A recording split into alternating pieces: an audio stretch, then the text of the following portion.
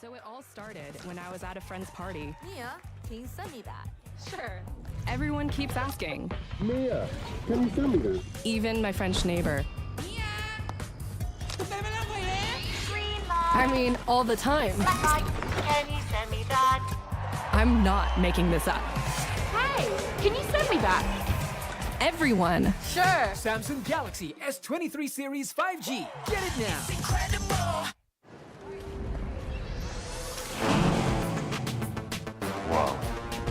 Attention passengers, final call for flight. Wait, is that a phone? Look at the performance, the graphics. That thing's a gaming machine. Hang on. A new challenger. Is that Faker? That man's a gaming legend. Everyone, fasten your seatbelts. And here we go! Samsung Galaxy S23 Series 5G. Get it now.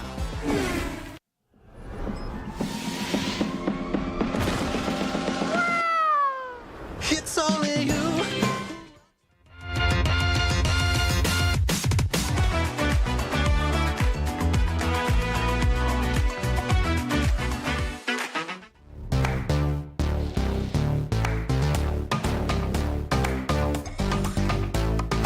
We don't need no sleep because the party don't stop. So put your hands on me.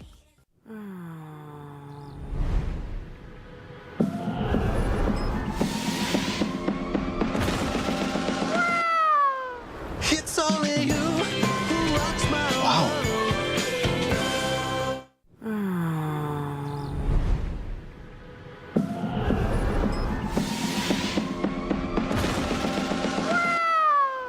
It's only you who rocks my world.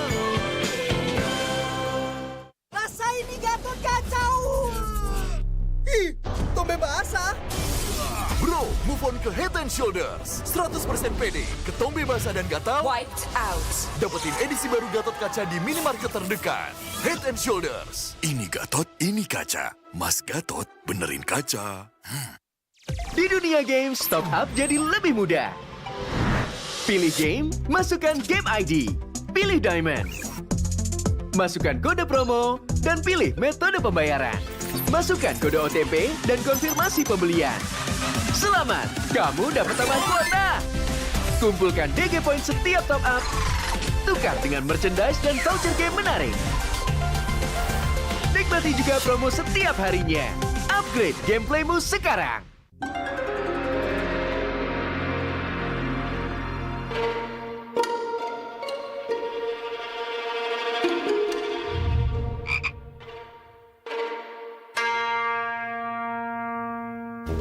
Pus.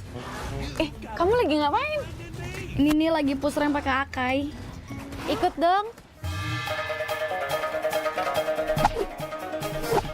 Double kill. Triple kill.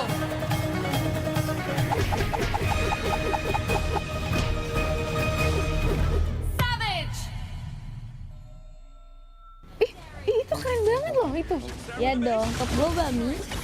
Ih, bukan kamunya yang keren. Itu notifikasinya keren banget. Alah, notifikasi ini bisa didapetin dari in-game mulai dari kemarin 8 Agustus cuma 58 diamond doang.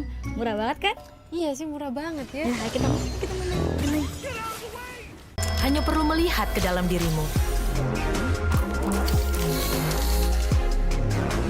Dan kamu akan mengerti betapa berharganya nilaimu. Percaya pada dirimu. Bukan dengan tergesa-gesa, namun dengan caramu yang beda. Tunjukkan kilau kisahmu sendiri. Dan ciptakan emas dalam setiap karyamu. Trust in gold. Unlimited.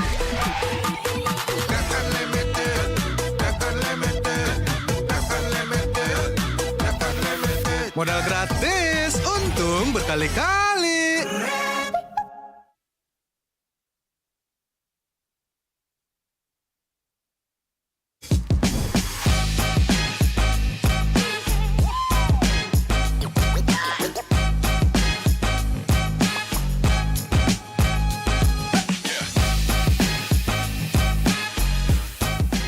Mau pergi? Bingung. Mau makan? Bingung. Mau belanja? Bingung. Nggak usah bingung. Beli Mega Brand Festival 99. Langsung dapat triple deals-nya otomatis.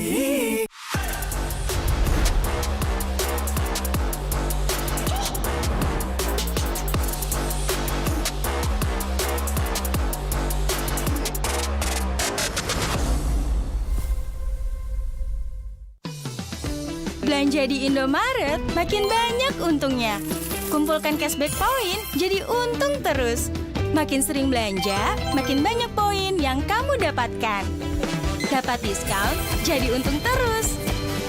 Bayar belanjaanmu dengan poin yang kamu punya. Belanja jadi gratis, jadi untung terus. Dan untung terus dapat banyak promo. Jadi member Indomaret Poinku sekarang. Untungnya non-stop.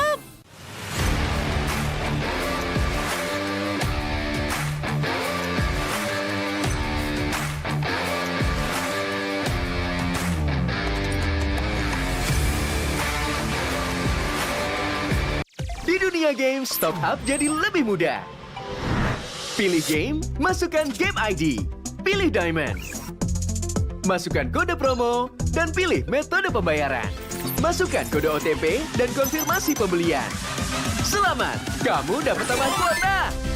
Kumpulkan DG Point setiap top up. Tukar dengan merchandise dan voucher game menarik.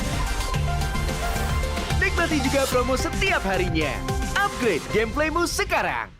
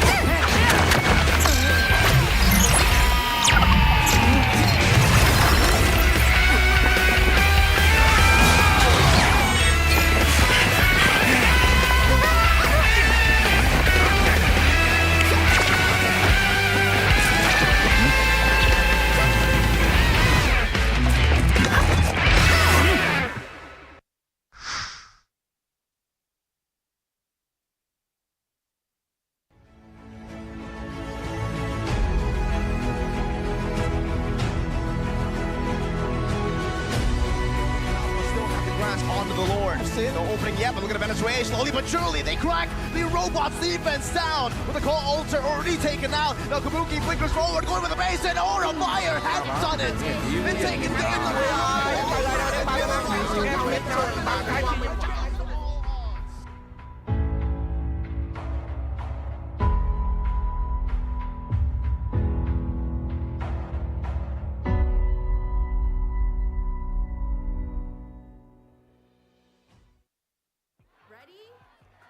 So it all started when I was at a friend's party. Mia, can you send me that? Sure. Everyone keeps asking. Mia, can you send me that? Even my French neighbor. I mean, all the time. Can you send me that? I'm not making this up.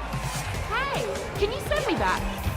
Everyone. Sure. Samsung Galaxy S23 Series 5G. Get it now. Incredible. Wow. Attention passengers, final call for flight. Wait, is that a phone? Look at the performance, the graphics. That thing's a gaming machine. A new challenger. Is that Faker? That man's a gaming legend. Everyone, fasten your seatbelts. And here we go! Samsung Galaxy S23 series 5G. Get it now.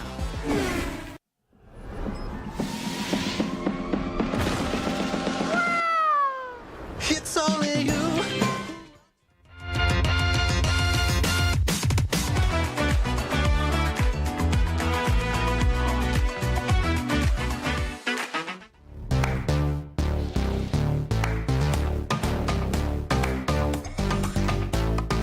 We don't need no sleep because the party don't stop.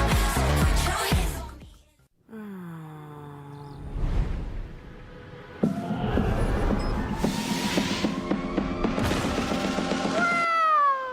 It's only you who rocks my world.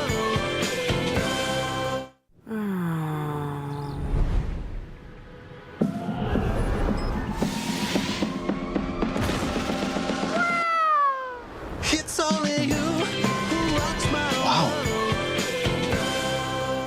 Rasain nih Gatot kacau.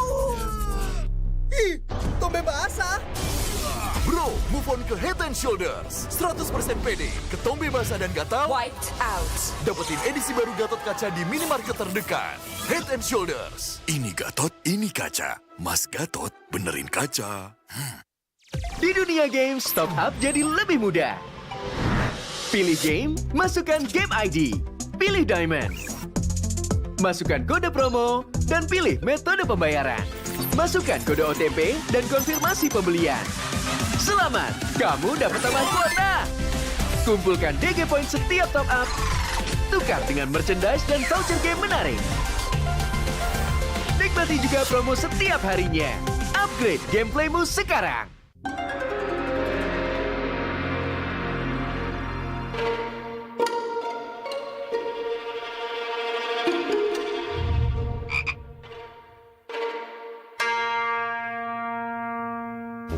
Pus. Kamu lagi ngapain? Ini nih lagi push rank pakai Akai. Ikut dong. Double kill. Triple kill.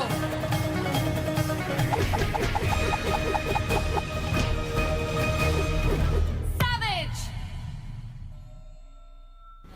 Itu keren banget loh itu. Ya dong, top global Mi. Ih, bukan kamunya yang keren. Itu notifikasinya keren banget. Alah, notifikasi ini bisa didapetin dari in-game mulai dari kemarin 8 Agustus cuma 58 diamond doang. Murah banget kan? Iya sih, murah banget ya. Nah, kita main. Hanya perlu melihat ke dalam dirimu. Dan kamu akan mengerti betapa berharganya nilaimu. Percaya pada dirimu. Bukan dengan tergesa-gesa, namun dengan caramu yang beda. Tunjukkan kilau kisahmu sendiri. Dan ciptakan emas dalam setiap karyamu. Trust in gold. Unlimited.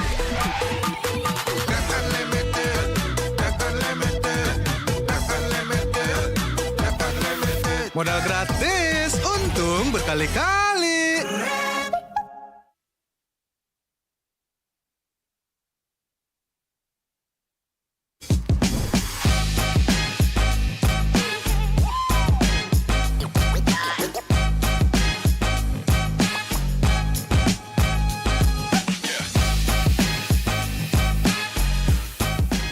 Mau pergi? Bingung.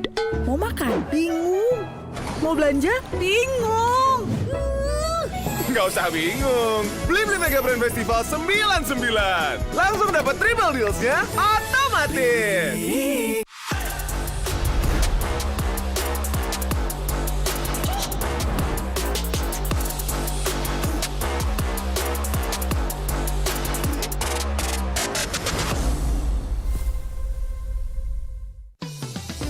Belanja di Indomaret, makin banyak untungnya.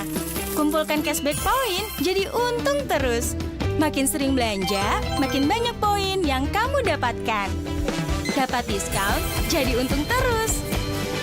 Bayar belanjaanmu dengan poin yang kamu punya. Belanja jadi gratis, jadi untung terus.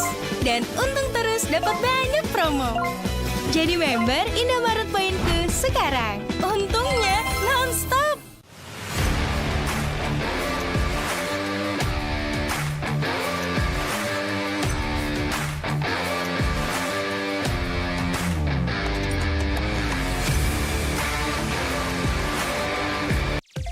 dunia games top up jadi lebih mudah. Pilih game, masukkan game ID. Pilih Diamond. Masukkan kode promo dan pilih metode pembayaran. Masukkan kode OTP dan konfirmasi pembelian. Selamat, kamu dapat tambahan kuota. Kumpulkan DG Point setiap top up. Tukar dengan merchandise dan voucher game menarik. Nikmati juga promo setiap harinya. Upgrade gameplaymu sekarang.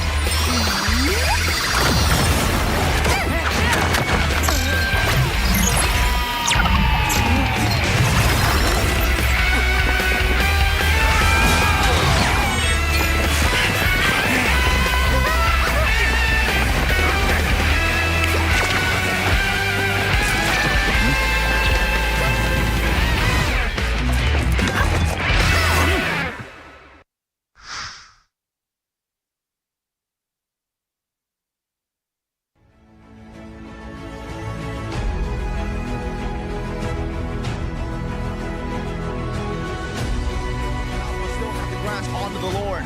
No opening yet, but look at Venezuela. Slowly but surely, they crack the robot's defense down. With the call altar already taken out. Now Kabuki flickers forward, going with the base, and Aura Fire has done it. And taking game away.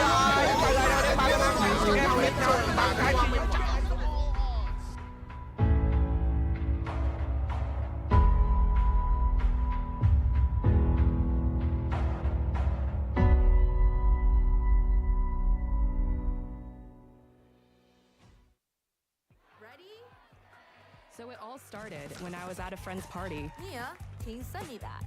Sure. Everyone keeps asking. Mia, can you send me that? Even my French neighbor.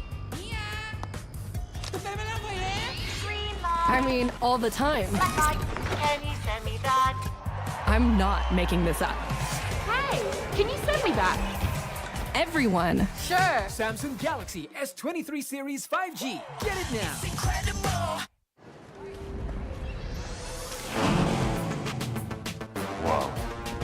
Attention passengers, final call for flight. Wait, is that a phone? Look at the performance, the graphics. That thing's a gaming machine. A new challenger. Is that Faker? That man's a gaming legend. Everyone, fasten your seatbelts. And here we go! Samsung Galaxy S23 Series 5G. Get it now.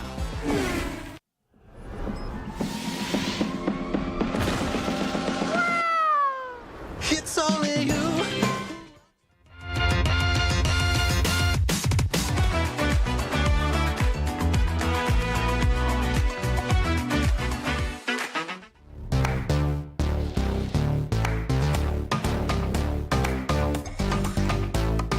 We don't need no sleep because the party don't stop. So put your hands on me.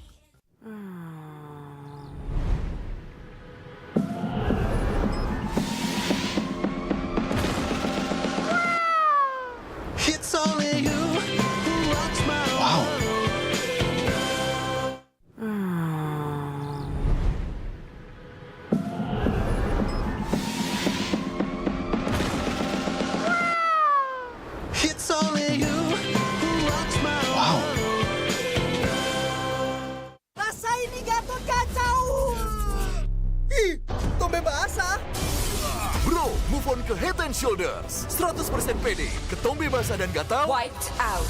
dapetin edisi baru Gatot Kaca di minimarket terdekat. Head and Shoulders. Ini Gatot, ini kaca. Mas Gatot, benerin kaca. Di dunia games, top up jadi lebih mudah. Pilih game, masukkan game ID. Pilih Diamond. Masukkan kode promo, dan pilih metode pembayaran. Masukkan kode OTP dan konfirmasi pembelian. Selamat, kamu dapat tambahan kuota. Kumpulkan DG Point setiap top up. Tukar dengan merchandise dan voucher game menarik. Nikmati juga promo setiap harinya. Upgrade gameplaymu sekarang.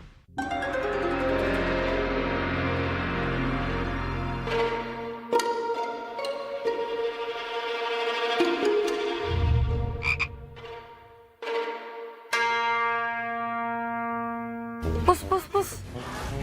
Kamu lagi ngapain? Ini nih lagi push rank pakai Akai. Ikut dong. Double kill. Triple kill.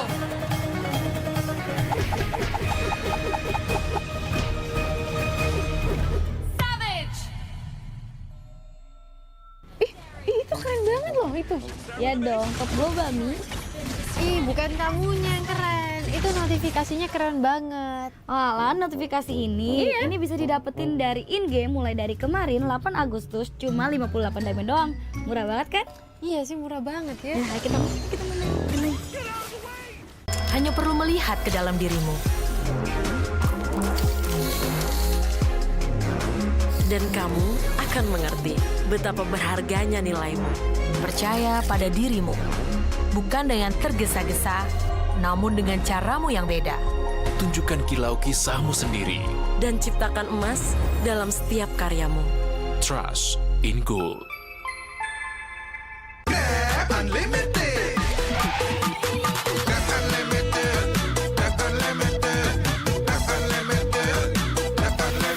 Modal gratis, untung berkali-kali.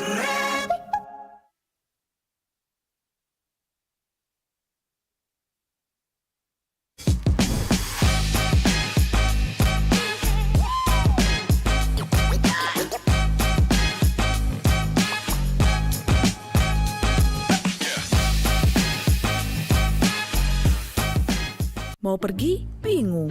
Mau makan? Bingung. Mau belanja? Bingung. Nggak usah bingung. Beli Mega Brand Festival 99. Langsung dapat triple deals-nya otomatis.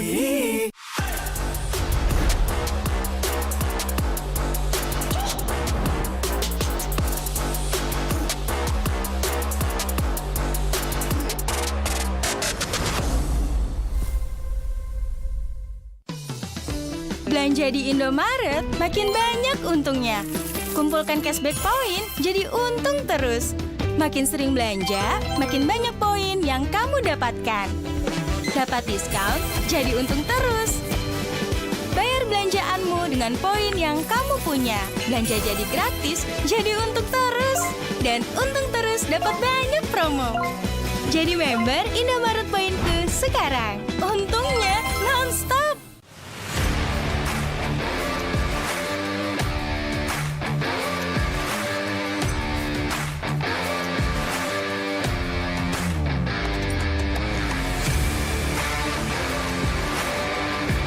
Di dunia games, top up jadi lebih mudah. Pilih game, masukkan game ID. Pilih Diamond. Masukkan kode promo, dan pilih metode pembayaran. Masukkan kode OTP dan konfirmasi pembelian. Selamat, kamu dapat tambahan kuota. Kumpulkan DG Point setiap top up. Tukar dengan merchandise dan voucher game menarik. Nikmati juga promo setiap harinya. Upgrade gameplaymu sekarang.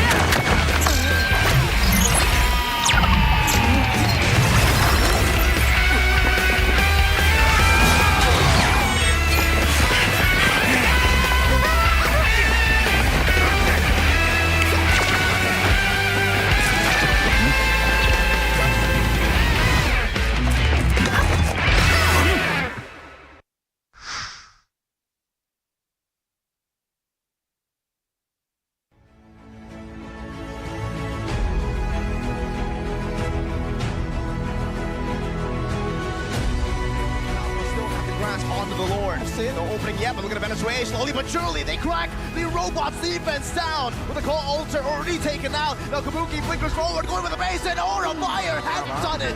It's taking game away.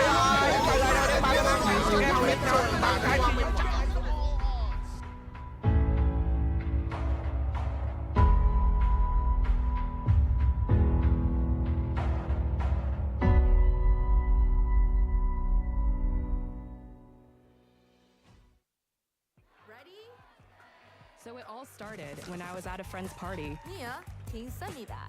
Sure. Everyone keeps asking. Mia, can you send me that? Even my French neighbor.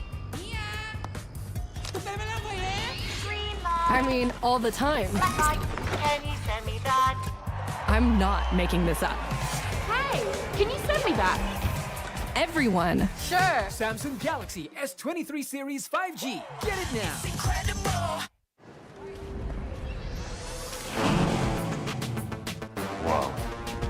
Attention passengers. Final call for flight. Wait, is that a phone? Look at the performance, the graphics. That thing's a gaming machine. Hang on. A new challenger. Is that Faker? That man's a gaming legend. Everyone, fasten your seatbelts. And here we go! Samsung Galaxy S23 Series 5G. Get it now.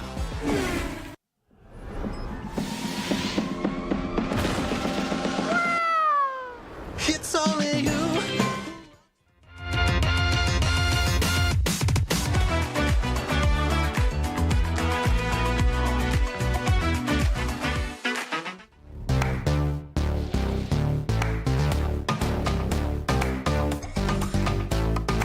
We don't need no sleep because the party don't stop. So put your hands on me.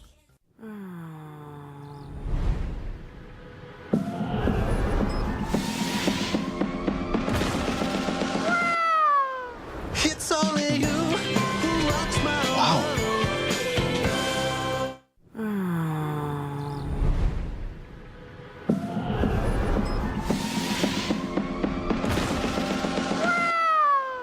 It's only you who rocks my world. Rasa ini Gatot kacau. Ih, tumbe basah. Bro, move on ke Head and Shoulders. 100% pede, ketombe basah dan gatal Wiped out. dapetin edisi baru Gatot kaca di minimarket terdekat. Head and Shoulders. Ini Gatot, ini kaca. Mas Gatot, benerin kaca. Di dunia games, top up jadi lebih mudah.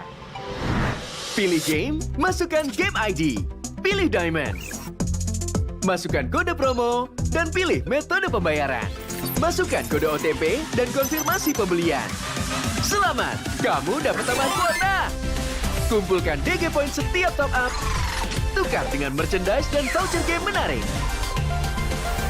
Nikmati juga promo setiap harinya. Upgrade gameplaymu sekarang.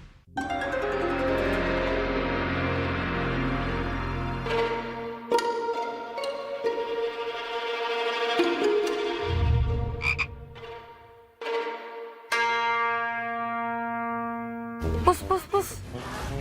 Kamu lagi ngapain? Ini nih lagi push rank pakai Akai. Ikut dong.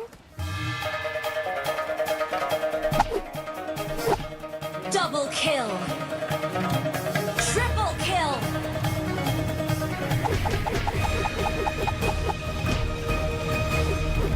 Savage. Itu keren banget loh itu. Ya dong, top global Mi. Bukan kamunya yang keren. Itu notifikasinya keren banget. Alah, notifikasi ini bisa didapetin dari in-game mulai dari kemarin 8 Agustus cuma 58 diamond doang. Murah banget kan?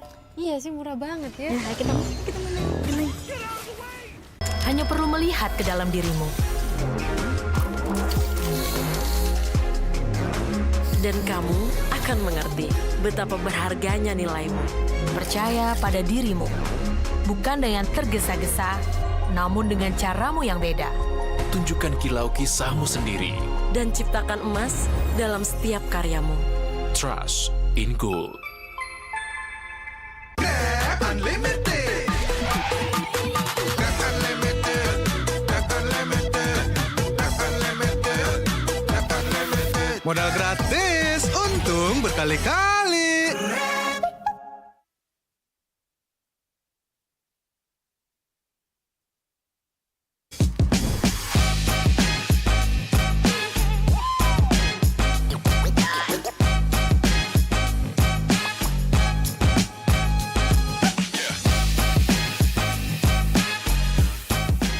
Mau pergi? Bingung. Mau makan? Bingung. Mau belanja? Bingung. Nggak usah bingung. Beli Mega Brand Festival 99. Langsung dapat triple deals-nya otomatis.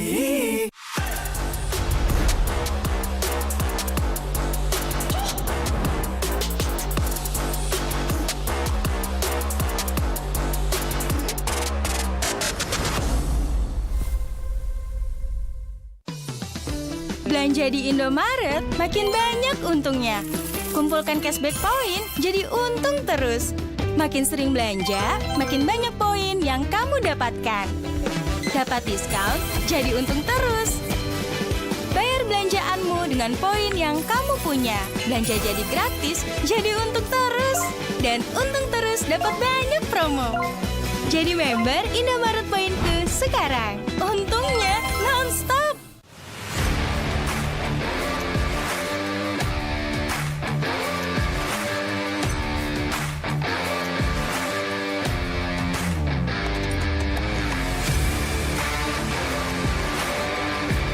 Di dunia games, top up jadi lebih mudah. Pilih game, masukkan game ID. Pilih Diamond. Masukkan kode promo, dan pilih metode pembayaran. Masukkan kode OTP dan konfirmasi pembelian. Selamat, kamu dapat tambahan kuota. Kumpulkan DG Point setiap top up. Tukar dengan merchandise dan voucher game menarik. Nikmati juga promo setiap harinya. Upgrade gameplaymu sekarang.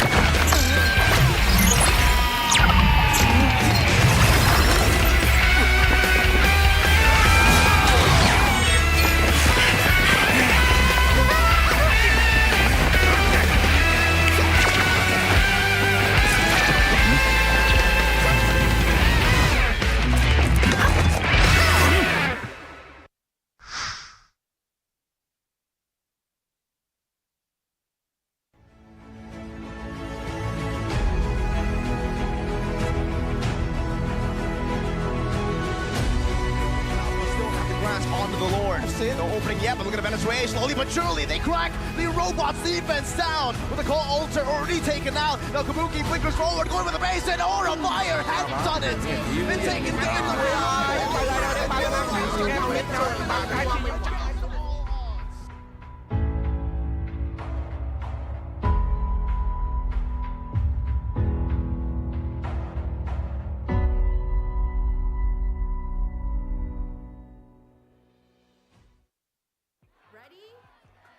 So it all started when I was at a friend's party. Mia, can you send me that? Sure. Everyone keeps asking. Mia, can you send me that? Even my French neighbor. I mean, all the time. Can you send me that? I'm not making this up. Hey, can you send me that? Everyone. Sure. Samsung Galaxy S23 Series 5G. Get it now.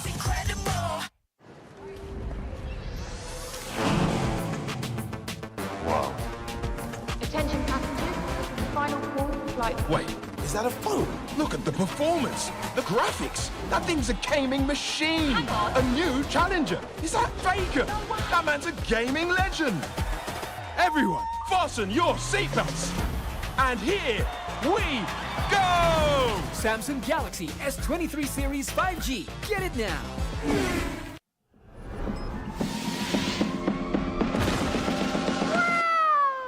It's only you.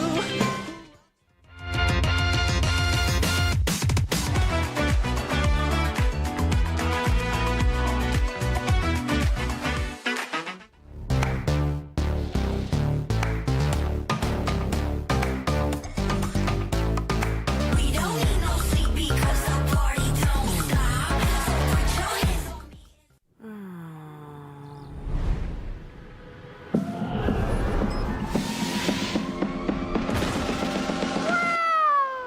It's only you who rocks my world.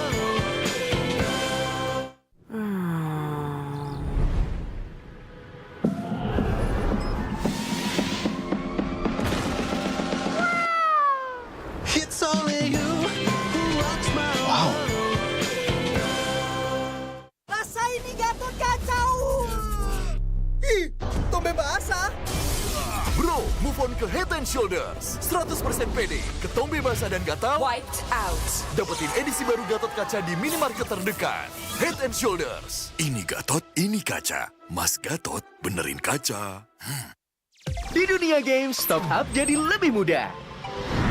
Pilih game, masukkan game ID. Pilih Diamond. Masukkan kode promo, dan pilih metode pembayaran.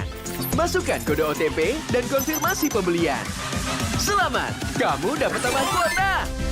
Kumpulkan DG Point setiap top up.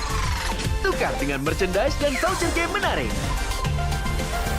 Nikmati juga promo setiap harinya. Upgrade gameplaymu sekarang.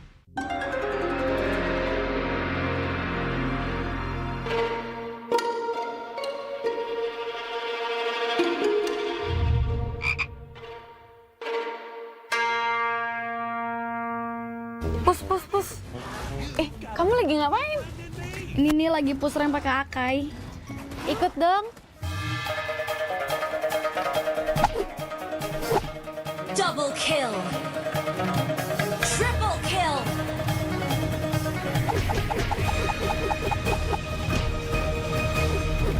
Savage. Itu keren banget loh itu. Ya dong, top global Mi. Ih, bukan kamunya yang keren. Itu notifikasinya keren banget. Alah, notifikasi ini bisa didapetin dari in-game mulai dari kemarin 8 Agustus cuma 58 diamond doang. Murah banget kan? Iya sih, murah banget ya. Nah, kita main. Hanya perlu melihat ke dalam dirimu. Dan kamu akan mengerti betapa berharganya nilaimu. Percaya pada dirimu.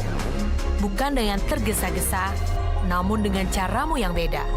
Tunjukkan kilau kisahmu sendiri. Dan ciptakan emas dalam setiap karyamu. Trust in Gold. Grab Unlimited. Grab Unlimited. Grab Unlimited. Grab Unlimited. Grab Unlimited. Modal gratis, untung berkali-kali.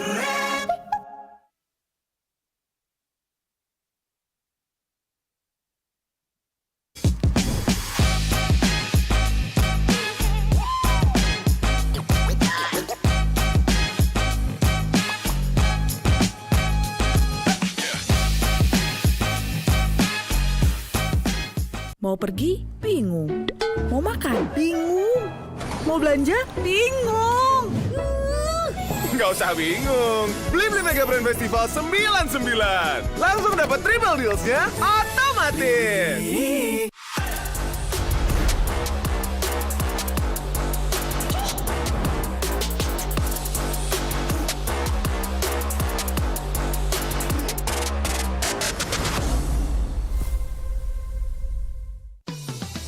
Belanja di Indomaret, makin banyak untungnya.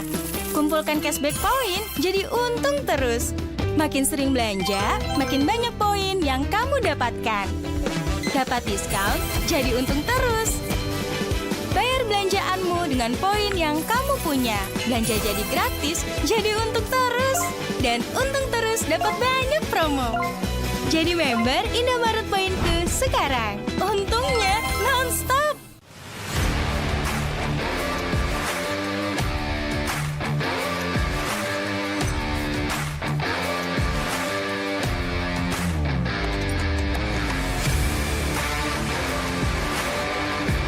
Di dunia games, top up jadi lebih mudah. Pilih game, masukkan game ID. Pilih Diamond. Masukkan kode promo, dan pilih metode pembayaran. Masukkan kode OTP dan konfirmasi pembelian. Selamat, kamu dapat tambahan kuota. Kumpulkan DG Point setiap top up. Tukar dengan merchandise dan voucher game menarik. Nikmati juga promo setiap harinya. Upgrade gameplaymu sekarang.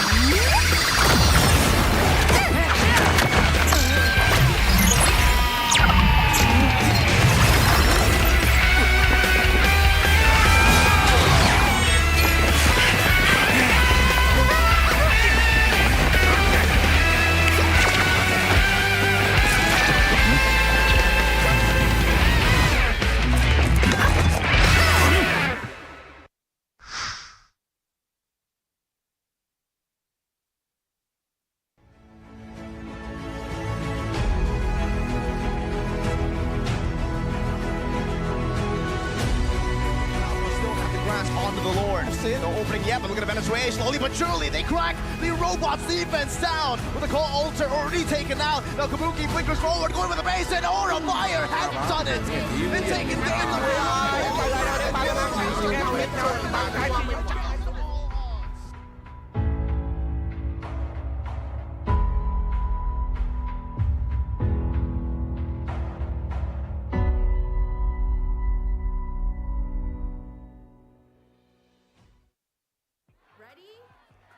So it all started when I was at a friend's party. Mia, can you send me that? Sure. Everyone keeps asking. Mia, can you send me that? Even my French neighbor. I mean, all the time. Can you send me that? I'm not making this up. Hey, can you send me that? Everyone. Sure. Samsung Galaxy S23 Series 5G. Get it now.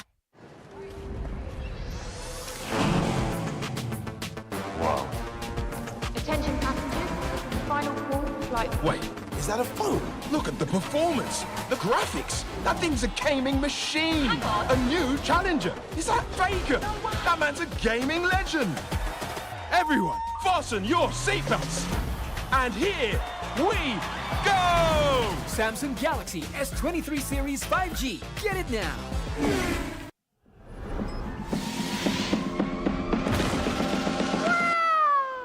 It's only you.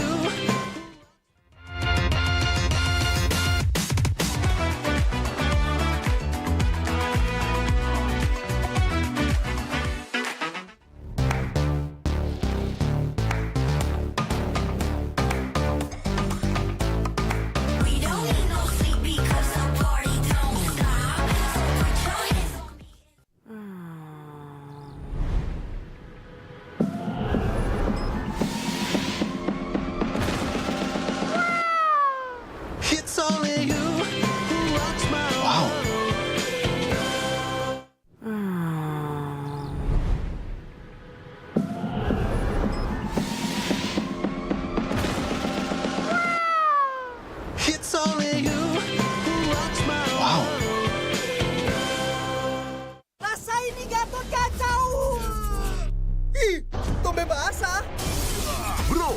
ke Head and Shoulders. 100% pede, ketombe basah dan gatal. Wiped out. Dapetin edisi baru Gatot Kaca di minimarket terdekat. Head and Shoulders. Ini Gatot, ini kaca. Mas Gatot, benerin kaca. Di dunia games, top up jadi lebih mudah. Pilih game, masukkan game ID. Pilih Diamond. Masukkan kode promo, dan pilih metode pembayaran. Masukkan kode OTP dan konfirmasi pembelian. Selamat, kamu dapat tambahan kuota. Kumpulkan DG Point setiap top up. Tukar dengan merchandise dan voucher game menarik. Nikmati juga promo setiap harinya. Upgrade gameplaymu sekarang.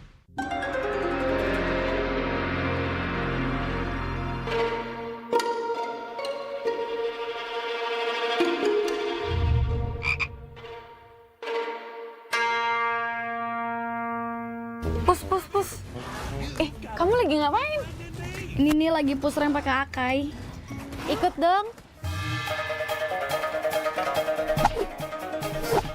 Double kill. Triple kill.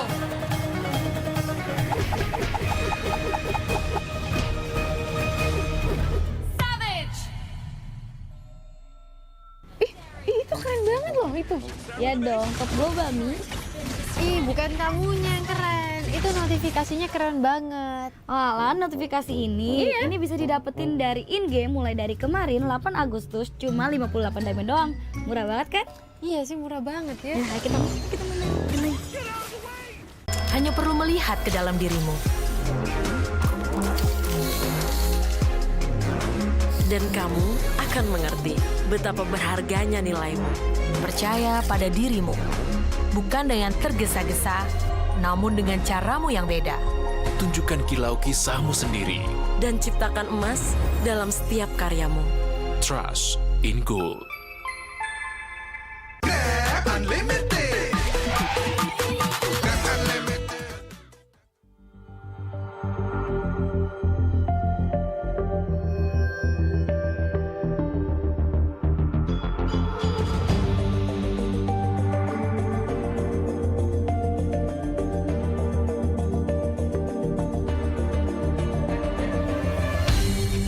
Aku kan berdiri dan terus berlari, terus ke arah puncak tertinggi.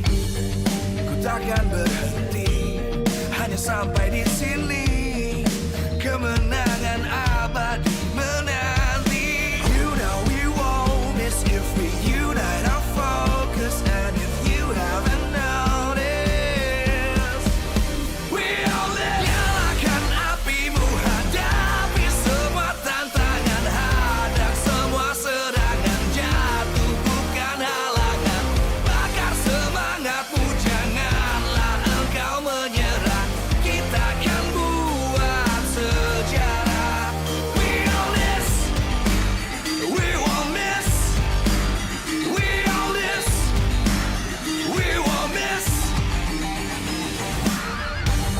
Saatnya beraksi, jalani ambisi. Aku kan menyawakan hari ini. You know we won't miss if we unite our focus. And if you haven't noticed, we all live. Nyalakan apimu, hadapi semua tantangan, hadang semua serangan, jatuh bukan halangan. Bakar semangatmu, janganlah engkau menyerah. Kita akan buat sejarah.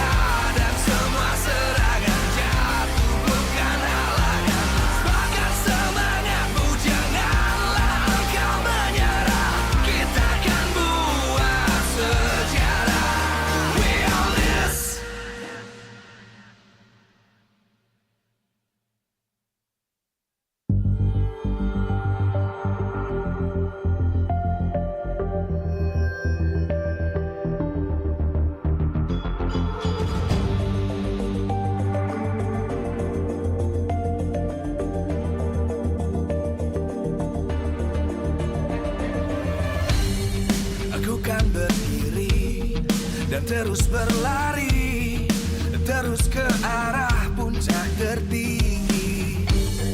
Ku takkan berhenti, hanya sampai di sini.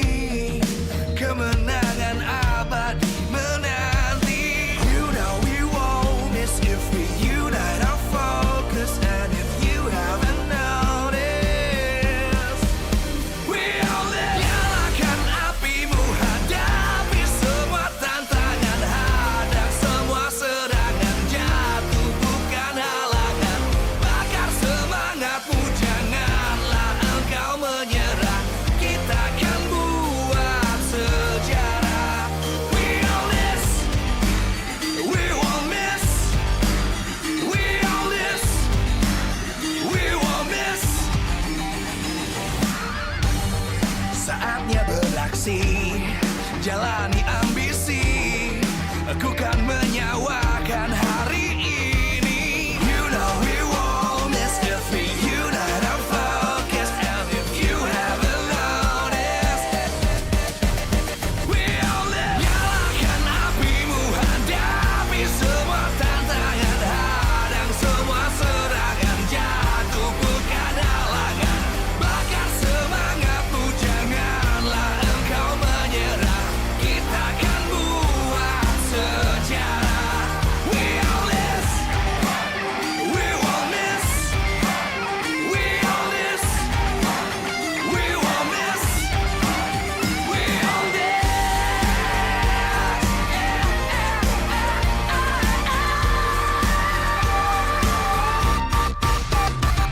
Nyalakan apimu, hadapi semua tantangan, hadang semua serangan, jatuh bukan halangan. Bakar semangatmu, janganlah engkau menyerah. Kita akan buat sejarah. We all this.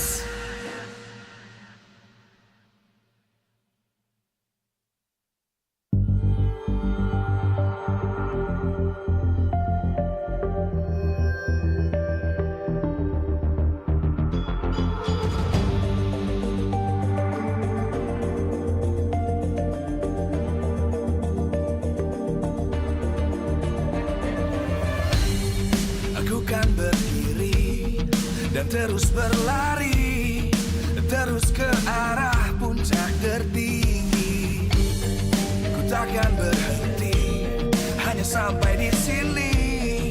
Kemenangan abadi menanti. You know we won't miss if we unite our focus. And if you haven't noticed, we all live. Nyalakan apimu, hadapi semua tantangan, hadang semua serangan, jatuh bukan halangan. Bakar semangatmu, janganlah engkau menyerah. Kita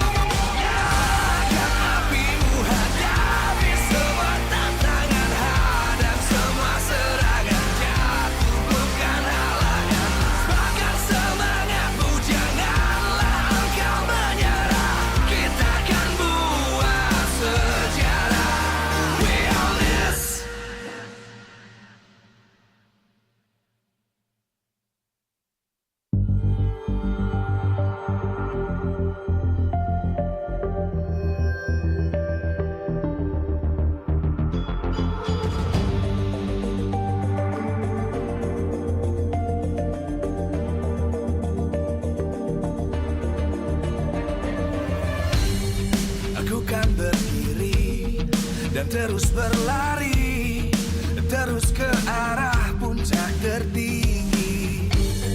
Ku takkan berhenti, hanya sampai di sini.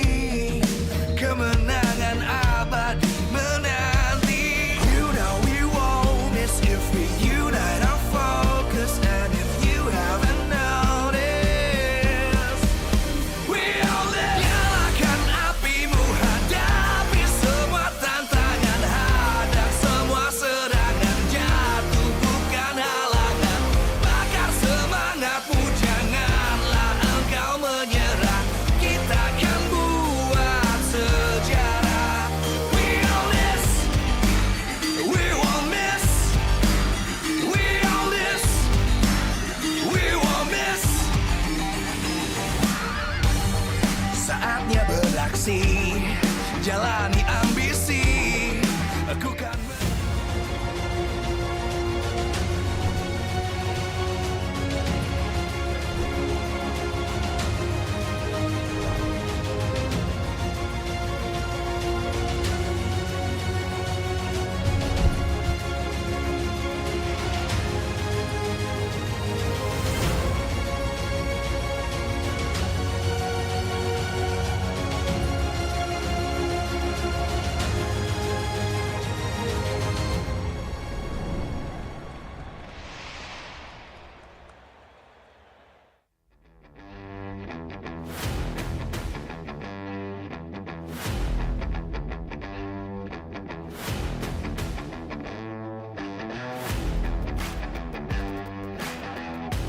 Live from MPL Arena Jakarta, MPL Season 12, powered by Moonton. Presented by Samsung Galaxy Official Gaming Phone. Official sponsor, Head and Shoulders. Official mobile internet partner, Telkomsel. Official gold partner, UBS Gold. We own this.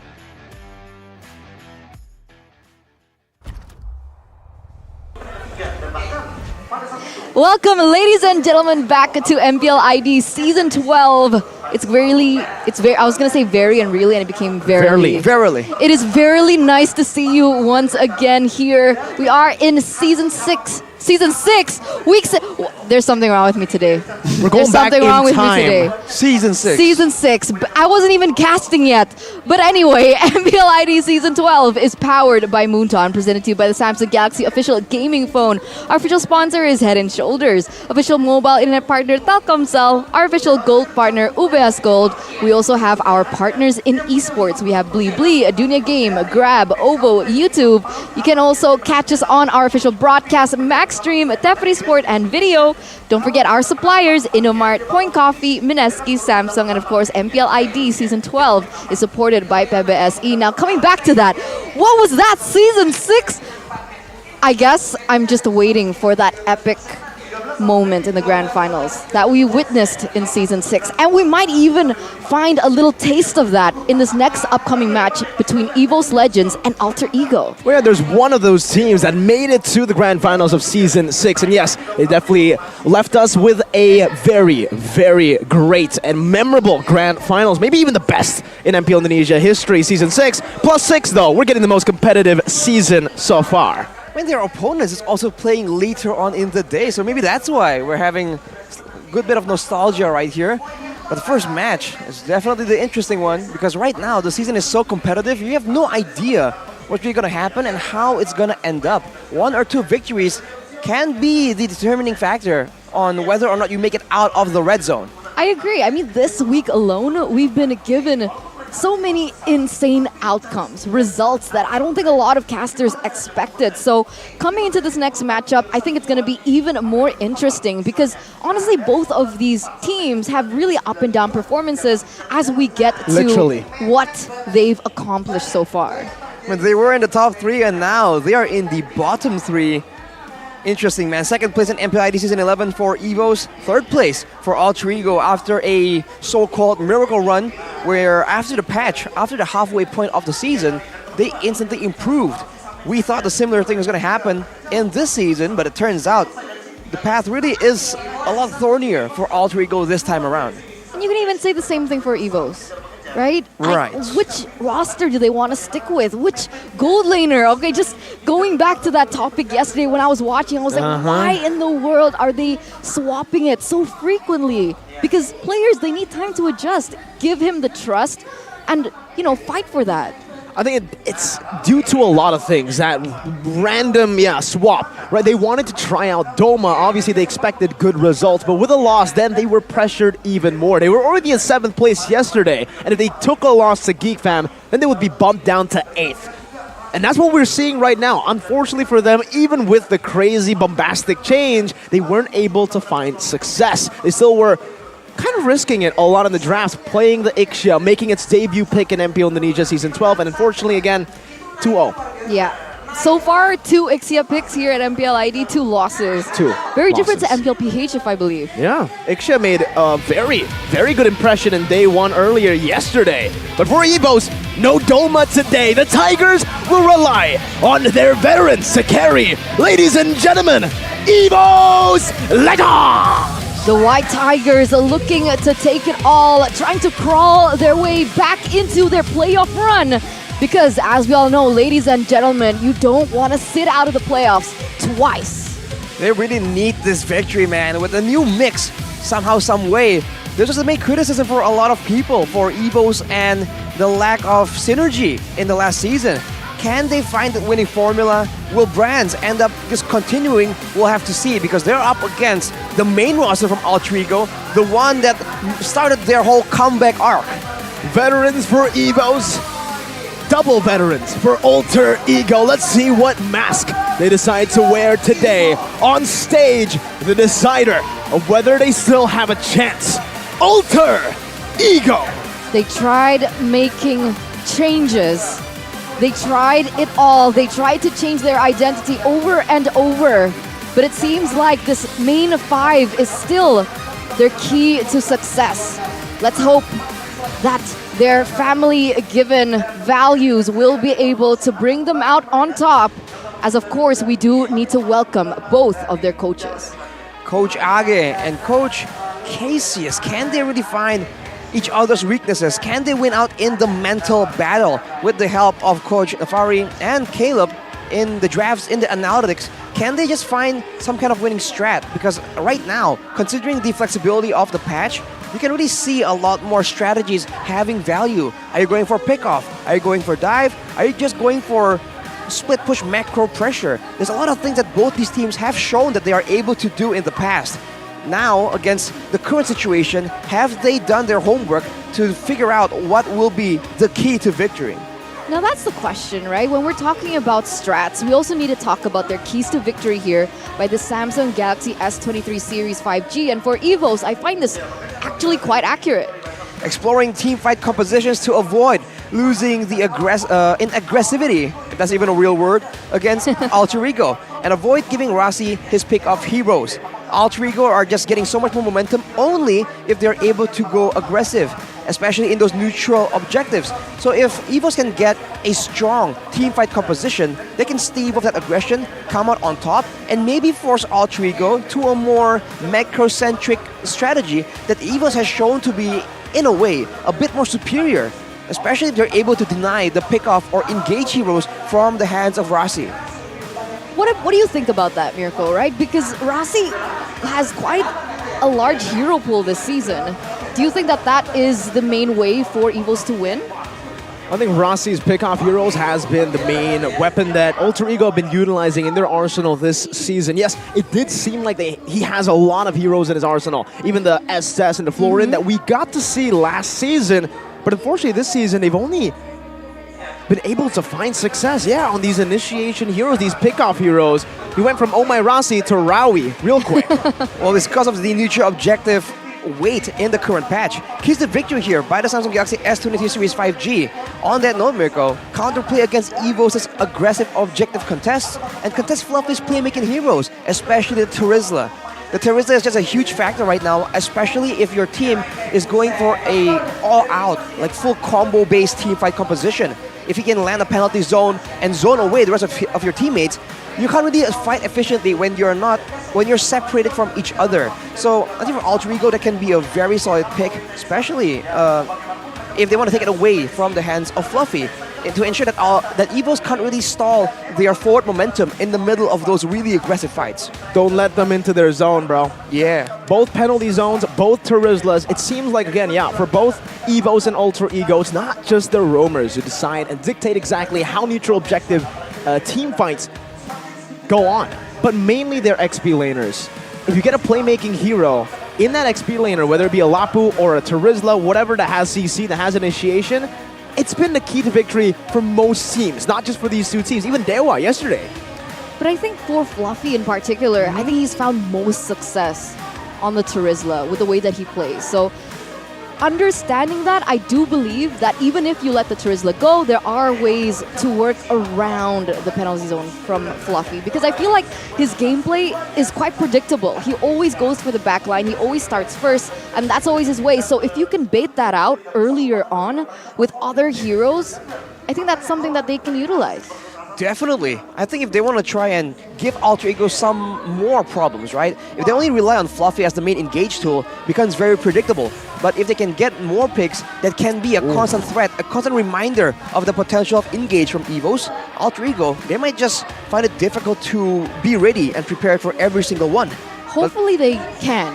Right? Hopefully it's not too difficult. Looking at their match history from Alter Ego right now, they were sitting at a 5-lose streak, eventually found 3 wins in a row, and we thought that that was their comeback, right? Yep. The way that Alter Ego usually performs season after season, but then they stumbled 2 losses, they were able to grab 1 victory, and now they're back in the losing streak.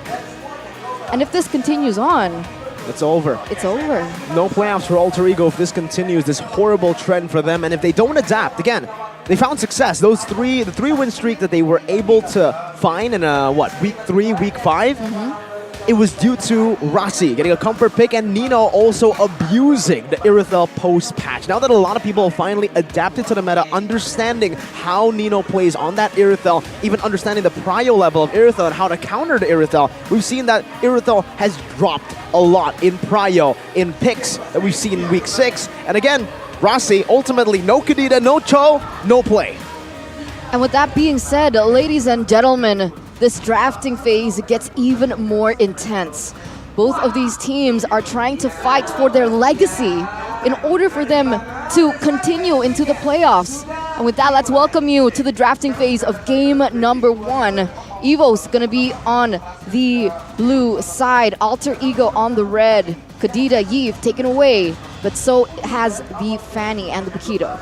This is where it gets interesting, because Coach Age, he is known to just adapt his pick and bans and his strategy to try and counter the opposition. Whereas Alter Ego, they're used to just going for what works for them. They're very much more focused on how they can get their own gameplay going. So if you go with the same pattern, you're going to see a lot more reactiveness coming from Evos.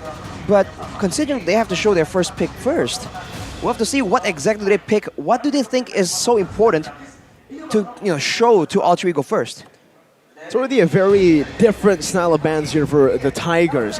Usually you see the Kadita and even the Cho early on to deny Rossi, but it's only the Kadita this time, knowing that maybe they can just counter the Cho. There are counter maneuvers that they can make in this game, and even counter heroes that they can pick up. The Edith, though, we've seen a rise in popularity. Knowing that Van Strong is an absolute monster on this hero, it'll be taken out.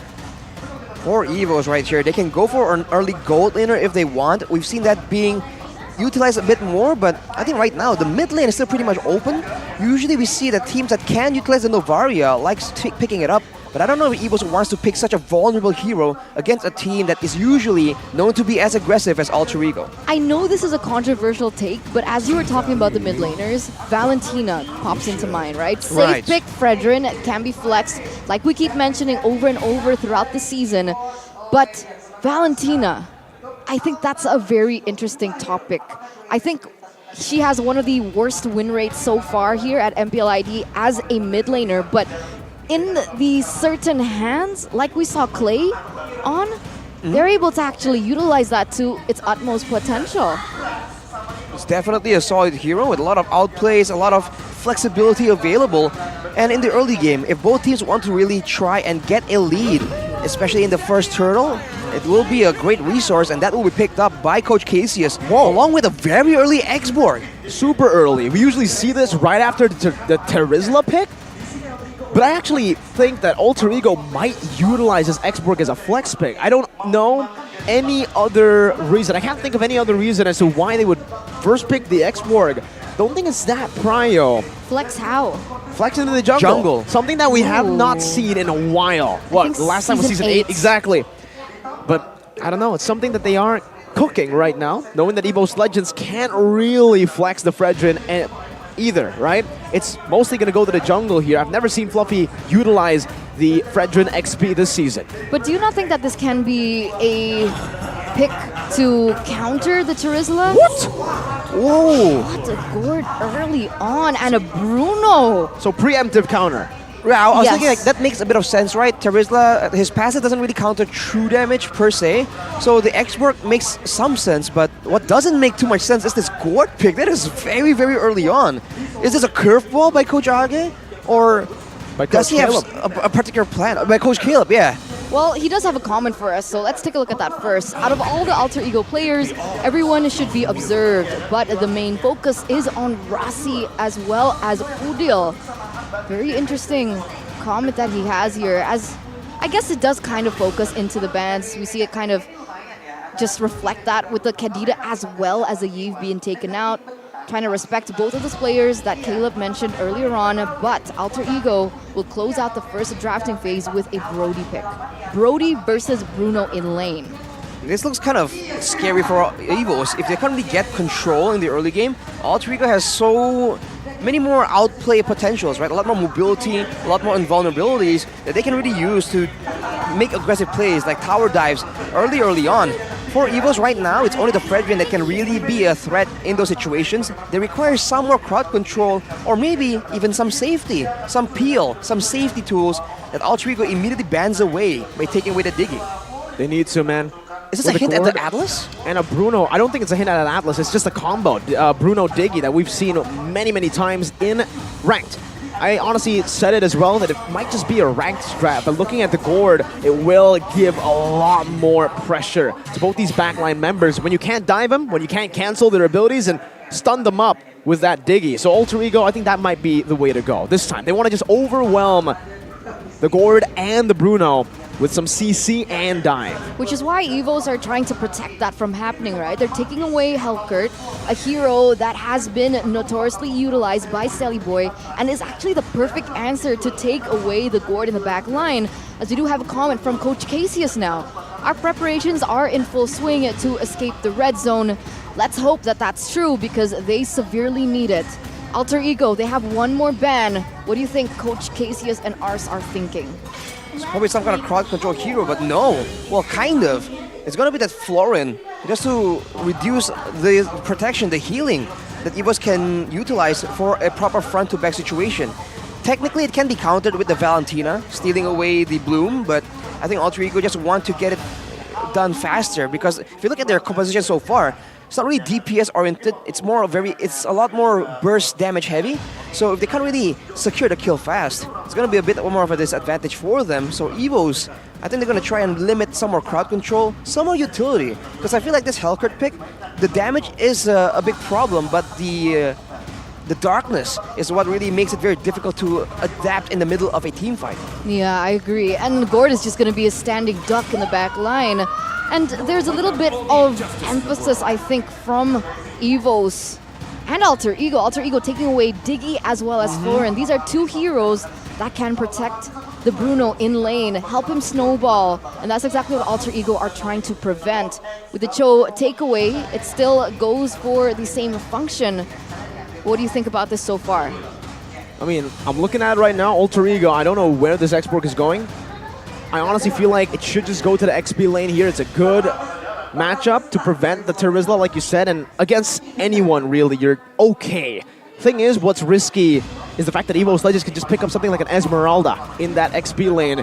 to really bully this X-Borg. We saw that from BTR, I believe Cerezo picked up the Esmeralda to bully the X-Borg. And just like that, the Akai gets picked up and it's still Flex. We don't know if it's going to go to the jungle, roam, or XP lane at this point, right? We've seen Fluffy play in the XP and this might be just a deny pick over. They do not want Fluffy to get a disengaged tool as strong as that heavy spin.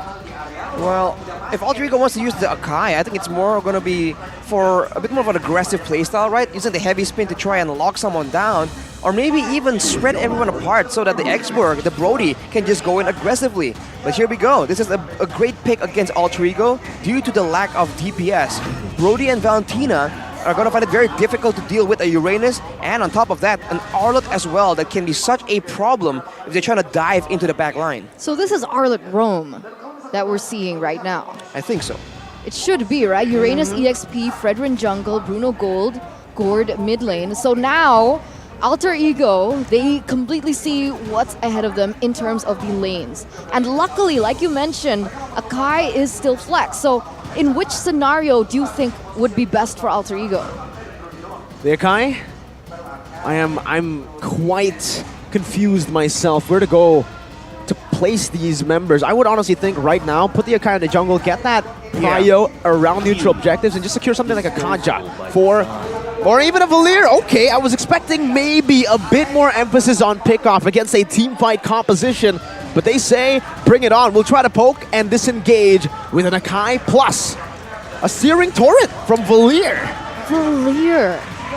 What do you think about this pick? Because I don't think that it's perfect against the composition coming in from Evos, just because there are a lot of ways for them to literally walk around Valir. And therefore, the Evos has a Uranus that can just tank up these fireballs.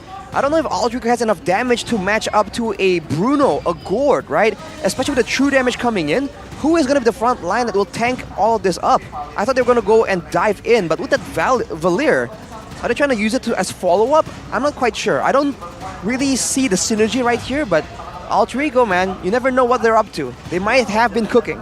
Well, I mean, technically one of the best things about Valir is that he's not reliant on level 4. So maybe they're looking for an early rush to pressure the Bruno in the gold lane? And on top of that, it's not just the pressure to Bruno, but also the pressure to Fredrin. He's not going to get close to anyone. Heavy spin and searing torrent. Let's hope it works out as we welcome you into the land of dawn, ladies and gentlemen, as both of these teams are struggling to find a victory in order to make it into the playoffs. We would like to remind you, we are at week 6, meaning there are 2 weeks left for them to be able to get that opportunity.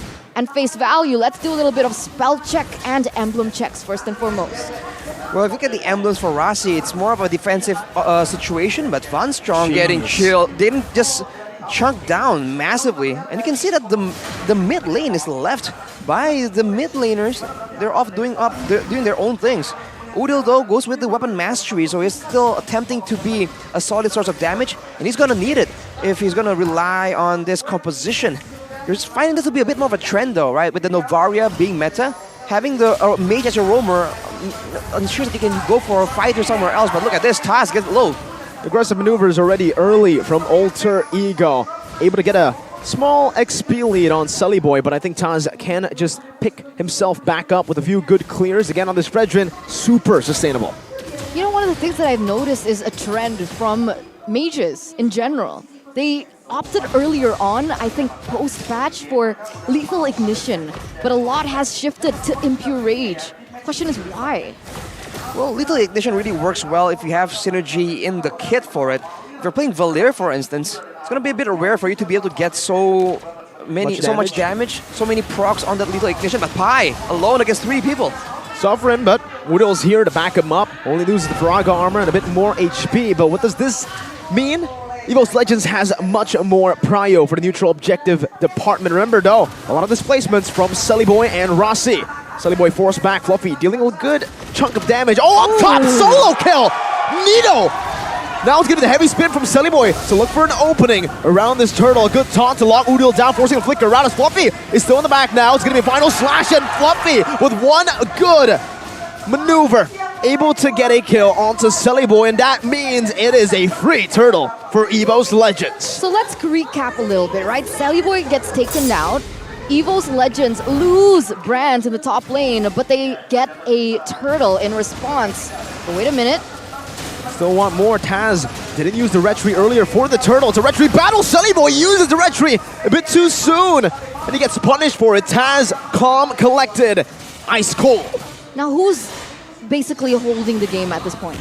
I think it is EVO's for sure. If you look at Alter Ego, Valentina and Brody, this is a comp you expect to do so much better in the early game. Oh, look at that. Only 2 of us, Mirko, in the talent predictions for EVO's, and they're doing pretty well right now. And Alter Ego, man, they gotta try and find some ways to actually come out on top here. Queen Momo-chan there, #1 in the talent prediction ranking.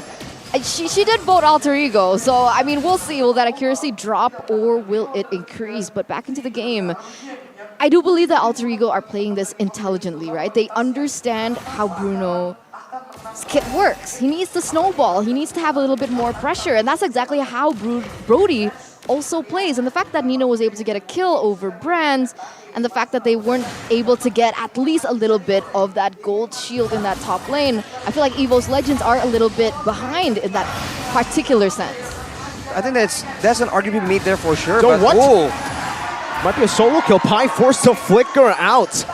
Bright didn't even use the Mystic Gush, so was that 1v1? Just trying to cut the waves, and now Udil sent to do a little bit of recovery down below. Doing the dirty work as Rossi tries to zone EVO's Legends away. And as you can see, full turret gold and even a chunk of damage on that turret up top.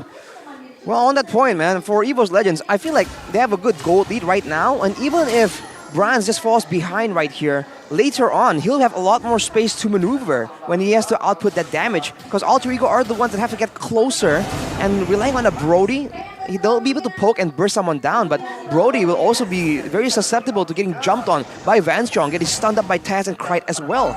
Overall, I feel like the mid game will be difficult for them unless they can make this a very skirmish-heavy game instead of a big team fight-heavy game. Or combo heavy, combo reliant, right? Because sure, there's not enough DPS maybe, but there's a lot of burst, not just from the Brody, but also from the X-Borg. But you can see here, Turtle reset it. What went down there? Taz, I mean, brilliant positioning and brilliant, turtle dance from him, because he actually brought the turtle right to the edge. So when Sunny Boy just jumped in with a heavy spin, he didn't take the right amount of aggro, and he actually brought the turtle out. So it was a reset, and now without a heavy spin, EVO's Legends, they're gonna go in. Mystic Gush dealing a lot of damage, and the final slash brings them back. Rossi gets taken out. Pi not able to dish out enough damage. Another Mystic Gush, but Taz will be able to just sustain back up onto the turtle with the Fredrin passive. A big W for the Tigers. 100% objective take from EVO's Legends as well. I felt like they played that brilliantly. The fact that Vanstrong was able to combo his final slash into the ultimate coming in from Krite. The perfect way to take someone down and get an advantage over these team fights around the turtle. That was a relatively simple fight for EVO's Legends as well, because Alter Ego, they used the bulk of the resources for the play earlier. The heavy spin no longer available.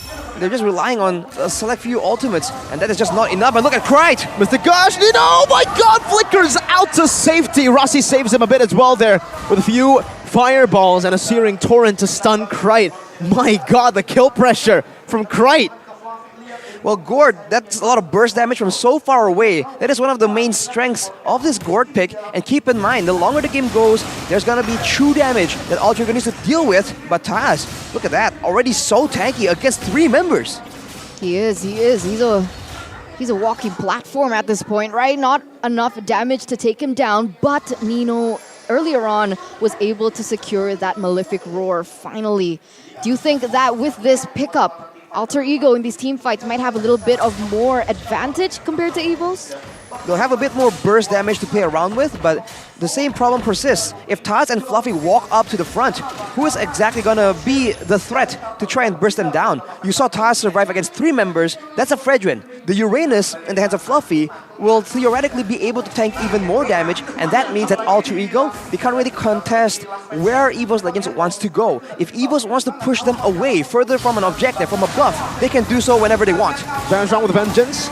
Already a heavy spin baited out from Sully Boy. Gets a pin down onto Fluffy, but he's able to just dash out of that. Easy peasy, lemon squeezy. Even Vanstrong can sustain back up with a vengeance onto those minions. Pops the regen, and that's a small W. Meanwhile, up top, we do see there is a wave getting shoved in, but not much an Alter Ego can do with that wave. So 1,700 gold lead for Evos right now as Fluffy is looking to get punished, pressured, his pride just really stroked here by Pi, as a lot of people have started to compare both of these EXP laners as really heavy playmaking, but let's see who is able to play make better. Final slash, we get Rossi back, but now he gets caught in the Mystic Gush. Sully Boy loses out the retreat battle to Taz. Torn apart memory, taking Taz out. Nino positioning really well. Meanwhile, Braz with a flicker forward. Gets one ball onto Pi, picking up a double kill. That's a brace. He's looking for a hat trick as Fluffy tries to dive in deep. Nino gets a good stun. Brands, a few good shots here over. But the kills will be secured by Van Strong. Udil, a bit too overextended. Brands cannot get the final hits though. Still, a big win for the Tigers, who just pounced at the sight of their prey. You can basically say that that was a 5 versus 1 trade, right? They were able to take 4 members on the side of Alter Ego down. They were able to secure the neutral objective, and all Alter Ego was able to do was take down Taz. And in this particular event, you can even say that their strategy, Alter Ego's strategy that they really wanted to utilize from that early game to pressure Evo's Legends, is starting to not work. It really isn't working at all. And for Evo's Legends, they're winning, but they gotta be a bit more careful on their wave management, because you saw that the bottom turret was actually taken by the minions, even though in theory, Alter Ego doesn't really have the same kind of control over the waves. They're stuck on damage, damage control right here, trying to just stave off the aggression. They have to try and find a way to get to the back line instead of using the heavy spin so early in the fights. It's becoming a bit too predictable for Evo's Legends to deal with. So what are their options, right? Sally Boy is an option, but it's going to be predictable. So what else do they have in their kit? Do they rely on Odile, perhaps? Whichever ultimate that Udil takes, I think can make the fights a bit more dynamic, a bit different. So far, he's been going with the Mystic Gush, but maybe a final slash or something of that nature will be able to set his team up for success. We'll just have to see, as Sally Boy is just not having a good time at all, man. His jungle just completely invaded. Can't even go for this orange buff yet. They have to go and stay in the mid lane. Wow, 2-man stun all the way from the back. And the glowing wand is already dealing a lot. Evo's Legends have what it takes to melt down any of the frontliners, whether it be Sally Boy or Pi. Even with the Faraga armor, it really hasn't worked out for Alter Ego with this lineup. And to make things worse, did I just see BOD for Bronze? Yep. Oof, that's a big amount of damage, man. Earlier, 2 or 3 hits is enough to burst down any of the squishy members. Now Pi even. 3 hits and the Faraga armor disappears. You can't even call it armor. Oh, Sully Boy. Not what you want to see. Dashes and connects onto no one. Rossi now knocked up, forced to flicker out. Sully Boy now going to be chunked out. Heavy spin defensively. Branch just eats him up. The panda, just like in real life, going extinct. Going extinct. Let's hope not, but wait a minute. Oh my God. One more shot. That's a brace again from Brands. Collecting goals at this point. Now it's Pi with a Faraga armor. Last Insanity, not doing anything. Mystic Gush at the final slash brings them back. One good hit from Brands. Torn apart memory coming down. Brands able to stay away. Some body blocks here from the rest of Evo's Legends. Brands looking to go to siege down this base turret. My guy, what's that damage? 4 hits on to the panda. He can't handle the balls. It's dealing too much damage. He's got massive damage right here in those balls. And I think there's just no way Alter Ego can withstand. They can't really go for these prolonged team fights. Because even if they do get Brands right here, you just remember that Krite is still doing a lot of true damage with those Mystic Gushes. And Sally Boy once again tries to zone out, but it's just not enough. Nino's caught on the front. Mystic Gush takes him out. That's what a big laser beam will do to you. If you stay in place, Alter Ego are lost. And even if they're dancing around, man, the Mystic Projectile coming in from Krite can just set them up for such a huge number of possibilities. All the turrets are most likely gonna go down right here, and Alter Ego, despite having 4 members, there's not much they can do. This might be the end. Alter Ego works on momentum, ladies and gentlemen. If they come in from a comeback, that's very rare to see, but look at this. Heavy spin defensively used up, hitting 3 members down with Last Insanity. he deals no damage. Oh! Maybe with the help of Udo, they can do something, but not towards the Mystic Gush. You get the footballer down, but the Surfer is here riding the waves. 2-4-1. That is a massive shutdown given by Brands though, and without the marksman, without the main DPS tool, seems like Alter Ego will live to see another fight. Looking at the items though, you can see NOD built by Rasi to try and deal with the healing. It's not really working out so well. And if you're wondering what is giving Brand so much damage, he still has one more item to go. It's all that BOD and the Berserker's Fury, man, with the Haas Claws. Unless he gets pinned down and bursted down without hitting, he can just out-sustain the bulk of the damage coming in from Alter Ego. And in addition to that, this is something that we don't see too often, but look at the boots from the side of Evo's Legends. They're literally running around the skills coming in from Alter Ego, and I think that particular choice for the Gourd is brilliant. Yeah. Right?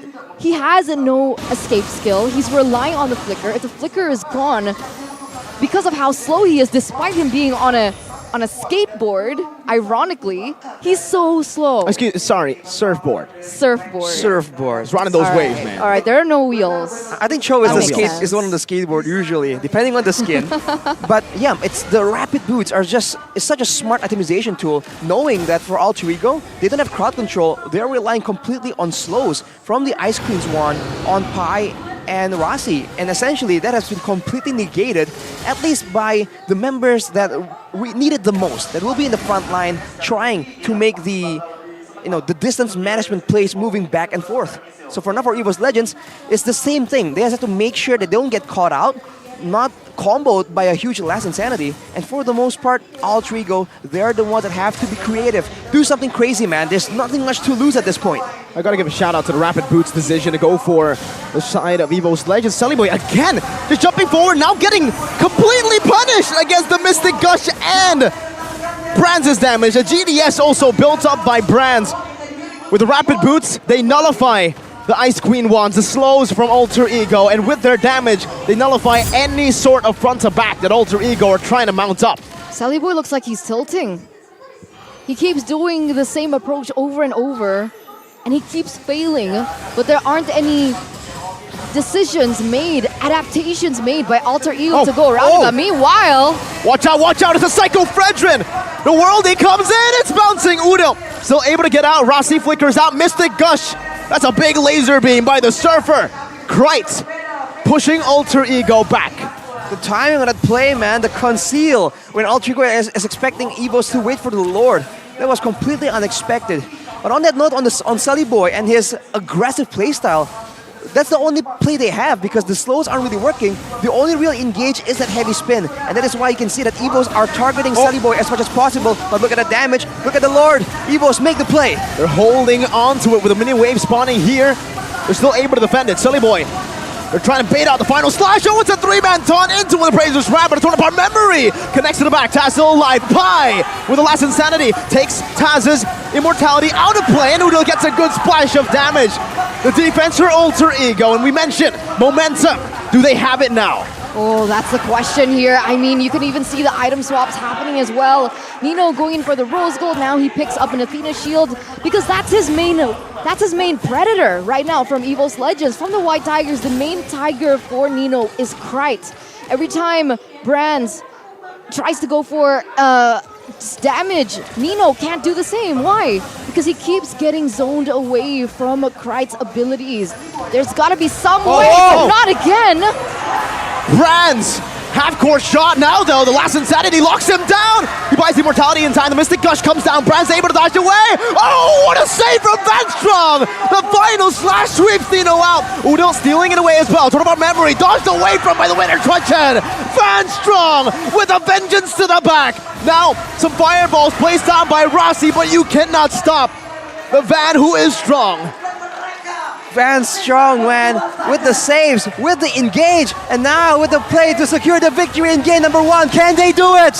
In the back, Taz going on to Rasi, who's still trying to defend. Pi able to just buy some time, but one mini wave still is there It's gonna be cleared out by Pi, and he flickers out of the Mystic Gush, baiting Van Strong in. Boy bringing him back. Van Strong has the immortality. No members left for Alter Ego to try and replicate what RQ did to them in Season 6. But with the heavy spin, it is inevitable. EVO's Legends takes game 1. Beautiful. Beautiful performance from EVO's Legends, being able to sustain through that aggression from Alter Ego earlier on. And unfortunately, there wasn't really much for Alter Ego to work with, right? In the end, we finally saw some adaptations. We saw Pi using the ultimate from X-Borg to dive into the backline, deal some damage onto Bronze. It worked once, but with that, Van Strong, quick adaptations as well. And he was able to take away that strategy. And now EVO's, the White Tigers, slowly crawling back into their chances and their possibilities for that playoff run. It's such a good draft by EVO's, man. They got so much flexibility in their kit.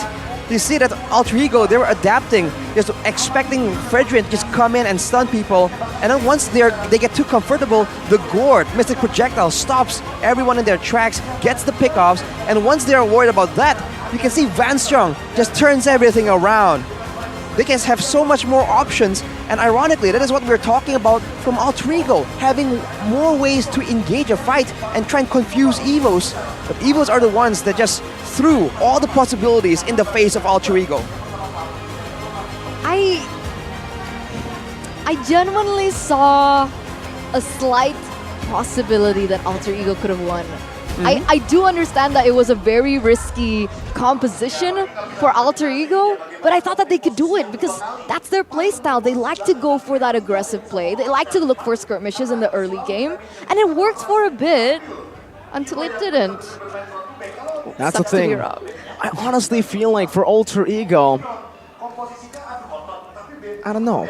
I think the composition wasn't the worst composition in the world. I thought the composition could work. They just blundered so hard in the execution department. I mean, again, Sully Boy with these heavy spins, he's coming in like an extinct panda. He's just not there. No presence. He moves forward slowly, like a real-life panda, and gets taken out. That is just tragic, man. But case in point, we're talking about the engages, right? The only real CC, because of the lack of slow from the Ice Queen's one, is the heavy spin. So they're just waiting for the heavy spin to come. He has to walk through the Mystic, the second skill, the puddle from Gourd, already slowing him down. So he dashes forward, and everyone's like, we see it coming. You're a big, heavy panda waddling towards us. They kite away from him, they stun him, they punish him, and that seems to be the story of the game again and again. And they were unable to find any different approaches to team fights. And on the opposite hand, the player of the game by the Samsung Galaxy S23 Series 5G, Van Strong on this Arlott, man, he was the one just doing everything. Defensive, aggressive, you know, utility damage to a degree. This Arlott pick, I felt like it wasn't really as strong, but he made it look really, really good. Anticipation is what I really loved about Arlott here for Van Strong. And we don't see this quite often anymore either, right? Arlott in the roam. If we see it on a different type of team, we'd probably be like, "This, no way this could work." But he was able to make it work. The fact that he was able to defend the Bruno over and over, the fact that he was able to get those beautiful engages to combo in with the Gourd for that maximum potential damage from the Gourd was just the cherry on top to how he was able to utilize this Arlott. There's a reason he has Strong in his name, and he really displayed it this time around. 4-0-11. You think this guy's an XP laner with this stat, right? You wouldn't expect him to be a roamer going full damage, or sorry, full tank, to have this much damage. Arashi, how? With the final slash nerf, makes it very readable. With the nerfs towards sustain and damage, he still made it work. Well, it's mainly because of how Alter Ego is forced to play. They're forced to just force themselves through a lot of damage and slowly and surely approach EVO's Legends. So even though the final slash is foreseeable, right? It's very visible in the setup. They have no chance but to just walk forward and tank that damage. And unfortunately, when they've blundered so much in the early game, that is just almost impossible. And afterwards, the synergy from EVOs and how to execute these dives and how to use the lead that they had to just keep punishing the main targets they were looking for is just so good. The selection right? They could have gone for Pi more or Rasi more, but they know if they make sure that Sully Boy is just too squishy, there's no option for Alter Ego to try and make anything happen. I think Uril could have done better. I think he could have performed better with the Valentina. I think we mentioned it in the game, right? In these certain situations, you need to utilize everything that you have in your arsenal, and that's the whole point of a Valentina. You can be creative in different scenarios, but he kept going for one particular strategy, and it didn't work out, and it didn't seem like he looked for adaptations towards his play style on the Valentina either. I think towards the end, he did try and steal a bit more final slashes. We might see it right here, I believe. But at that point, it's just a bit too late, man. Especially because in this fight, they initially got picked off by the Mystic Projectile as well. That is a very underrated engage tool, by the way, because of how deceptive the range is with the bounces. It can even go across over walls, and that is something that some people just don't really have in their mind constantly. It's definitely like a curveball, right? You don't really meet a lot of gourds in your ranked games, even in scrims, most probably, and you meet one that's this good at using that Mystic Projectile. Krite, he's such a wild mid laner, you wouldn't expect him to play something like the gourd in this way. He just played in the back, and he just kept his positioning safe and cleared. It doesn't really seem like Krite is playing. It's kind of like a Renbo. Like a Renbo. Well, for Evos, they also have 3 frontliners, right? So it's a very solid front to back, and we already talked about this, but Alter Ego is completely outranged, and they're also out-sustained due to the lack of tanks in the front as well. The only time we saw them really find success is if Evos Legends are grouped together or forced to group together in that base fight where Sunny Boy got the heavy spin, was comboed by Pi's Last Insanity, but at that point, it's just very difficult, and there's no way that they can reliably look for ways for that to happen, because Evo's Legends can just position how they want. Nothing is forcing them to actually stick together. If Alter Ego maybe had an assassin, for instance, then maybe that threat will force Evo's Legends to play a bit more huddled up. But that is just not an option that Alter Ego has, so the draft definitely is a bit too one-dimensional, in my opinion. Oh, that's gonna hurt on Coach Agi and Coach Caleb, man. Like the amount of pressure that they're already receiving right now from literally the entire MLBB community, it's tough. But what about the emblems? Anything that sticks out? Well, for the emblems, you can see, of course, the focus for Evo's Legends to just sustain, right? They go for the tenacities when they can. And for Krite, he's going for a very unique setup there with the Inspire for less cooldown. He's trying to be spamming out the spells even more. A bit more like a Yeve, even though it's technically a bit different. And at the same time, he went for the Life Drain in order to actually get a lot of resource from clearing the minion waves, because Gord has a very deceptively fast wave clear. And in the mid lane, I think he was winning it very hard against Udo. The wave clear battle. It was a big W for the Gord. I think a lot of the time that we are seeing Valentina in week 6, it has been Valentina bullied, not Valentina bullying. That's usually what we see from Valentina, but with a lot of these very, very strong wave control heroes, or wave clear heroes, like the Gore, like even the Lilia coming back yesterday, we're seeing that the Valentina, even the Eve, are struggling in the meta that we're seeing here. I think it's the strength of being able to just leave your spell out there and then move around as much as you want. Because for Valentina, I think what makes the Valentina so dangerous in the early game is how she can technically try and clear and still damage you at the same time. So you can't really get too close, and you can get zoned away from the minion wave. But when you're a Gord, when you're a Novaria or a Lida, for instance, you can clear so fast, or you can clear so easily by using one spell and moving away to safety, that the Valentina just isn't that dangerous in the early game. And that's interesting how things change. I don't like change, and luckily, the best device for gaming has not changed because we have Samsung, right? Shout out to Samsung and Galaxy S23 Series 5G, the best in the business. If you guys want to be able to play like Evos did earlier on, Brands being pressured from that early game, getting killed solo, still was able to gain 2 categories. If you want that, get your hands on the Samsung Galaxy S23 Series 5G because Arashi will tell you why. Well, first of all, I think these stats speak for itself, right? Having the latest, fastest processor technology, the 4nm Snapdragon 8 Gen 2, by the way. So even better. It has 5G connectivity, so lagging is a thing of the past, man. Come on, it's not meta anymore. And 12 gigabytes of RAM, there's not going to be any stutters on your gameplay, man. That is what you need. That's a PC.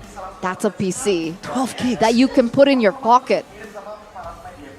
I don't know how else we want to try to sell this thing. I think it sells itself, right? So I know you have enough in the specs. You know you want to buy it yourself. Guess what? 4 million IDR of cashbacks. You guys can get right now if you visit the website samsung.com/ID and order the phone. You guys can get more information over there, over yonder. And with those cashbacks, you have enough money to buy the best in the business as well. What? In terms of shampoo, take care of yourself. Treat yourself. You guys are special. So you guys need to use special shampoo too. Head and Shoulders. Don't let itchy or wet dandruff, yuck, affect you guys. Be 100% confident with Head and Shoulders. Get a Gato Kacha edition as well, man. That's a special. It's gonna be a lot more efficient. No, please. It's not happening again. Speaking of old metas, all right. I mean, worth a shot.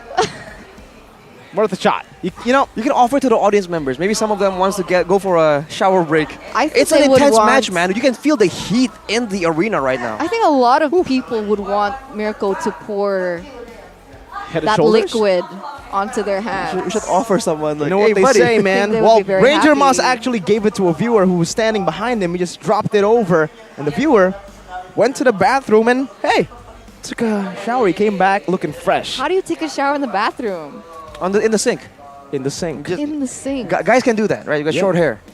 That makes sense. Hair that diff. makes sense. That makes sense. But let's talk about Van Strong now. All right. Speaking of hair, man. Speaking of bathrooms, let's talk about Van Strong and his top hero picks. Very interesting. Edith was not the most popular of heroes earlier on in the season, and she became so popular. 75% win rate by Van Strong. How? Why? What has changed for Edith? Because I still don't see it. Rashi. I think the Rashi? fact that a lot of teams are going more aggressively means that heroes that can't really have the same kind of dynamic engage, they are no longer as bad because you're not really forced to try and do something crazy. For in this game, for instance, if there was an Edith, she doesn't have to struggle trying to engage with the short range crowd control. You can just let the Mystic Projectile land first and then follow it up. And as a big plus, when your team is dove on by your opponents, good crowd control, some AoE they're available, and you can be tanky and do damage at the same time.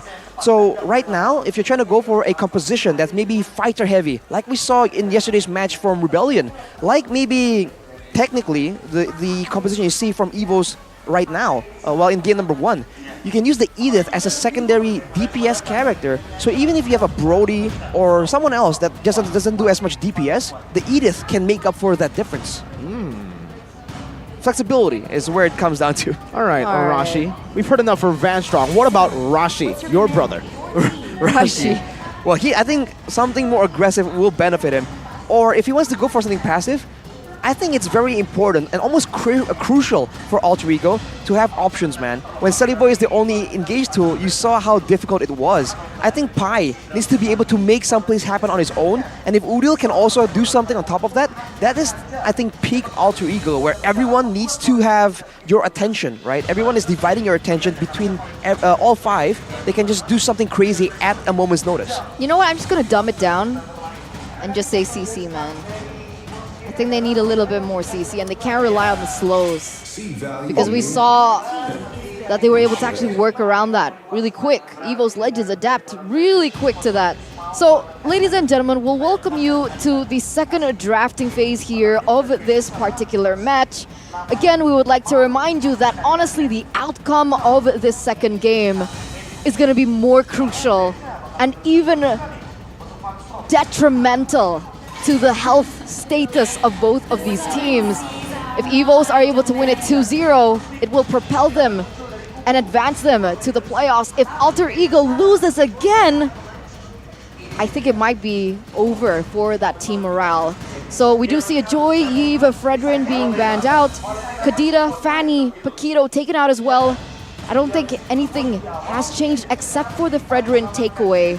And that means, wait, what's left open here? Edith. The Edith is up for grabs. Could be first pick by Evo's Legends. Aside from that, Valentina also still up for grabs. I don't know if they want to go for it though this time around. Evos. At this point, what should be first pick prio? Valen. All right, so it's still going to be the Valentina. Seems like Krite wants to give Uriel a bit of a tutorial on that hero. Trying to show him how it's done. We'll see what the response is though for Alter Ego. They have fielded the Edith before, but I think that was when Rekt was still in the roster. So will they try and put Rasi in that role? Because again, it has engaged, but it's not nearly as dynamic as what you've expected from Rasi, who has been on that Rawi mode. Rawi mode. Yeah.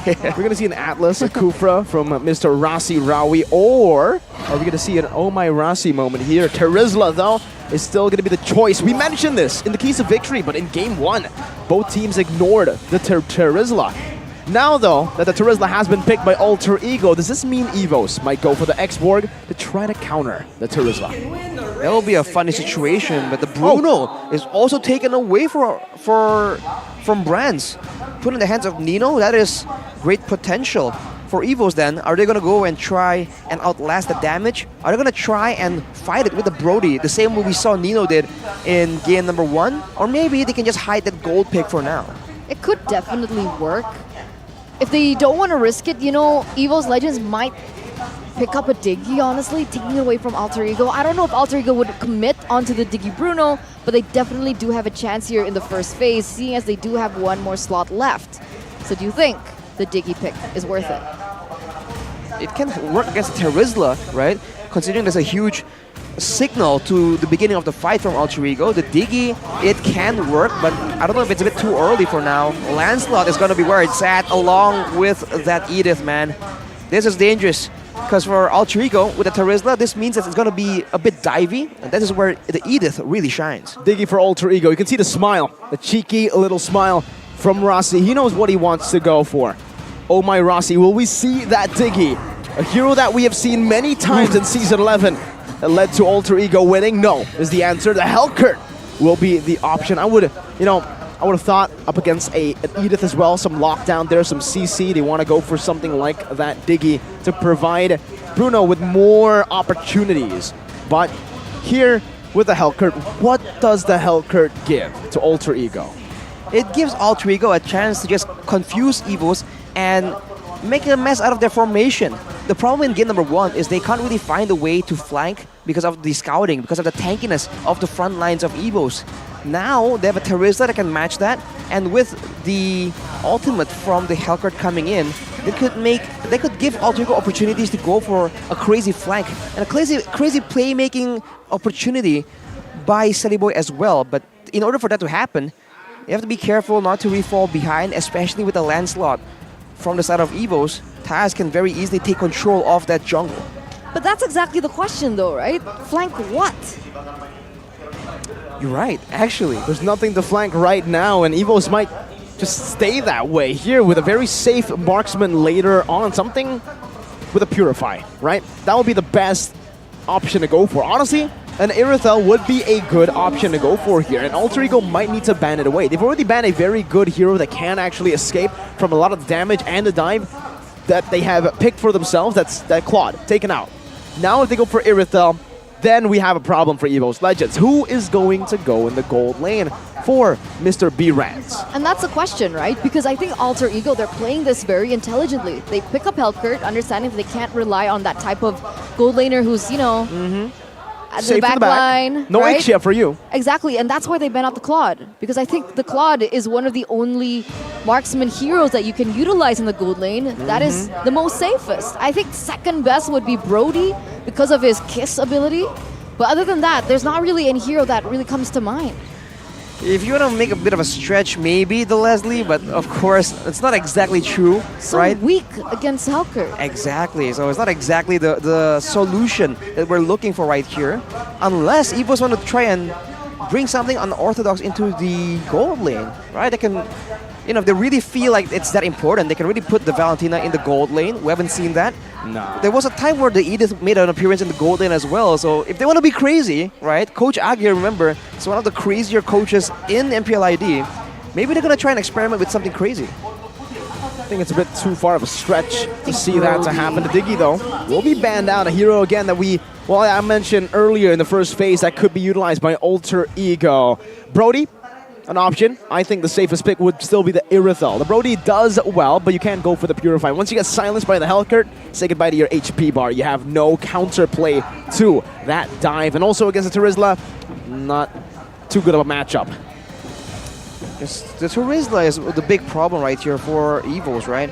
Even if they don't really want to have a backline, the penalty zone can definitely be a huge problem for them, even if they're going aggressively or defensively. But it's going to be a Cho in the hands of Alter Ego. This is quite dangerous, man. That is a signature power pick for Rawi. Literally Rawi. Yeah. Literally.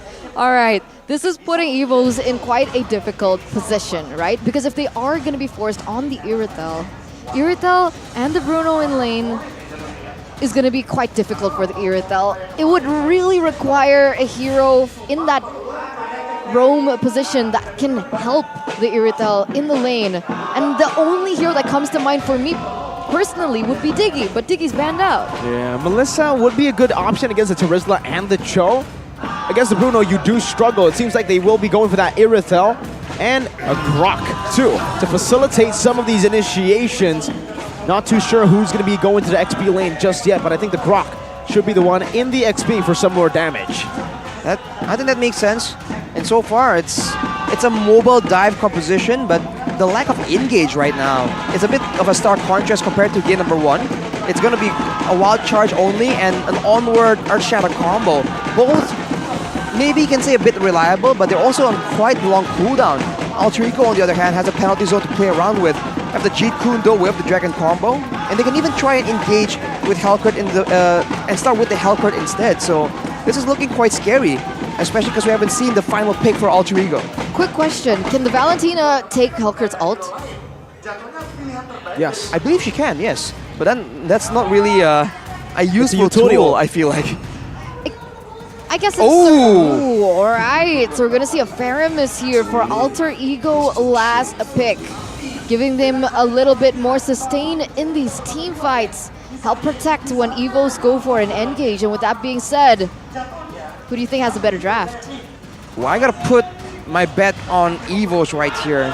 There's a Faramis that could be a problem, but there is a Valentina. So there's that, factor to talk about. And aside from that, if Alter Ego wants to focus everything on the Irithel, keep in mind, there's still an Edith, man. That Edith damage is just deceptive. You have no idea how much it hurts, especially if you're also one of the squishier, one of the squishier heroes moving forward to try and do damage. So Nino needs to be very aware of where that Irithel is going to be. Very tough for Alter Ego, I believe, in this game. There's a lot of answers technically for pickoff. They have that utility with the Dark Knight Falls, plus the Cho. We've seen this combination before from Alter Ego. We'll see it again. And here it is, the deciding game, ladies and gentlemen, to see the results from Evos and Alter Ego. Who is going to be able to take the game? That answer will be here, but look at this. Wait, Nino. First time ever I'm seeing the Bruno. Oh, wow, good steal by Rossi there. A little bit of a cheeky invade going on, and Udon Pai cutting the waves here. But yeah, Purify for the Bruno. Purify Bruno against the Wild Charge, against the, the Earth Shatter. It makes sense if Alter Ego is playing a bit more conservatively. So you can tell from there that they're still respecting the chance for Evo's Legends to hold their own in a big fight. But it's going to be the Edith in the EXP lane, so more chances to get more items, good chance to 1v1 and even bait maybe a 1v2 situation. The Edith is just very strong right now. Taz will be able to secure, but Rossi might get Punisher. Let's see. Rossi escaping for a bit. Taz chasing, misses the puncture, and Rossi gets out, buying a lot of time. Jeet Kune Do gets him to safety, and Selly Boy is already rotating over to the enemy jungle, looking for that retribution, and the steal gets it. Level 4 already. Taz, gonna be poked down by Selly Boy. forcing Taz away. No level 4. I don't know if this is a mistake, by the way. Taz, Impure Rage? He has like a thing for it. Yeah. Because earlier on, he was also using the Impure Rage. Impure Rage The first game. Lancelot. Fredrin earlier. We've seen him use it, yeah, on Fredrin. He does it. He uses it on a lot of heroes. I guess for a bit more mana sustain, he can spam a bit more and still have a bit more damage in the prolonged engagement. If he goes for the hybrid build, it actually has a bit more value compared to if he went for a full assassin Lancelot. We'll see if that is the route he goes for, though. Do you think it's because he's anticipating aggression from Alter Ego? So just in case he doesn't get that purple buff, he at least has the Impure Rage to fall on. I think that is definitely a solid point. But now with the turtle being engaged on, Alter Ego with the level advantage goes for it. And a red free advantage. There's no way they can contest for this, and that's why Evo Legends played a bit safe, but Fluffy gets brought back to the team by way of the dragon. And Evo Legends will lose out on a turtle and a kill early on. Evo Legends, they went for it in a weird manner there. Already out-leveled, outclassed technically. But look at the talent's prediction here. Papulung, always the odd one out in the predictions by the Samsung Galaxy S23 Series 5G. In the early game right here, Alter Ego is doing a lot better, but of course the early game still, draft-wise, benefits them so far. Can they maintain that momentum is the real question. No, we're gone, Mirko. It's okay. We're it's okay. gone. The curse. 42%, baby, let's go. Okay, but it hasn't worked yet. Today, Evos and Evos won game 1, okay? We swapped. Well, Goni is still leading the pack right there. He must be very happy. His team is going to be playing as well later in the day. But look at this, man. Alter Ego already going for aggression. Great way the dragon onto Van Strong. Oh, he pulls him out of the Nether Realm, and it's a penalty zone by Pi. But Van Strong has that power of nature. Rossi, a big kick over to Irithel. Brands gets caught with the Purify. It doesn't matter. Alter Ego are styling on Evo's game 2. I mean, in fairness, we kind of anticipated this kind of result, right? With Irithel losing the lane against Nino, with a lot of just mid-game power spikes, early game power spikes coming in from Alter Ego. We kind of saw this coming. Now the question is, can Alter Ego stay consistent with this? Can they hold on to the reins and not lose it to Evo Legends again? By all means, the longer the game goes, Evos has a better chance. They technically have 2 marksmen, and the Valentina scales very well with items. But if Alter Ego can shut it down before, we'll have to see, man. Beautiful timing into the silence, and Udil picks him up. Good Ghost Bursters. Now Sunny Boy steals it away. Van Strong unable to do anything to help his jungler secure that buff. And now Sunny Boy will be 2 levels ahead. No retreat this time, but look at Nino. Already starting it up. Should be free from Alter Ego to take. Now Sunny Boy just picks it up for free. Van Strong taking very low already. Brands jumping in with the help of the wild charge. Nino Purify gets out. Kicks Fluffy back with a worldie, but Fluffy still wants to go for more. Gets bursted down. And Rossi kicks him out of the land of Dawn. Pi just in the front using that damage reduction. What an absolutely stunning performance by Alter Ego. And now, Evo's Legends, they're sweating. They might be starting to regret letting the Cho open here in the second game. Maybe the Cho ban instead of the Diggy would have been a better response perhaps now, because look at this, the fact that Rossi has been creating opportunities over and over, pressuring over and over, now sitting at a 2-0-2 on his signature Cho, and the fact that it's been so successful at putting Evo's Legends on the back foot poses that question. Especially because Evo's Legends can't really contest the same way they did in game number 1. No one right now is tanky enough to just walk up and take that damage and get silence on top of all of that. So for now, they need some more tankiness, some items for that, and they also need some damage, because we see that they are going for some pickoffs on the side of Alter Ego, but they just don't have the damage to secure the deal. Look at Rossi, just like an eel, so slippery, but the wild charge catches him. Flicker out, Rossi gets out, baits out. What? 3 ultimates from Evo's Legends, and he's still there. He's taunting Evo's Legends, forcing onwards. Meanwhile, Taz in the mid lane, 1v3, trying to defend this turret, but will not be able to do so. Alter Ego picks it up for free. Nino up top knows there is nothing that they can catch him with. No wild charge, no primal wrath. It almost seems like their plan, instead of using the EXP laner to draw people away, is just to use Rasi, because he's just drawing so much attention. Here we see him again. Onward. But the shampoo gets him out. That's a wave. The dragon as well. Rasi, there's no way you get out of this one. Yes, there you go. The kill gets him. Pi now with the penalty zone locks Brands down. Another realm saves him. And Nino is just dealing damage to the back. It's a flicker, but what are you going to do against Pi, who's in the zone? It's another kill. 3 for 1. Roamer for a gold lane, mid lane, and another Roamer plus a turtle. It's a disaster. It's a disaster on all fronts for the White Tigers here. Alter Ego picking everything that they can in every single way as he looks for a pick on Tataz. Either way, he was still able to steal that buff away, get a turtle, propelling them to even more aggression. And Rasi is looking for another pick. They'll let Pi into his zone. Krike gets caught in the zone, steals the penalty zone away. Fluffy now with the onward, and another penalty zone comes through. Phantom execution in the back. Udil, how did he get a kill? Pi's just swinging. He's wildin'. Rasi looking for a pick. Again, Way the Dragon. But Van Strong's able to flicker to the right angle to escape. Brands now getting a few good chunks of damage onto Nino, but that base turret, the passive, the explosion, has been baited out, and Alter Ego are controlling the game spectacularly. 9,000 gold lead.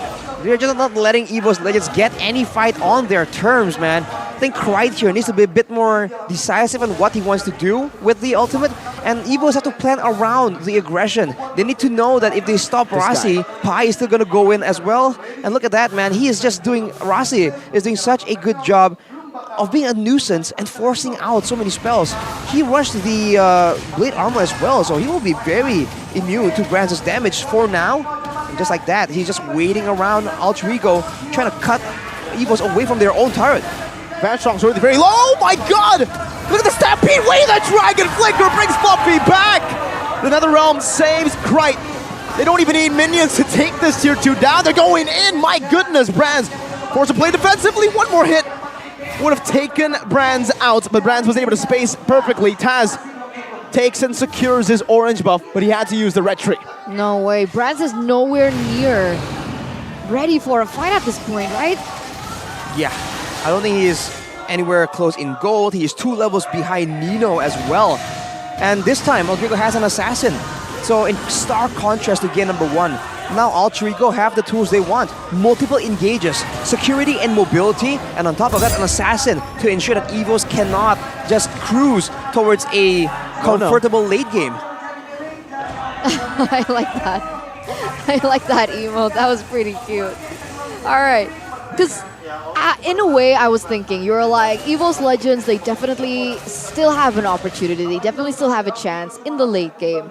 But looking at how far behind they are at this point, with them relying so heavily onto the damage coming in from Brands, the fact that Brands has only picked up literally 1 item, that being has claws, do they really have enough firepower to defend the siege from Alter Ego? We'll see if they do. That answer will come very, very soon. Seems like they are able to defend the bottom lane, but look at what Alter Ego are doing. Very smart with the wave manipulation. Holding a slow push up top and shoving mid and bottom lane. Trying to crash it all and also simultaneously bait out those passives.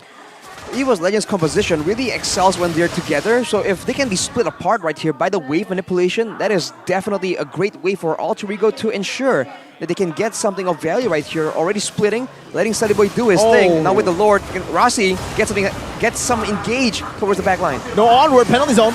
Only on to Fluffy. Pi, whoa, flickers out of the turret range into the back. Brands gets taken very low. He might actually get taken out. The calculations from Pi and the goal from Nino.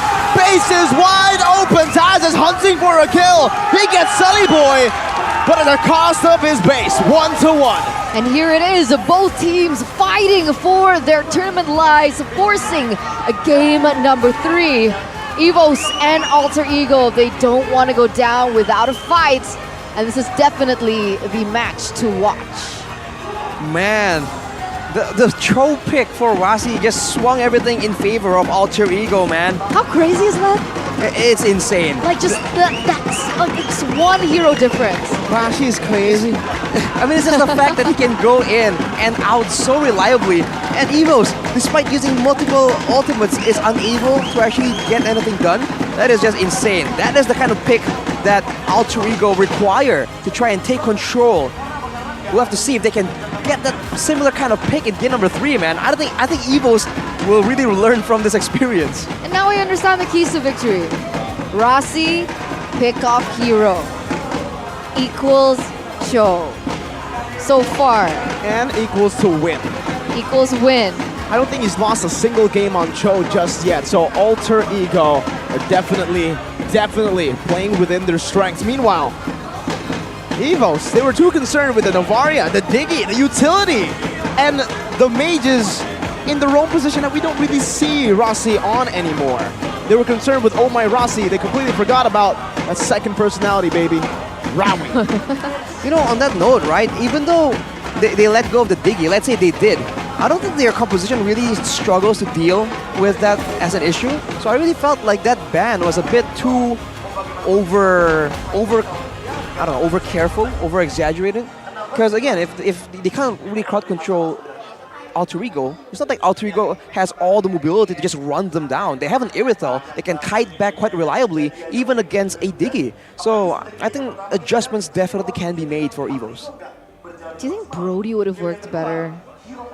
I don't think so. I think the Irithel was the safest pick again. You know, up against that composition, it was very hard to choose any marksman. The best option maybe would have been Claude, but still would have been bullied by Bruno. Claude was banned out. Exactly. That's why. It's intelligent by Alter Ego, by Cassius. They went from game 1, very one-dimensional, to, you know what? We're back. It's literally Alter Ego. It's their Alter Ego that showed up in game 2. Let's see which ego showed us up in game 3. So you're saying there's a third? Well, you know, if you look at their logo, there is 3. There is 3 masks. So are we going to see another look from Alter Ego in game number 3? Maybe, you know, a bit more close. No, the third game? one is the one with Rax. Oh, hey, maybe. We don't talk about that. We don't talk about it. It's that mask is sealed away for now.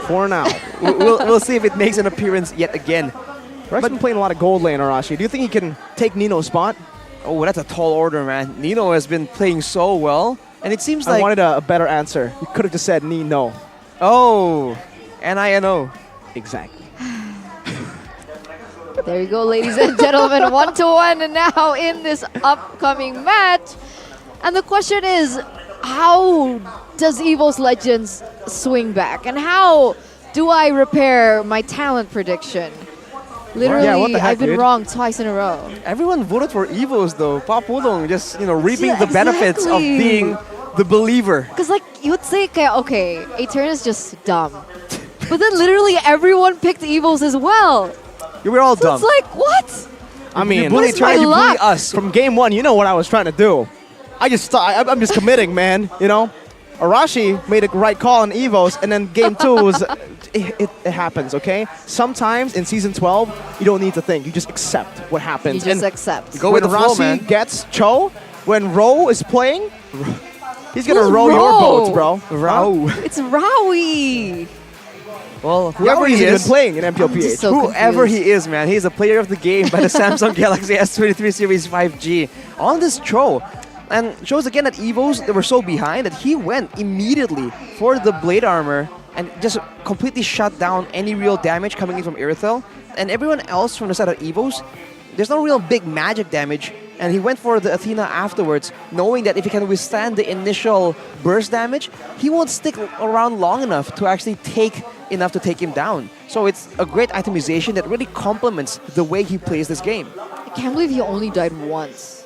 Yeah, with that's how insane. aggressive he was playing. It took all 4 or 5 members as well to take him down. That's crazy, man. Because if this was Naomi, he'd have immortal second or third item with the way that he was playing. Rossi, he don't need that. He doesn't need defensive items because he ain't a nerd. He's a Chad. Are you calling Naomi a nerd? No, Naomi. Naomi's super cute. Well, technically he is a nerd, right? Hey, nerds can be cute. They play games. He's very quirky. Hey, nerds can be quirky and cute. What are you talking about? Eterna. All right. You're they literally just alienate a a whole segment of our audience like that. I can do that because I am a nerd.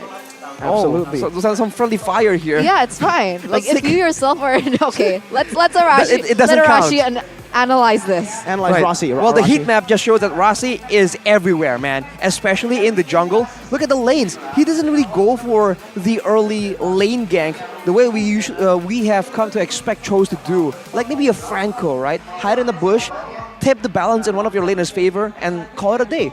No, Rossi is all about that jungle, man. All the way from the first minute, he was just disturbing Taz, getting out unpunished, and afterwards, he's always just helping out his team to invade together. That is why it was so difficult.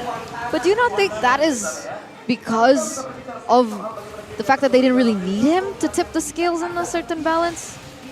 Because they're already winning in the lanes? Yeah. In a way, yes, but when your lanes are winning/even, having a roamer that can just go in your opponent's jungle, first of all, just be a big nuisance, and afterwards, still survive unpunished again and again, showing your opponent's positions again and again. It means Alter Ego, they're the ones in full control of where the fights happen. And with that being said, that was literally the only death that we witnessed earlier on from Rossi in that top side. Yep. That just took way too much, and as a result, Evos just gets punished. There's no way you can use 3 ultimates on only a roamer and then come out unscathed.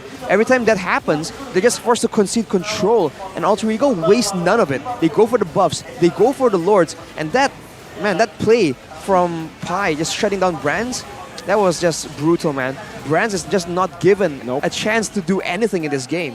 And as a gold laner myself, I mean, my eyes were just glued on, his spacing in this game was phenomenal, man. Did you see that? Every single time, just barely out of range of any sort of engage from EVO's Legends, whether it be a wild charge or even a penalty zone, while also being in range to do damage. That is exactly what you want from your marksman. Nothing too flashy. As long as you get the job done with your worldie, you can score your goals. He also went with the Great Dragon Spear for more mobility, more distance management, already making a very difficult Nino even harder to find in the middle of those fights. And on the other side, for EVO's Legends, man, everyone is just so behind. Even Krite only has a Lightning Truncheon, and that is just not good enough. And on that note, he was on the Valentina, but we didn't really see a lot of Nether Realm plays. Whenever he stole it, it's also not used on time to really save his teammates, because Alter Ego, they're just playing so aggressively, so decisively, so quickly that there really wasn't a lot of time to respawn from EVO's Legends. So the responsive, reactive playstyle just cannot work if you give Alter Ego their picks like this. Do you remember what spell Krike was utilizing? I believe it was a... Was he using Flicker? Oh, it's a Purify. Well, I mean, maybe that's why. Krike can't play without Flicker. It's just not him. It's built in his kit, kit from God, right? When he was born into this world, he's a pure child. He couldn't go for Purifying. Even here, this is a very interesting one, right? We've seen a plethora of different choices for the second talent emblem. From Udil, I forgot what it was. Festival of Blood, right? Festival of Blood sometimes, For Udil, he goes Festival of Blood, but for Krite, this is always his thing, man. He was born into this world with Life Drain. Well, now I think that makes sense. Does it? Would it not make more sense to go for Life Drain as Valentina than Festival of Blood? I don't know. I would actually think Festival of Blood would make more sense because you're more into these team fights. Aside, like you're not going to be just fully clearing your ways, shoving in. I think Udil is a little bit more team fighting. Right? He needs sustain. But for Krite, maybe because he's spamming those abilities, he needs a little bit more mana. Because Valentina is a hero that is actually quite bad with mana. Well, usually we don't see that is that big of an issue for the other Valentina players, right? But I think if you want to go with a Life Drain, you need someone that's a lot more spammable or someone that can clear a bit better. Because in this game, for example, I don't think he got a lot of wave clear, right? Because he was just zoned away. So no minions, no clear. The Life Drain essentially didn't really serve a lot of purpose. And of course, he wouldn't know that that's going to be the case. So I think that's a fair point, Eterna. All right. Well, with that being said, let's allow both these teams to, go back to the drawing board, give them time because, like we keep mentioning, both Alter Ego and Evos severely need this win. And with that being said, let's throw it over to a break. We'll see you after.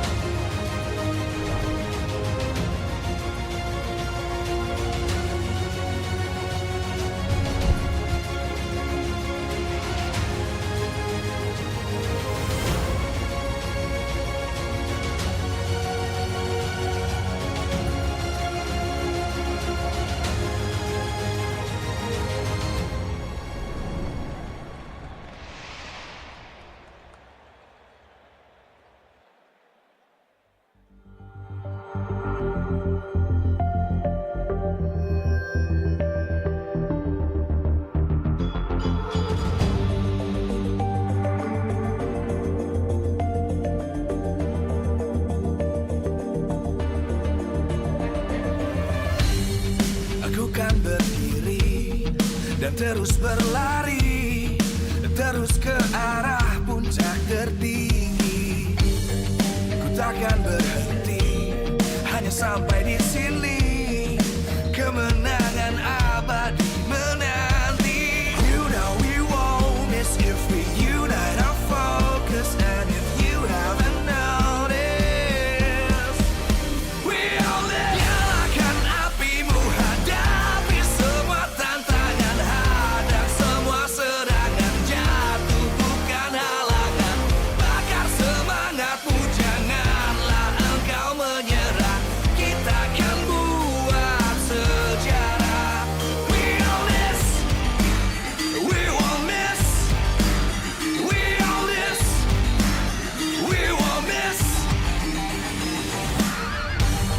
Saatnya beraksi, jalani ambisi.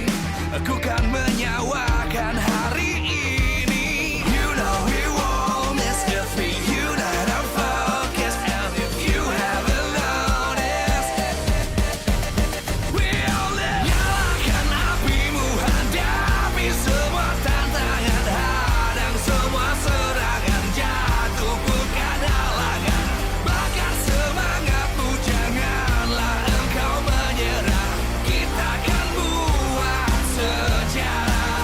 We all this, we won't miss. We all this, we won't miss. We all this.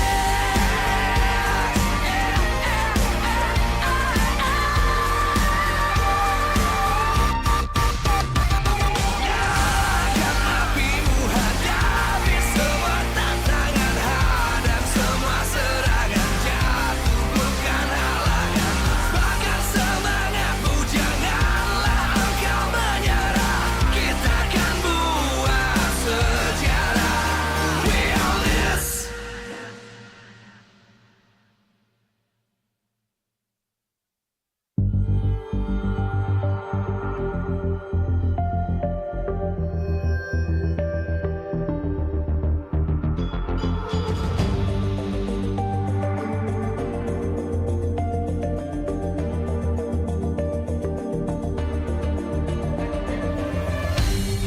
Aku kan berdiri dan terus berlari, terus ke arah puncak tertinggi. Ku takkan berhenti, hanya sampai di sini.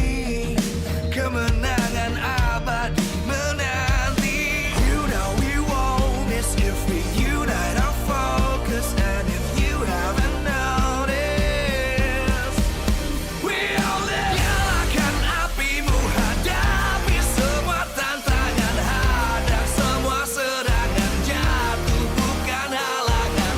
Bakar semangatmu, janganlah engkau menyerah. Kita akan buat sejarah. We all this, we won't miss. We all this, we won't miss. Saatnya beraksi, jalani ambisi. Aku kan menyawakan hari ini. You know we won't miss if we unite our focus. And if you haven't noticed, we all live. Nyalakan apimu, hadapi semua tantangan, hadang semua serangan, jatuh bukan halangan. Bakar semangatmu, janganlah engkau menyerah. Kita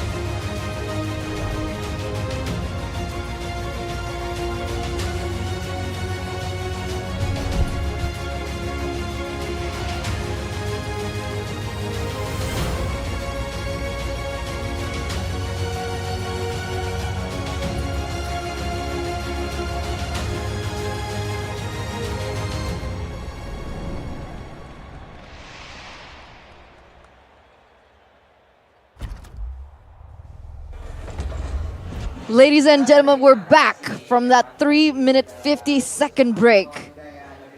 I just spouted out some random numbers, but that's okay because we are back to 1-1 between EVO's Legends and Alter Ego. On the caster desk again, it's me, Eternal, alongside with Mirko and Arashi. And it's going to be very interesting to see who wins this. Because if EVOs lose, are they going to not make it to the playoffs for the second time? And if Alter Yikes. Ego loses, is it going to be the first time that Alter Ego doesn't make it to the playoffs?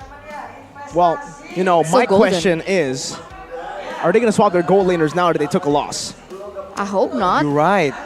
There's a chance for Because I swap Domas out my to gold a lot. How do you swap your gold? What do you mean? Well, from gold to money and from money to gold. You know, investments here and there. When I need money, cash them out. I get UBS gold every month after my paycheck, and I use that for my investments. Every Whether I month? need- every month, bro. Dude, you gotta be balling by now. Value, You know, dude.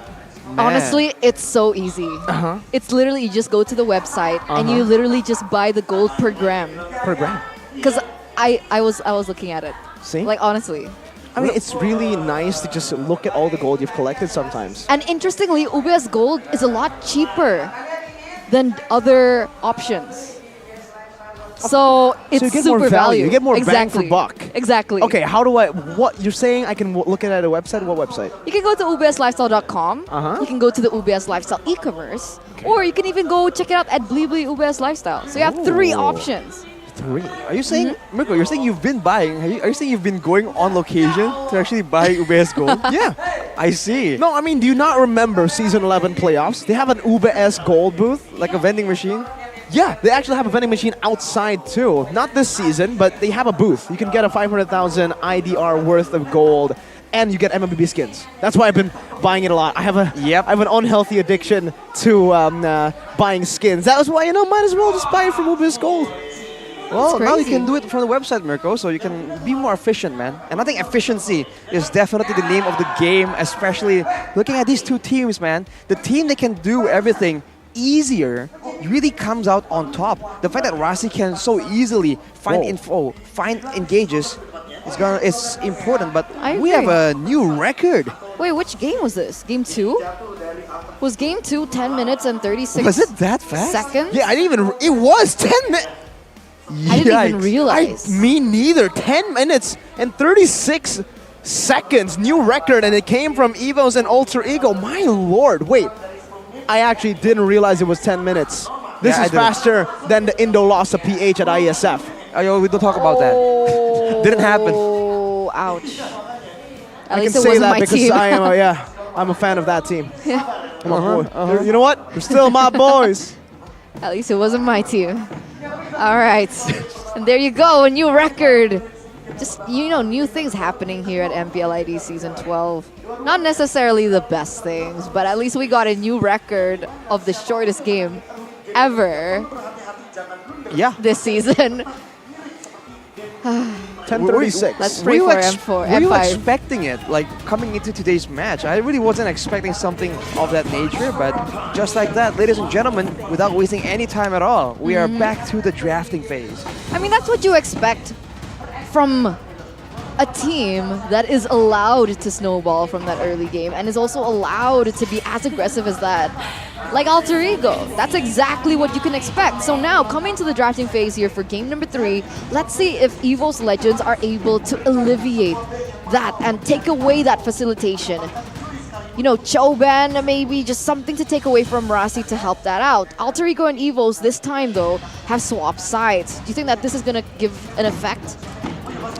I think it's gonna have a good effect depending on what EVOs goes for in the banning phase. If they fully target Rasi, that means that whatever gets picked, I feel like there'll still be enough heroes in the meta right now to still have a very solid second pick, 2 heroes, as long as they don't really leave out the strong roamers for Rasi, because I think Alter Ego will not mind first picking it at all. I agree. The Cho, if it's left open, or even the Kadira, definitely going to be a first pick prio for Alter Ego. And they're already going towards that. They're trying to leave the Cho open or force EVOs to do that. And this is the first swap that we've seen from the sides from game 1, by the way. Alter Ego have finally gone for no. EVOs went for red side. The losing team gets to choose. So what are EVOs cooking here with this swap?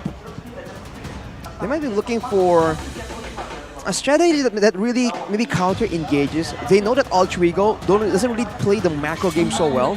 If they're going with their win condition of just preparing like a net, you know, to catch the full-on speed aggression from Alter Ego, I think they can really come out on top right here with a more counter-engaged setup, as long as they have options to actually take advantage if they do find an opportunity. So maybe a bit of a stun, a bit of a speed boost, some mobility to ensure that Alter Ego also doesn't just walk away from them. Let's hope they also don't tunnel vision on that, right? Because I think there are a lot of situations in the past where EVO's Legends, they tunnel vision on counter picks, and they're lacking that bigger picture sense of how their own composition is supposed to work. And now we come back to an interesting topic as well. Edith has not been touched in the first phase so far, Fanny being the choice by Alter Ego once again. And is Edith, again, that much priority? Because I honestly didn't see the impact of Edith in game number 2. You're right. You know, despite Edith being super prio in this meta, we didn't get to see that. Mainly, I think, is because it was used in the XP lane. An XP laner like Fluffy who wants to create plays, who wants to be an initiation threat. With the Edith, it doesn't suit his style. For Edith, you actually want to be engaged on, or you want to look for pickoffs, right? Not Fluffy's playstyle. That's why I thought the Grok would have been swapped over to the XP, and then Van Strong will be the one on the Edith. That's his comfort pick too. Not too sure as to what they were looking for in game 2 with that, the choice, that creative choice of giving Fluffy Edith, but I think they've learned from that now and they're saying, you know what, okay, let's give it to Van Strong. I feel like they have to really pick it, play around it as well. Try and rely on the Edith as additional damage too, not just as a tank. But now with Cho left open, with Alter Ego in the first pick, will they just snipe it immediately? Do they feel like that is too dangerous? Does EVOS have a plan if they want to try and bait Alter Ego into picking that Cho? So I don't feel like there's a pick that can really shut down the Cho that reliably. I mean, Diggy, I guess, right? Oh, wow, okay. Because I was going to say there are 3 options, right? They'd either go for a Fredrin, safe pick. They can either go for Valentina, also safe pick, or they can go for the Cho. But Alter Ego says no to all 3. They say, we're going to prioritize the Bruno in that gold lane, and EVO's Legends answer with those 2 picks that I mentioned earlier, Fredrin and the Valentina. Is this a good trade? I feel like it's a bit dangerous because they had the Valentina in the previous game. The Fredrin though is something that was eventually banned out by EVOS themselves in game number 2. It was a big part on why on how Taz was able to actually be so dominant in game number 1. That Fredrin pick, able to stop a lot of the mobility coming from Alter Ego as well. But letting go of the Cho though, that is a risky situation. I don't know about this, man. The Bruno first pick, it may seem very risky, but honestly, looking at the matchups for Bruno, there's not really a bad matchup for him, right? Against the Brody, it works. Against the Beatrix, it works. A Claude, all the heroes that you would try to play against the Bruno absolutely slams in lane. As long as you build around this Bruno, you're all good, and that's kind of like what they're doing right now with the Terizla and the Faramis pick, giving Bruno some survivability with the Faramis, with the Netherrealm, and also giving Bruno space, an easy way to deal damage in the front. Having a frontliner who initiates and who takes all the damage in Terizla. The penalty zone is also going to be very useful in locking people down in place for Nino to just throw those balls and do an insane amount of damage. Again, especially if they want to match out pound for pound, like the DPS coming from Bruno. There's not a lot of heroes that EVOS can pick right here. They can match that. They are going to go for the X-Borg though, and I think they're going to immediately ban out that Cho. So it's literally Alter Ego's composition so far from game number 1, right? They're trying to do the counters, Valentina pick up, and then they go for the X-Borg to try and counter the Terizla. But I think they need a little bit more to work with, do you not? The only difference here is there is no Akai, right? So it's a Fredrin instead of an Akai for EVOS Legends. I think that is better stability. Now that they're banning out a few of these junglers who can actually deal, have a lot of threat against the Fredrin in the jungle department with the Lancelot farms faster, maybe they might want to go for Martis next, because that is another pick that can give EVOS a few problems in the jungle department. So So you think they're gonna let go of the Cho, essentially? We'll have to see, man. For Alter Ego, I think it's all about getting more, just denying a lot more options for Evos to maybe split push, or denying them any chances of disrupting the formation with already a NetherRealm and a Bruno to actually play around with. As long as they can stay together and not get separated, I think they can have a really good shot at winning all these big fights. They ban out the Claude just to remove the dive potential from Evos. Or do you not think that Evos should just double down on that? Like, understand that Alter Ego, they're gonna look for team fights, they're gonna clump up S5. Why not counter that? Yep, I agree with that. Minotaur becomes a good option to try to force a dive. You want to dive? Let's go. Let's go full out. And then they can pick up an Edith too, but with the export already picked up, kind of removes that already. Not only a roamer, you want an Edith or a Minotaur. You have to choose between the two. I was literally thinking something even more aggressive. Ooh, like Atlas. Ooh, the Atlas would be great up against his composition, but now that we know that Nino can go for Purify on Bruno, you can go for engages. With that NetherRealm, you already survived for some time. As long as the Bruno stays in behind, not going to be a good time for the rest of your team. Well, the Minotaur, I think, has a bit more of a defensive utility, but again, that means that Evos won't be able to actually do anything unless they have planned out for a contingency when they're getting kited back. Because Alter Ego, they can just keep waiting for the right situation. And I think the big factor here will be that mid lane, right? Both short range, so no one's actually going to be able to do a crazy amount of poke damage either. So then what? What do they do? Does Evos want to double down? I mean, does Alter Ego want to double down on securing heroes that are relatively okay against the Bruno? There you go, Beatrix and Claude taken away. Evos, they're either going to be forced on something like the Irithel or Brody. Yep, Irithel, Brody, the two options. I mean, we mentioned the Leslie last game. I think right now, it's actually not bad to go for Melissa. Against Terizla as well. Against a Firmus and a Terizla. Remember, that's double value. The only real concern is what are the last two picks going to be, and that matchup isn't too good for Melissa. This Bruno can bully the Melissa in the early stage, and on Melissa, it is a very different hero. Now, you really have to wait for your item power spike. If you don't get it, yeah, it's going to be really tough. And if you get bullied in lane, getting the item power spike even later in the game, it's... wow! Eterna called it! Eterna called it. Ixia right here. A pure front to back with a good amount of crowd control from the side of Evos. That's great and all. It's going to be a bit of a fight between the damage output. And I think in a way, Ixia actually has a bit of a lead. Unless Alter Ego can find something that can just negate all that. They literally still have the Cho. If they go for the Cho, can Evos just pick up the Diggy and have a solid front to back composition that can't really be picked off? Possibilities are flying around right here. Gonna be a Hayabusa from Alter Ego. What? Yeah, knowing that Ixia is very, very easy to pick off. They want to go for some more backline threat, and they can be ones to go for. Is it too risky for them to go for Ooh, okay. Okay, curveball. What is going on? Valier. Well, great against the Fredrin, but the Ixia. Maybe they're just doubling down on that early game. Right? Maybe, and the Valdir can be a bit more dangerous, especially in level 1, level 2. We saw that Alter Ego, they did that weird wave cut in the early game. Yeah. Seemed to be something that they really like doing right now. But later as the game, I think it's going to be very difficult. He will be able to have give a lot of problems to the X-Borg and the Fredrin. But again, this Ixia remains somewhat okay. And once the Wind of Nature is built, even the Hayabusa won't be able to be that big of a threat. Oh my god, what's gonna be the last pick here for Evos Legends? Cho! I heard Cho, yeah. What? That strong! To cancel the assassin potential? It makes sense, it checks out. Oh, this will all come to execution, man. I feel like Alter Ego can rely on the NetherRealm a bit more, but Evos, I think in the mid-game, if they're not too far behind, they have a good chance here. Oh man, I feel so split. Yeah, right me now. too. I mean, for both of these drafts, again, it comes down to the execution. This Hayabusa needs to be very careful, by the way. Against a Valentina Cho, that's a lot of mid pressure that EVOS holds over Alter Ego. Sure, they have a Valier. It's great to cover.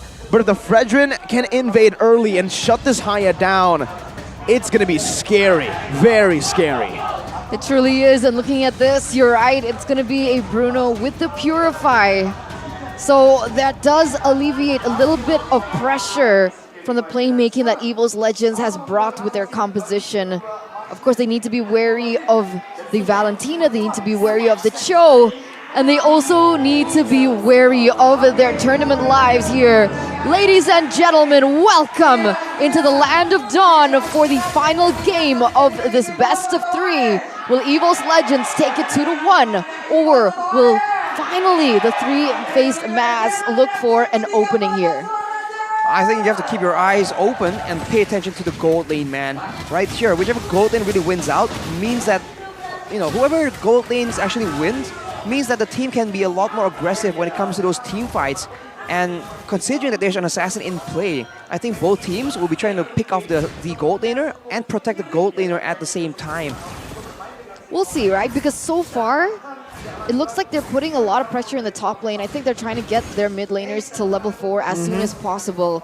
As you also take a look at their emblems. Again, Impure Rage, but a different style here on the Valentina.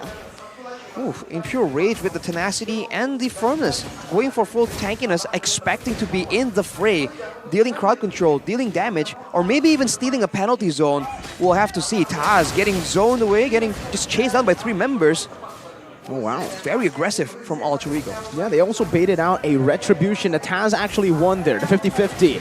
Still though, Sunnyboy is holding a pretty good lead in the XP department. Should be able to get level 4 a bit faster compared to Taz. But in the Retri battle for the neutral objective, it should still favor this Fredrin, a utility jungler. I don't know what the difference is, but I saw kind of a similar situation in game number 1, where Sunnyboy was able to get level 4 a lot quicker than Taz.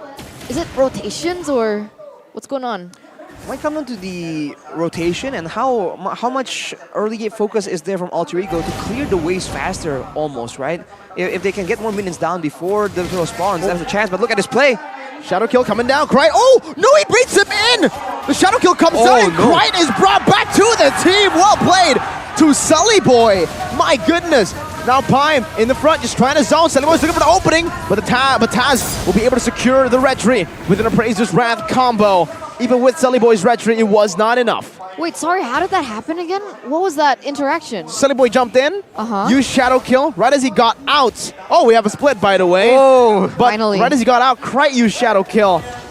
And Sully Boy just went back to his old Shadow, the quad Shadow in the back. So he had to follow the Shadow Kill. Yeah, the Shadow Kill gets follows through with the quad Shadow. That is unfortunate for sure. Oh man, unfortunate, definitely. But back to that talent prediction, 3v3, going to be a split here on the talent desk. English versus Indo, as once again, the king back on top. What is this? What is this swap? Why is it Momo-chan and then suddenly it's Gani anyway? What's this, Van Strong? That's for the accuracy. Van Strong! Oh, that flicker was horribly timed! Alter Ego punishing again Van Strong. Man, that was unlucky. That Shadow Stampede brought him back. A lot of small mistakes right here. It might increase Pi getting jumped on. He's in the zone though. That penalty zone really saved him. Netherrealm as well from Udil, but it's a responded over Netherrealm from Krite. Udil gets out, saves his XP laner, and Alter Ego reset once again in the mid lane. All right, so far there's not much of a gold difference. So what are we feeling about this early game? I feel like Alter Ego is doing pretty okay. They've given Sully Boy 2 assists, winning in the jungle invade game as well. And I fear that in the mid game, he's gonna put all that resource, all the attention towards the gold lane. We already mentioned that Brands on this Ixia is gonna be a very easy target to gank from Sully Boy. That could be the key for Alter Ego to take control of the game with their mid-game assassin power spike. So with that being said, why haven't they done it yet?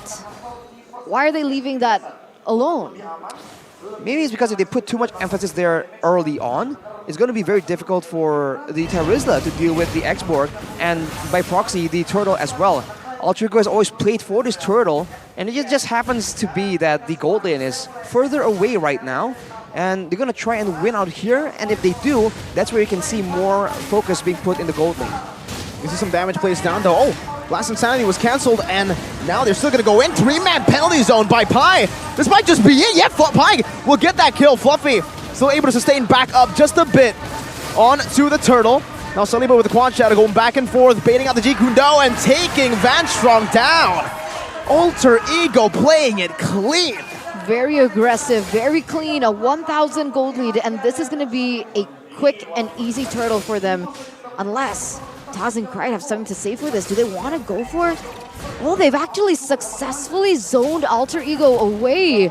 They realize that Rasi is super low, and there it is. No one's been able to touch that turtle. But this also means that Alter Ego can go back and once again go for a skirmish, go for a pickoff before the turtle. They can just keep repeating this until Evo's Legends just had enough. On the other side of the map though, Brands and Nino, they're going at it, trading battle spells, so definitely still a lot of action there. But you can see that Brands is a bit pressured whenever Sully Boy just isn't showing on the map. He knows that if the Hayabusa shows up, that could be a game over situation. Might happen right here. This is it. Oh, the quad shadow hits perfectly. Say goodbye to Brands. Wow. They even gave the kill over to Nino, which is absolutely value.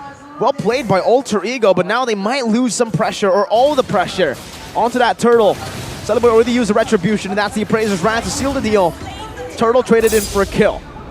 Hasn't that just been the story of the game, though? I feel like Alter Ego, they've just been letting all these objectives go. They're like, you know what, Taz, if you want it, take it, and we'll pressure you elsewhere. And they're already tipping the balance even further for Nino in this gold lane, and we saw that be very successful in game number 2.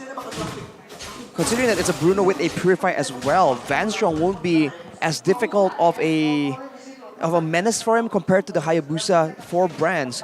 But again, in a proper 5v5, especially if everyone's on the same level, same gold curve, Brands will be able to output more damage. So if Nino can really shut down this lane, I think Alter Ego can then use that for something else. Otherwise, then it's just Evo's playing the Evo style, right? More macro heavy and taking advantage of the fact that Alter Ego are very straightforward. They want to go for aggression, they want to go for fights, and if they don't get it, sometimes they do look a bit lost. All right. We saw the gold difference earlier on as well in the bottom lane. I thought it would be a little bit more imbalanced, but there's only a 100 gold difference between Brands and Nino.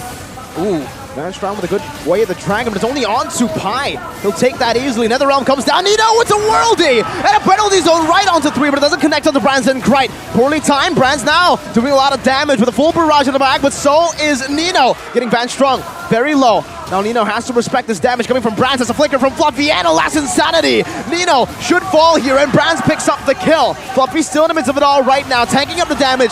But there is no more follow-up from Evos, and Brands doesn't have the flicker. Udil is chasing Brands down, doesn't find the Shadow Stampede. Brands gets out. Alter Ego been baited. Taz is lurking around that bottom side river. But for both teams, they will choose to stop this fight.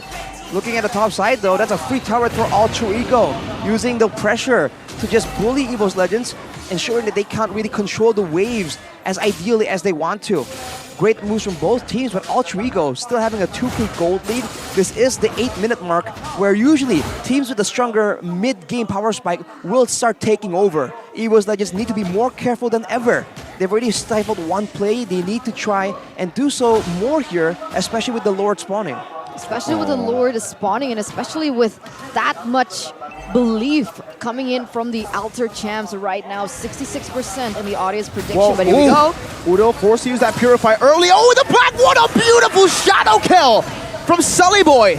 Pi, the penalty zone literally zones Evo's Legends away, and without Brands, this might be a free Lord for Alter Ego. They just need to be very careful about Taz's whereabouts. They will be looking for him right here. He gets spotted out.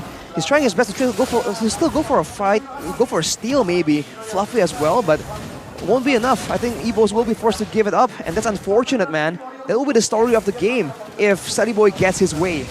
What? They reset it. What? An interesting move from Alter Ego. Ooh. Oh, one more shot. Nino tries to go for that sliding tackle for the final shot, but Krite uses the flicker. What? Yeah.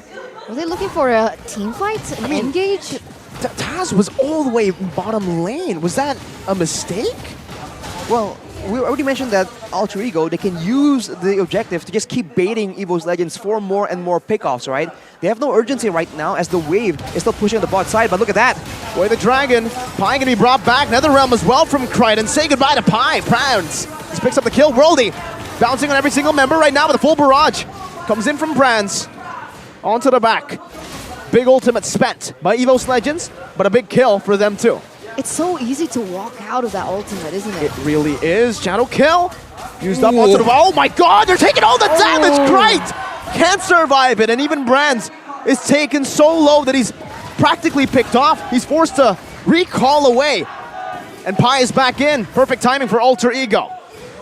Man, Alter Ego resets it again though. They're just trying to get more and more pickoffs. They're letting Boy make the moves right here, going for a split push as well.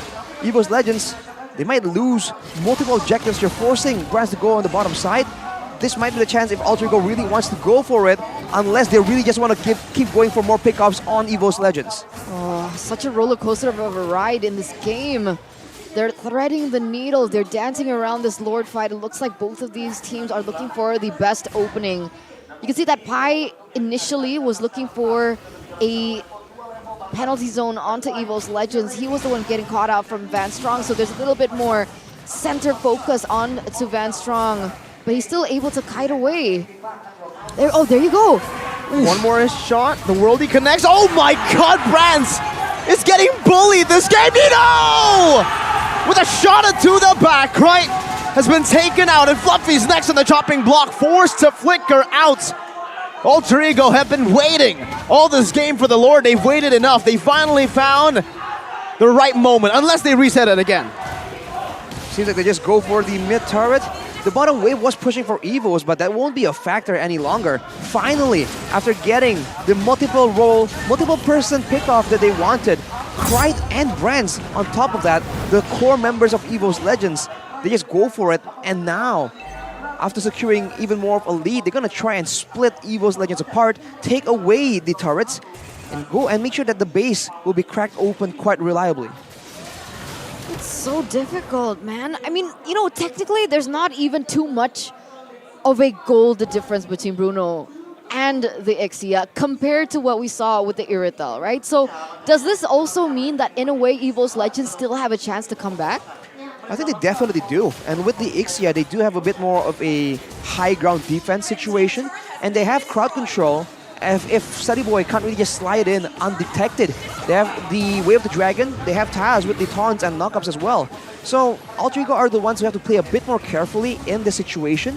But considering that they are using the Lord, I think they can just play it safely here. And then, unless they go for that. 3-man penalty zone from Pi. That's a full barrage, but Brands takes a lot of damage, but he dishes out even more with the help of the Netherrealm, surviving in the back for so long. Udo gets chunked and gets sliced down by Taz. Meanwhile, the mid lane, base turret falling. Bottom lane, super low, and even top side. 2 base turrets for a kill onto Pi. Is that value? Definitely is, man. Only one member. And it's Pi that has always been the main engage tool, the main guy trading his life for value in favor of Alter Ego. With that play though, you see again that Evo's Legends, when they group together, when they don't get caught off guard, they do have damage and they can still be a big threat for Alter Ego. But from the look of things, Alter Ego will just do the same thing once the Lord is up, and now with no base turrets, it's even more difficult for Evo's Legends to try and find something. Their best bet is just to trade around and try and find gold and catch up. Because if Brands just gets too far behind, I think that will be the mark where the game is over.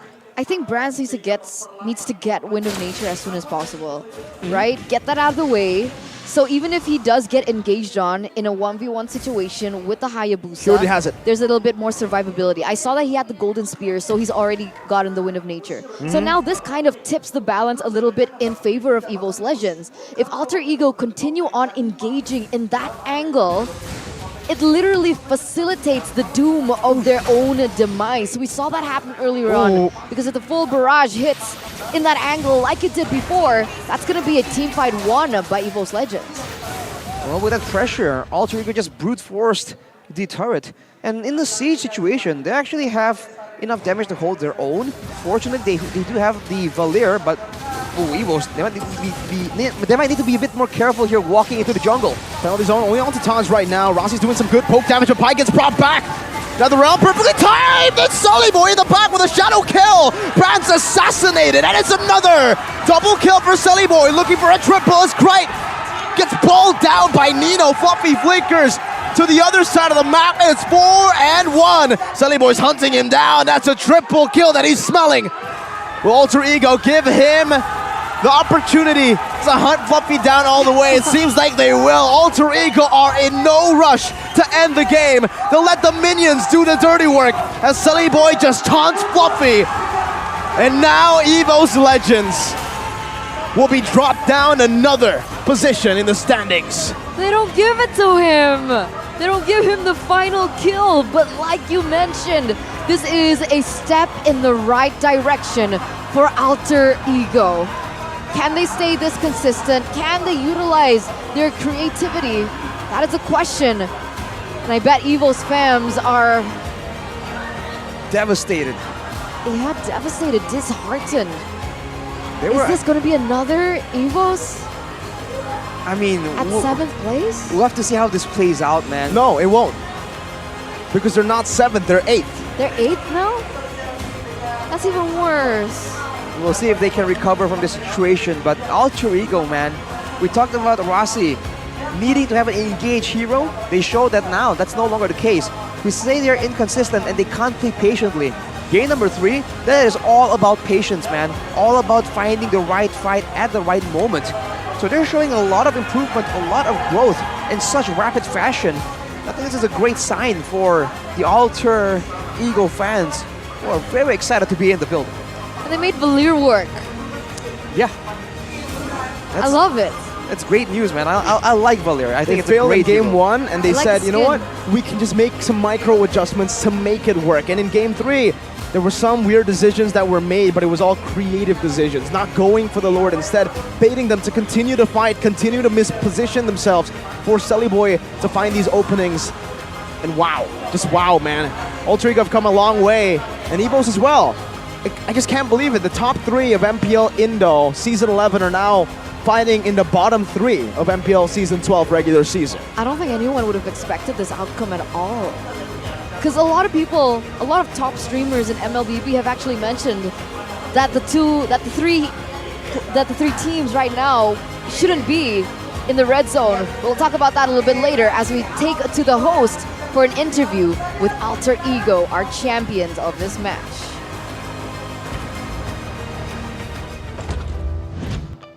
Saat yang dinantikan tentunya untuk Alter Ego, mereka ngedapetin kemenangan. Dan juga ini adalah saat kita untuk bisa ngobrol-ngobrol bersama dengan Alter Ego. 2-1 melawan EVO's Legend. Mereka bahkan membalaskan dendam di leg yang pertama, leg kedua berhasil dengan 2-1. Dan pecah rekor juga.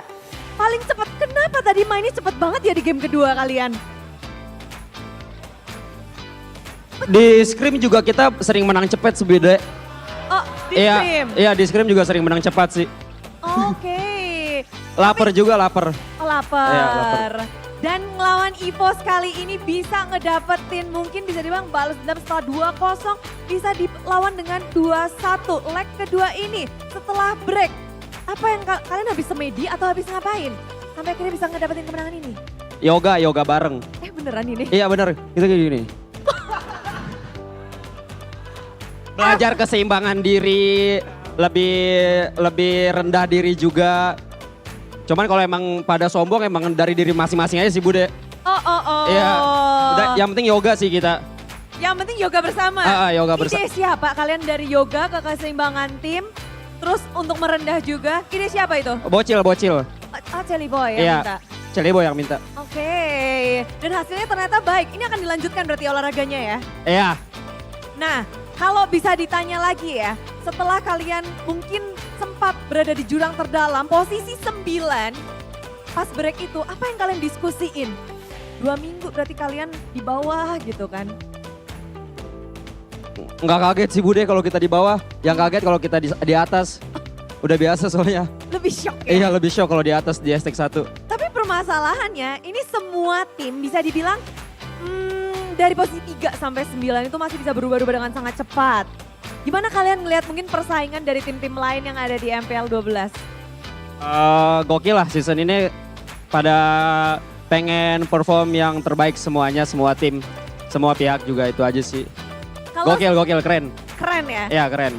Semuanya pengen ngedapetin yang terbaik, semuanya ingin memberikan yang terbaik. Gimana caranya kalian bisa terbaik dari yang terbaik? Percaya diri, percaya teman, sama tetap rangkul keluarga kita. Tetap keluarganya ya. Rangkul dong. Dan tadi kita ngeliat lagi ya, ini Nino, kamu seharusnya bisa ada kesempatan untuk melawan dua marksman. Tadi Coach Cassius bilangnya kayaknya bakal ngelawan Brands. Apakah sesuai dengan kamu juga? Oh ini kayaknya akan ngelawan Brands terus nih. Mungkin ya udah keprediksi sih kalau misalkan Brands yang bakal main. Jadi kayak ya udah lawan siapa aja, ayo. Ayo aja, berani aja dulu katanya ya. Berani aja dulu, kalau menang belakangan. Oke. Dan gimana kamu ngelihat mungkin dari leg 1 dan leg kedua ini untuk melawan Brands? Mana ya? Enggak sih. Apa nih? Apa nih? Ngeri, banyak bisikan-bisikan. Nggak boleh Bude, nggak boleh. Yang pastinya ya dia masih jago sama kayak leg 1 sih Bude. Jago ya? Pertama kali? Enggak Bude, enggak. Berapa kali ke solo kill? Enggak. Nanti lihat, nanti tolong dibedah ya sama analis ya berapa kali harus dihitung itu. Tapi ada player yang tentu saja menonjol dari match 3 game dari Alter Ego. Siapakah yang akan menjadi player of the match? Rasi?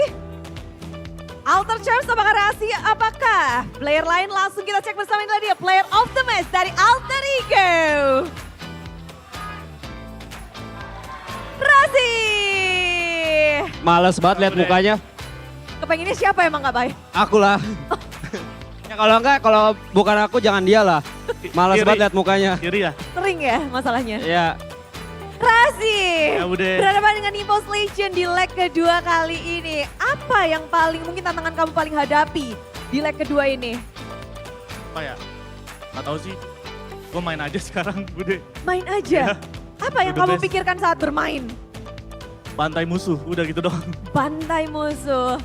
Dan gimana sih ekspresimu ketika bisa dibilang hero cowokmu dilepas? Gak seru. Mungkin nggak tahu sih, karena pas terakhir gue lawan Oni kan cowok gue pincang kan. Jadi kayaknya dia mau dicoba buat keluar dikasih, ujung-ujungnya kan kalah mereka. Kebanyakan nggak tahu Bude, ini orang. Kebanyakan nggak tahu ya, Celi? Iya, Kasih tahu dong, Celi. Nggak tahu tuh, lagi cosplay. Nggak, soalnya gue Mau dibilang lucu kali, makanya nggak tahu terus. Kalau nggak tahu nggak lucu sih itu ya. Nggak lucu jadinya. Tapi Rasi, ini nextnya bisa dibilang kamu akan melawan Geek Fam yang dimana role mereka adalah Baloiski, satu player yang sepertinya punya banyak banget bisa dibilang hero-nya, bahkan kayaknya Ruby-nya juga kemarin serem dan segala macam hero pool yang dimiliki oleh Baloy. Apa yang paling kamu antisipasi dari Baloiski? Ruby-nya kali ya, soalnya banyak outplay musuh juga tuh harus gue waspadain. Tapi ya mau gimana pun gue harus menang sih Bude, karena kita masih di zona bawah. Zona bawah dan sisa match kalian tinggal 3. 1 down, 3-nya seperti apa? Celi Boy sendiri gimana sekarang? Untuk tinggal sisa 3 match lainnya untuk Celi Boy. Sisa 3 match ya? Gimana ya Bude ya? Tiba-tiba kaget aja sih sisa 3 match lagi. Soalnya kan yang lain masih pada banyak juga kan matchnya. Kenapa kita doang yang sisa 3? Cuman yang buat 3 ini ya semoga Pai nggak lagi mood aja sih. Lagi mood buat main aja. Gimana cara ngejaga moodnya Kak Pai? Harus dibelai Bude. Harus dibelai. Ternyata rahasianya itu ya. Sama Iya. semuanya kalian ya? Iya. Biasanya dia minta jangan deh, jangan. Jangan ya, jangan. Tapi Celi Boy banyak banget juga yang merhatiin kesehatannya Celi Boy. Celi Boy sehat? Katanya Sehat, Bude. terlihat sangat lelah. Emang gini-gini aja sih Bude. Gini-gini aja. Gak gimana. Emang gitu ya? Katanya dari, kan biasanya ini banyak yang kolom komentar tuh, wah matanya Celi Boy terlihat sangat lelah. Apakah latihannya lebih keras lagi dari Alter Ego? Iya, latihan lebih keras ditambah harus iniin mood dia juga kan. Menjaga mood Kak Pai. Iya. Oh ya, harus gitu ya. Tapi oke, ini melawan EVOS kalian sudah mendapatkan kemenangan. Dan bagaimana untuk Udil? Dul. Selanjutnya untuk Alter Ego, mungkin ada Jumawa dulu nggak sih Dul, masih main minggu depan. menang loh. Ini minggu ini kalian 1 match dan menang. 2-1. Jumawa dong Dul, Jumawa. Kan dari kemarin kita kalah-kalah terus kan Bude. Yang harus ditekenin di sini tuh MPL tuh liga maraton guys. Jadi kita kalah di awal tapi kita bisa sprint di akhir.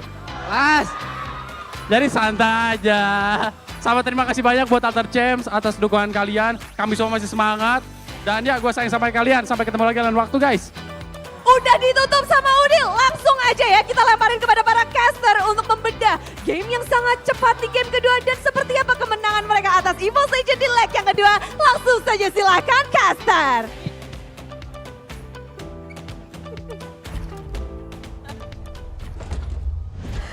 Why is the mic on the floor? I have no idea. They just leave it on the stage. Oh my god, all right. I mean, it's always an entertaining interview to watch. And I just realized from that interview that they literally only have 3 matches left. So this was 4th. They won it. So does this mean that they have to win the next 3 matches or like what's the math here? Because it's so close, right? I think even if they win their next 2 matches, it's okay to lose 1. Out of their 3 matches, they can lose 1 still, and they'll still be okay. But it really depends on the teams ahead of them as well. The teams on top will have to lose for them to take their positions. But first, let's talk about this man's performance, because if he continues to develop his hero pool like this and have a consistent performance, 2-0-9 this time in game number 3, Arashi, your brother Arashi. Well, I play Valir as well, so hey, coincidence? Maybe. But he played so well on this Valir. It's a defensive Valir with vitality and tenacity, right?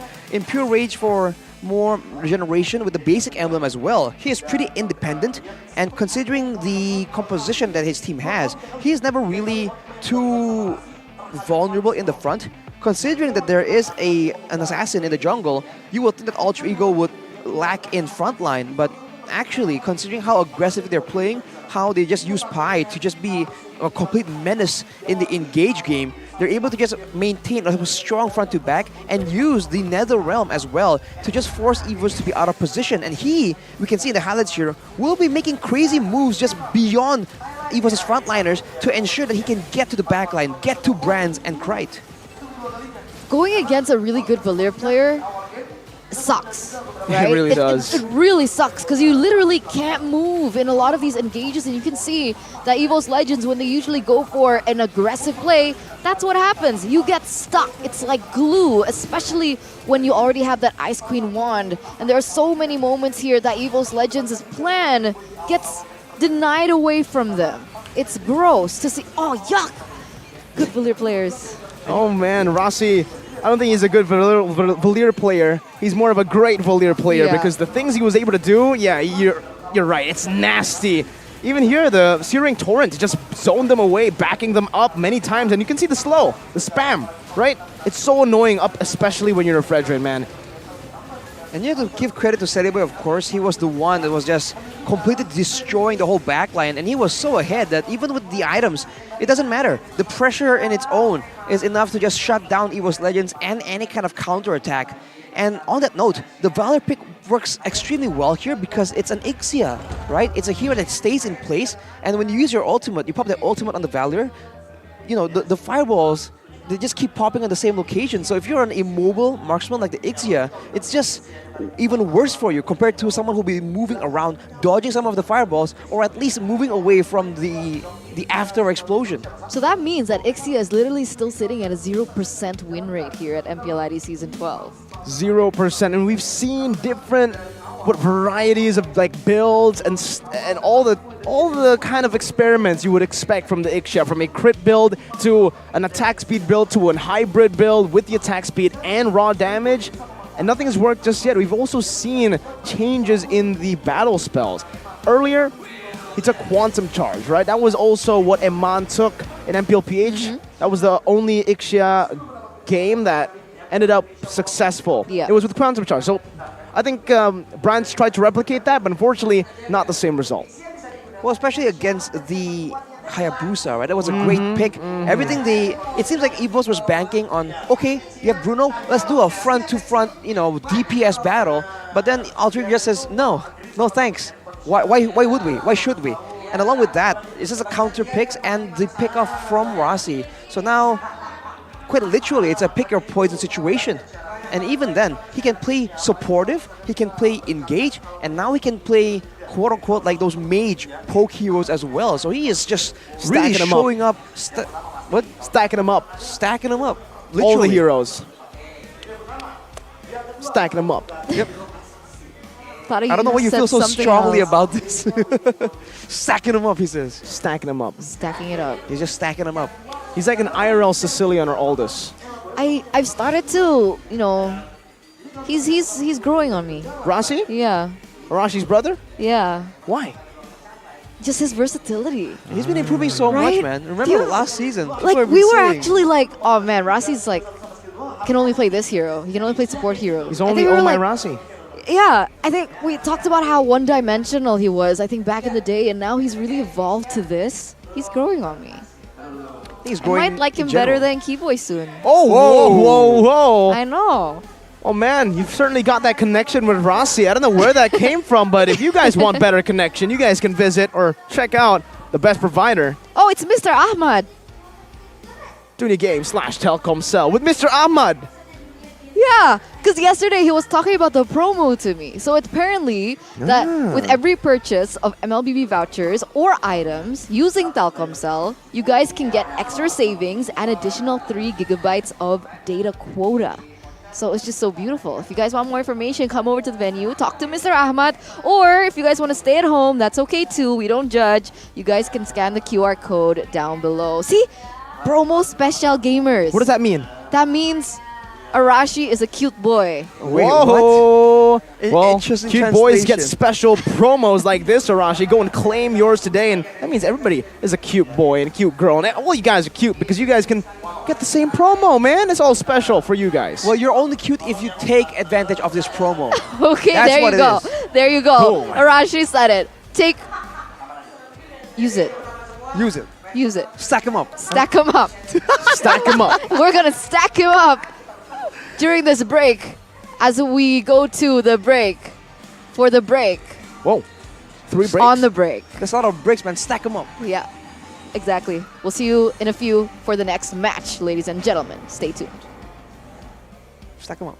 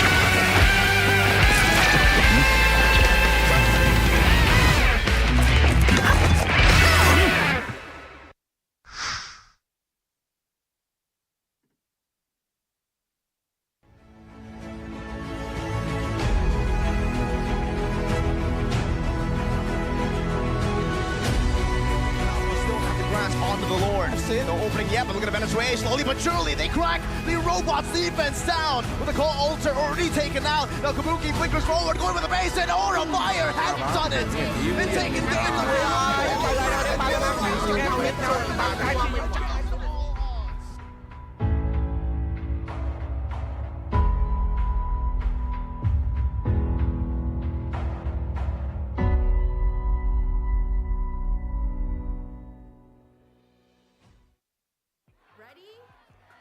So it all started when I was at a friend's party. Mia, can you send me that?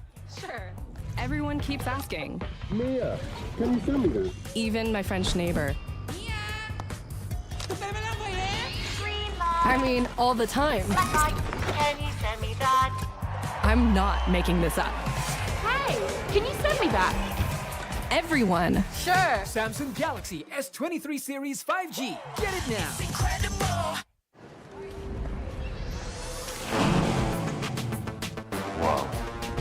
Attention passengers, final call for flight. Wait, is that a phone? Look at the performance, the graphics. That thing's a gaming machine. A new challenger. Is that Faker? That man's a gaming legend. Everyone, fasten your seatbelts. And here we go! Samsung Galaxy S23 Series 5G. Get it now.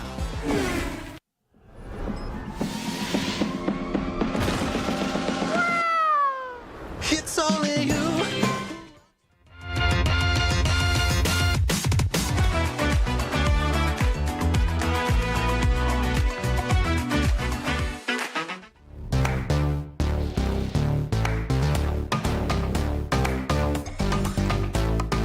We don't need no sleep because the party don't stop. So put your hands on me.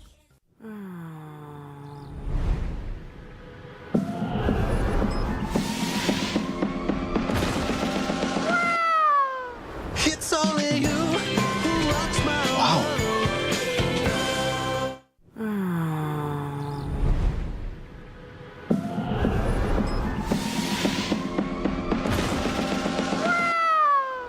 It's only you who rocks my world. Rasain nih Gatot kacau. Ih, tombe basah.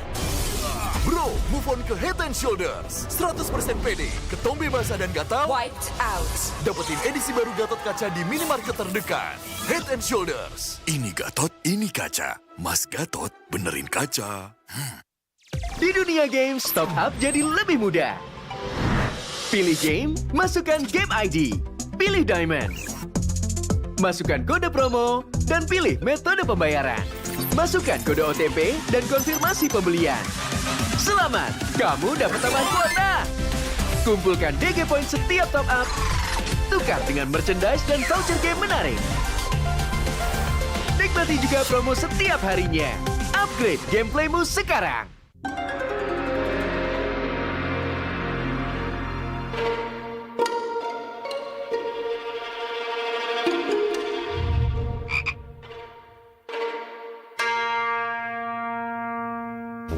Pus.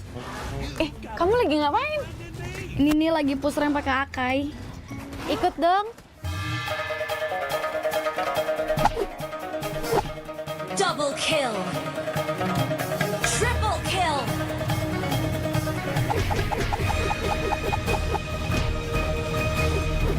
Savage.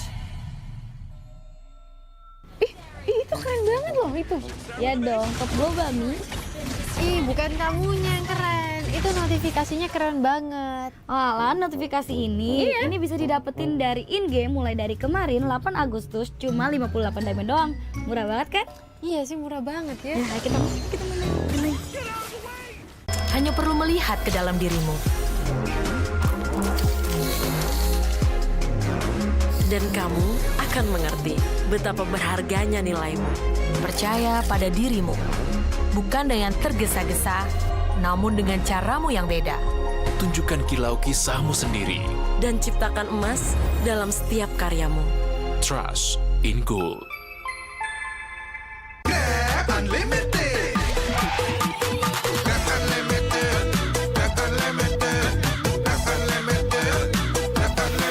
Modal gratis, untung berkali-kali.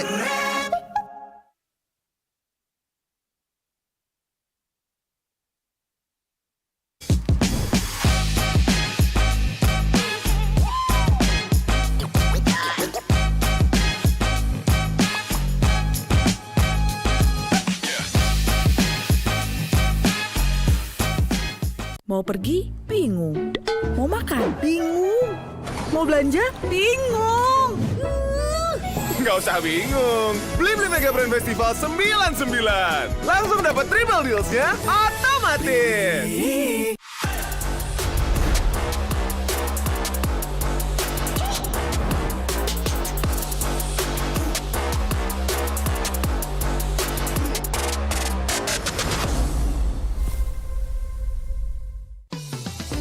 Belanja di Indomaret makin banyak untungnya. Kumpulkan cashback poin jadi untung terus. Makin sering belanja, makin banyak poin yang kamu dapatkan. Dapat diskon, jadi untung terus. Bayar belanjaanmu dengan poin yang kamu punya. Belanja jadi gratis, jadi untung terus. Dan untung terus dapat banyak promo. Jadi member Indomaret Poinku sekarang. Untungnya non-stop.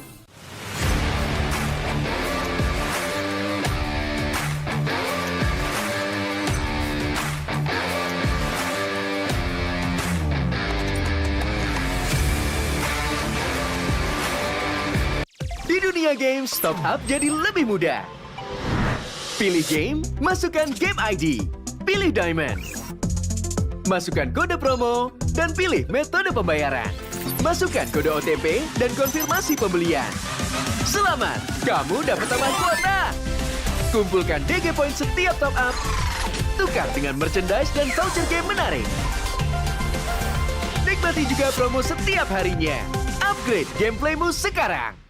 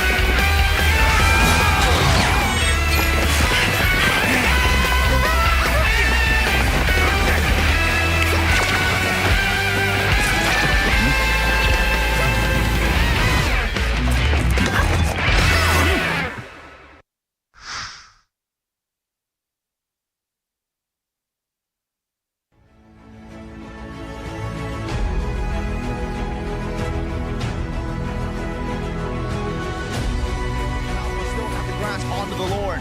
No opening yet, but look at Venezuela. Slowly but surely, they crack the robots' defense down. With the call altar already taken out. Now Kabuki flickers forward, going with the base, and Aura Fire has done it. Been taken down.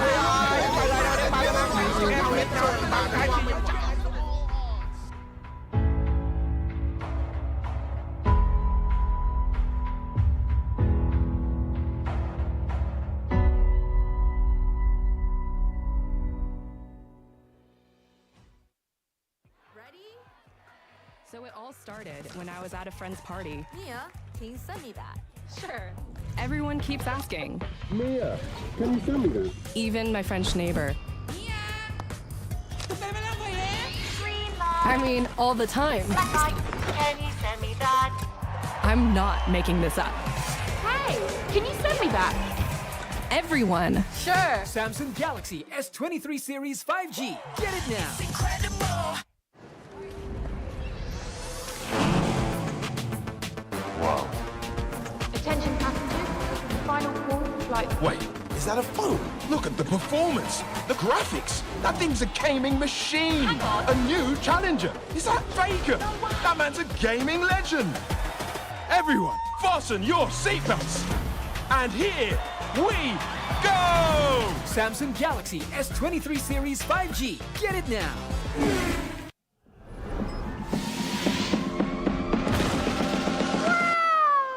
It's only you.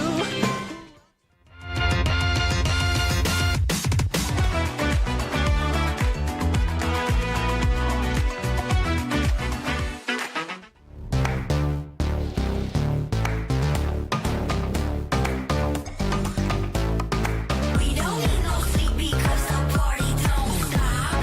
So put your hands on me.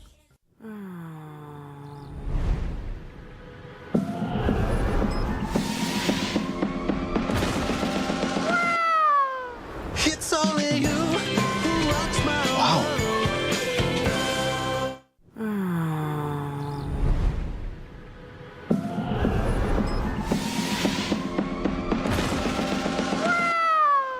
It's only you who rocks my world. Rasa ini Gatot kacau.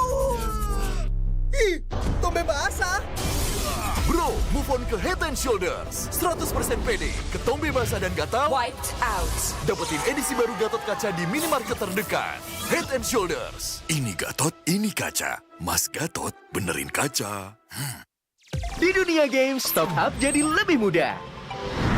Pilih game, masukkan game ID. Pilih Diamond.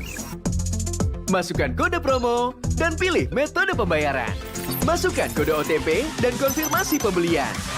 Selamat, kamu dapat tambahan kuota. Kumpulkan DG Point setiap top up. Tukar dengan merchandise dan voucher game menarik. Nikmati juga promo setiap harinya. Upgrade gameplaymu sekarang.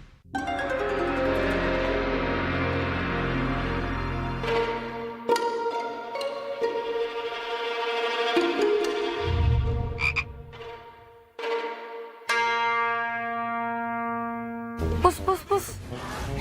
Kamu lagi ngapain? Ini nih lagi push rank pakai Akai. Ikut dong. Double kill. Triple kill.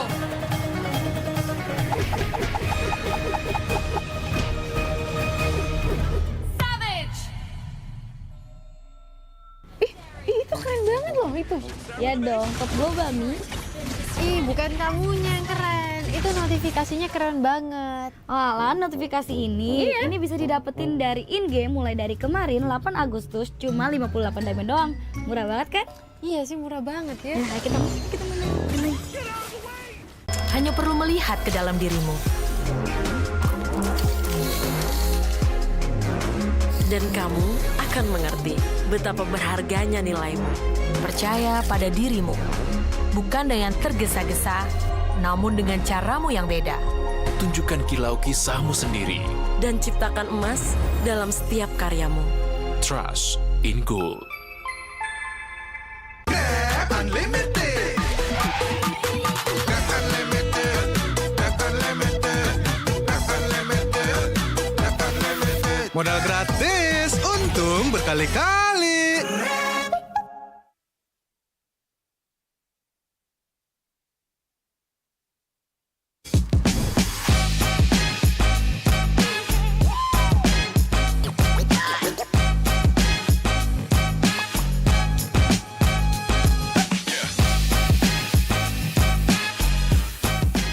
Mau pergi? Bingung. Mau makan? Bingung. Mau belanja? Bingung. Nggak usah bingung. Beli Mega Brand Festival 99. Langsung dapat triple deals-nya otomatis.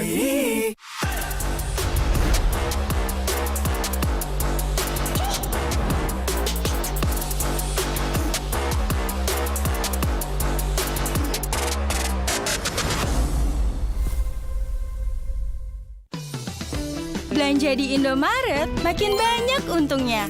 Kumpulkan cashback poin jadi untung terus. Makin sering belanja, makin banyak poin yang kamu dapatkan. Dapat diskon, jadi untung terus. Bayar belanjaanmu dengan poin yang kamu punya. Belanja jadi gratis, jadi untung terus. Dan untung terus dapat banyak promo. Jadi member Indomaret Poinku sekarang. Untungnya non-stop.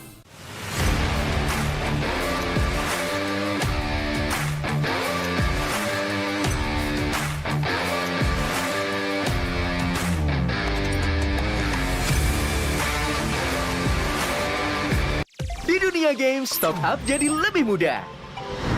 Pilih game, masukkan game ID. Pilih Diamond.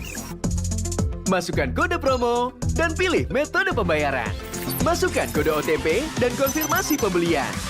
Selamat, kamu dapat tambahan kuota. Kumpulkan DG Point setiap top up. Tukar dengan merchandise dan voucher game menarik. Nikmati juga promo setiap harinya. Upgrade gameplaymu sekarang.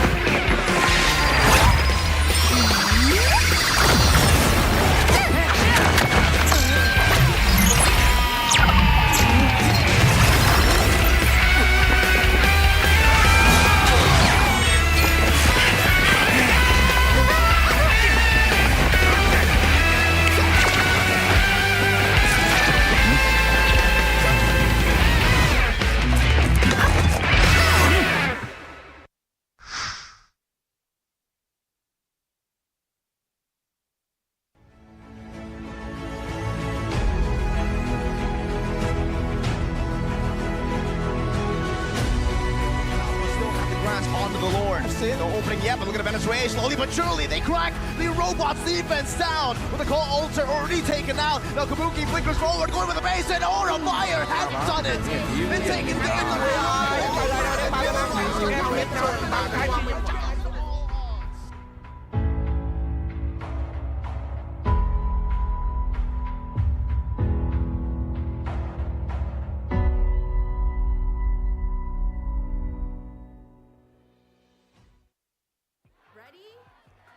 So it all started when I was at a friend's party. Mia, can you send me that? Sure. Everyone keeps asking. Mia, can you send me that? Even my French neighbor. I mean, all the time. Can you send me that? I'm not making this up. Hey, can you send me that? Everyone. Sure. Samsung Galaxy S23 Series 5G. Get it now. Incredible. Wow. Attention passengers, final call for flight. Wait, is that a phone? Look at the performance, the graphics. That thing's a gaming machine. A new challenger. Is that Faker? That man's a gaming legend. Everyone, fasten your seatbelts. And here we go! Samsung Galaxy S23 Series 5G. Get it now.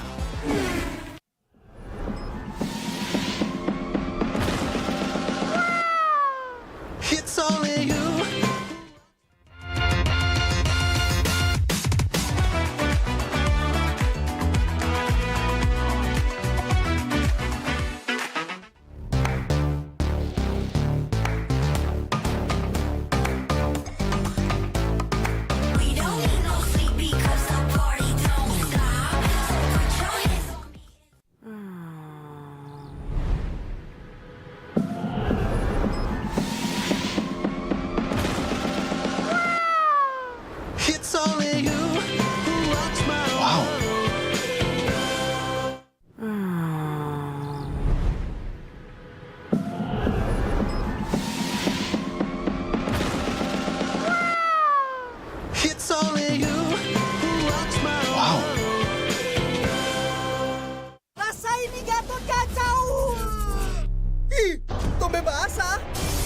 Bro, move on ke Head and Shoulders. 100% pede, ketombe basah dan gatal. Wiped out.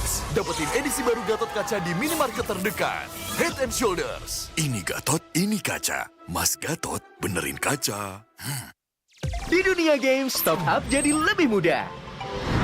Pilih game, masukkan game ID. Pilih Diamond. Masukkan kode promo, dan pilih metode pembayaran. Masukkan kode OTP dan konfirmasi pembelian. Selamat, kamu dapat tambahan kuota. Kumpulkan DG Point setiap top up. Tukar dengan merchandise dan voucher game menarik. Nikmati juga promo setiap harinya. Upgrade gameplaymu sekarang.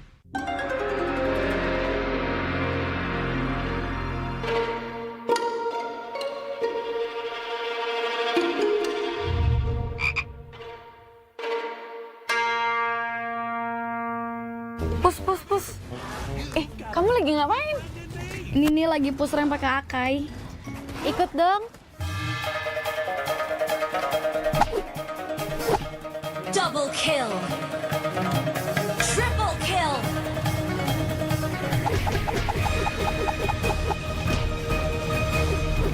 Savage. Itu keren banget loh itu. Ya dong, top global Mi. Bukan kamunya yang keren. Itu notifikasinya keren banget. Alah, notifikasi ini bisa didapetin dari in-game mulai dari kemarin 8 Agustus cuma 58 diamond doang. Murah banget kan? Iya sih, murah banget ya. Nah, kita main. Hanya perlu melihat ke dalam dirimu. Dan kamu akan mengerti betapa berharganya nilaimu. Percaya pada dirimu. Bukan dengan tergesa-gesa, namun dengan caramu yang beda. Tunjukkan kilau kisahmu sendiri. Dan ciptakan emas dalam setiap karyamu. Trust in Gold.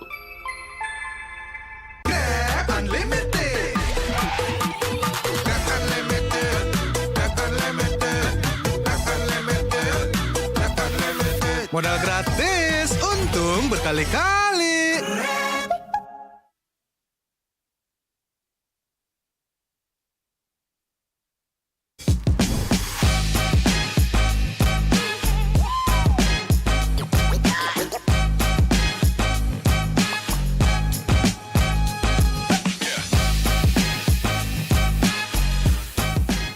Mau pergi? Bingung. Mau makan? Bingung. Mau belanja? Bingung. Nggak usah bingung. Beli Mega Brand Festival 99. Langsung dapat triple deals-nya otomatis.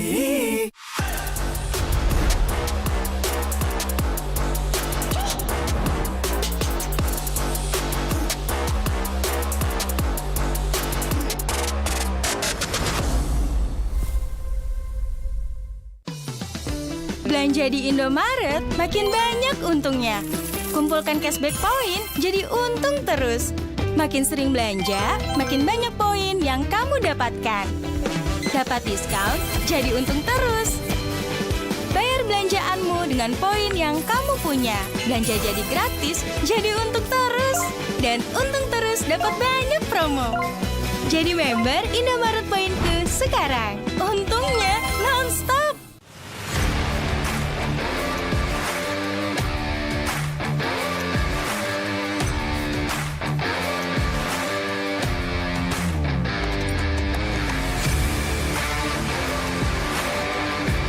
Di dunia games, top up jadi lebih mudah. Pilih game, masukkan game ID. Pilih Diamond. Masukkan kode promo, dan pilih metode pembayaran. Masukkan kode OTP dan konfirmasi pembelian. Selamat, kamu dapat tambahan kuota. Kumpulkan DG Point setiap top up. Tukar dengan merchandise dan voucher game menarik. Nikmati juga promo setiap harinya. Upgrade gameplaymu sekarang.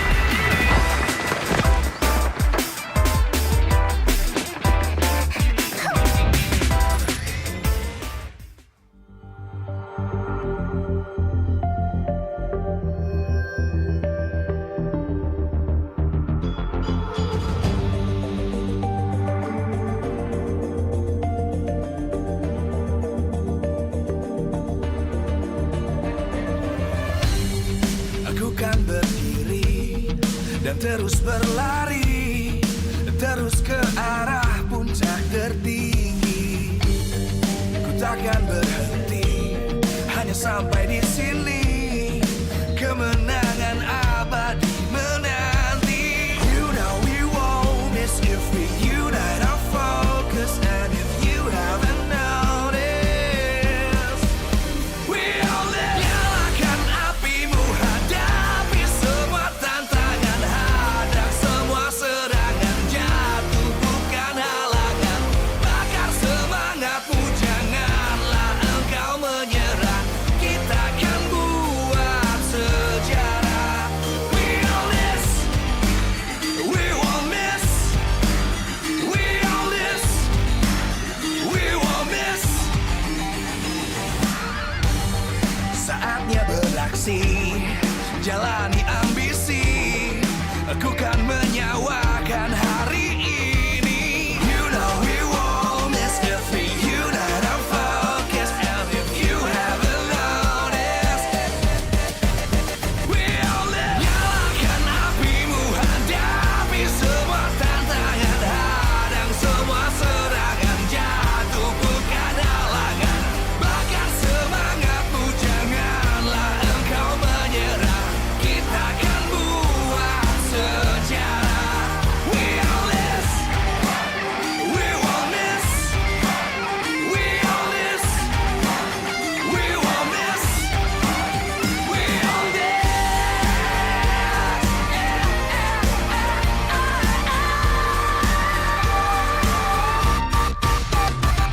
Nyalakan apimu, hadapi semua tantangan, hadang semua serangan, jatuh bukan halangan.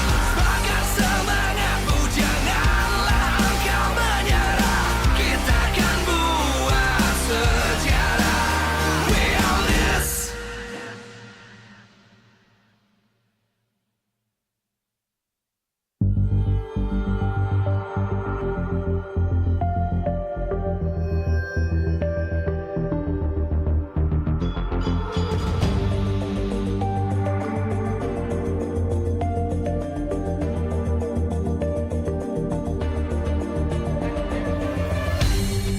Aku kan berdiri dan terus berlari, terus ke arah puncak tertinggi.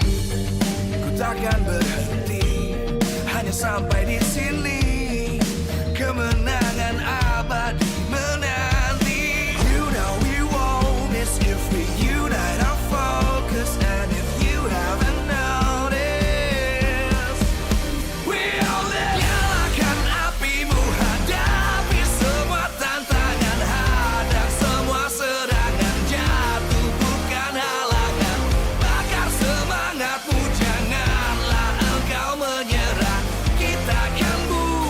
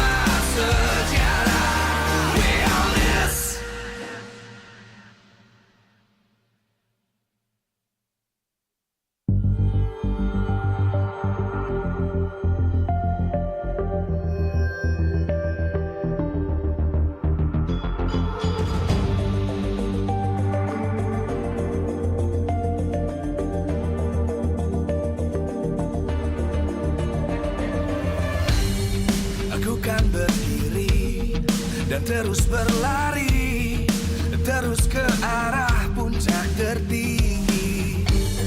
Ku takkan berhenti, hanya sampai di sini.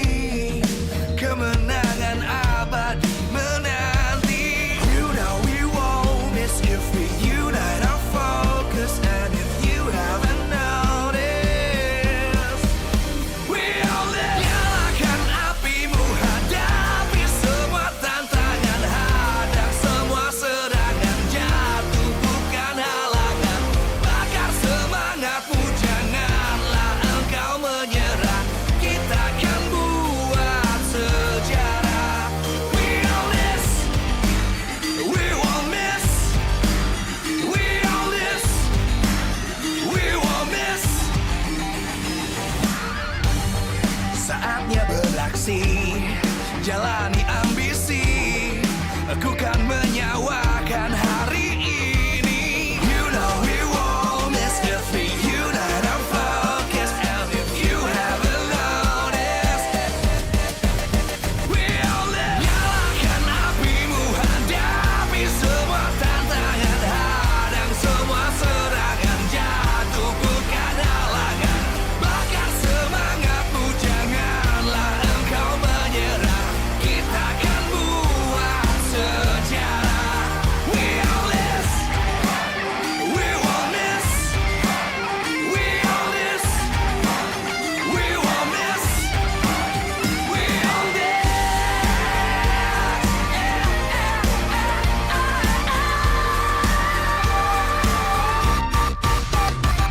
Nyalakan apimu, hadapi semua tantangan, hadang semua serangan, jatuh bukan halangan. Bakar semangatmu, janganlah engkau menyerah. Kita akan buat sejarah. We all this.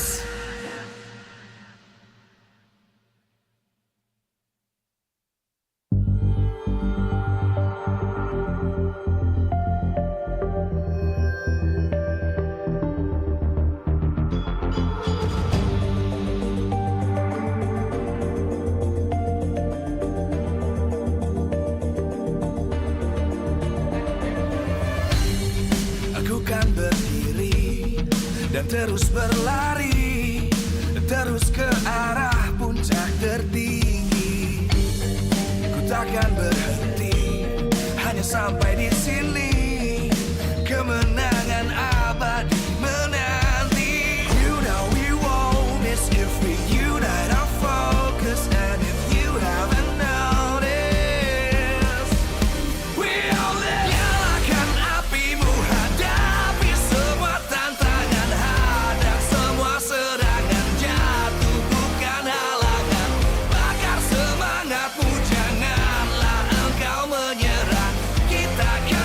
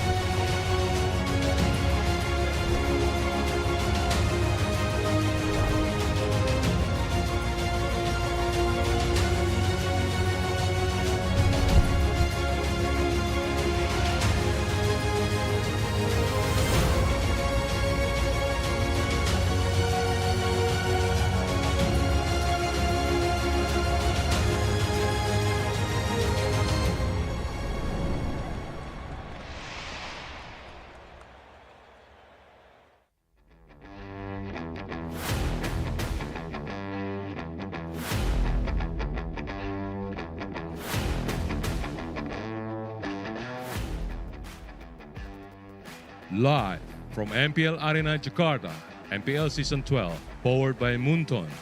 Presented by Samsung Galaxy Official Gaming Phone. Official sponsor, Head & Shoulders. Official mobile internet partner, Telkomsel. Official gold partner, UBS Gold. We own this.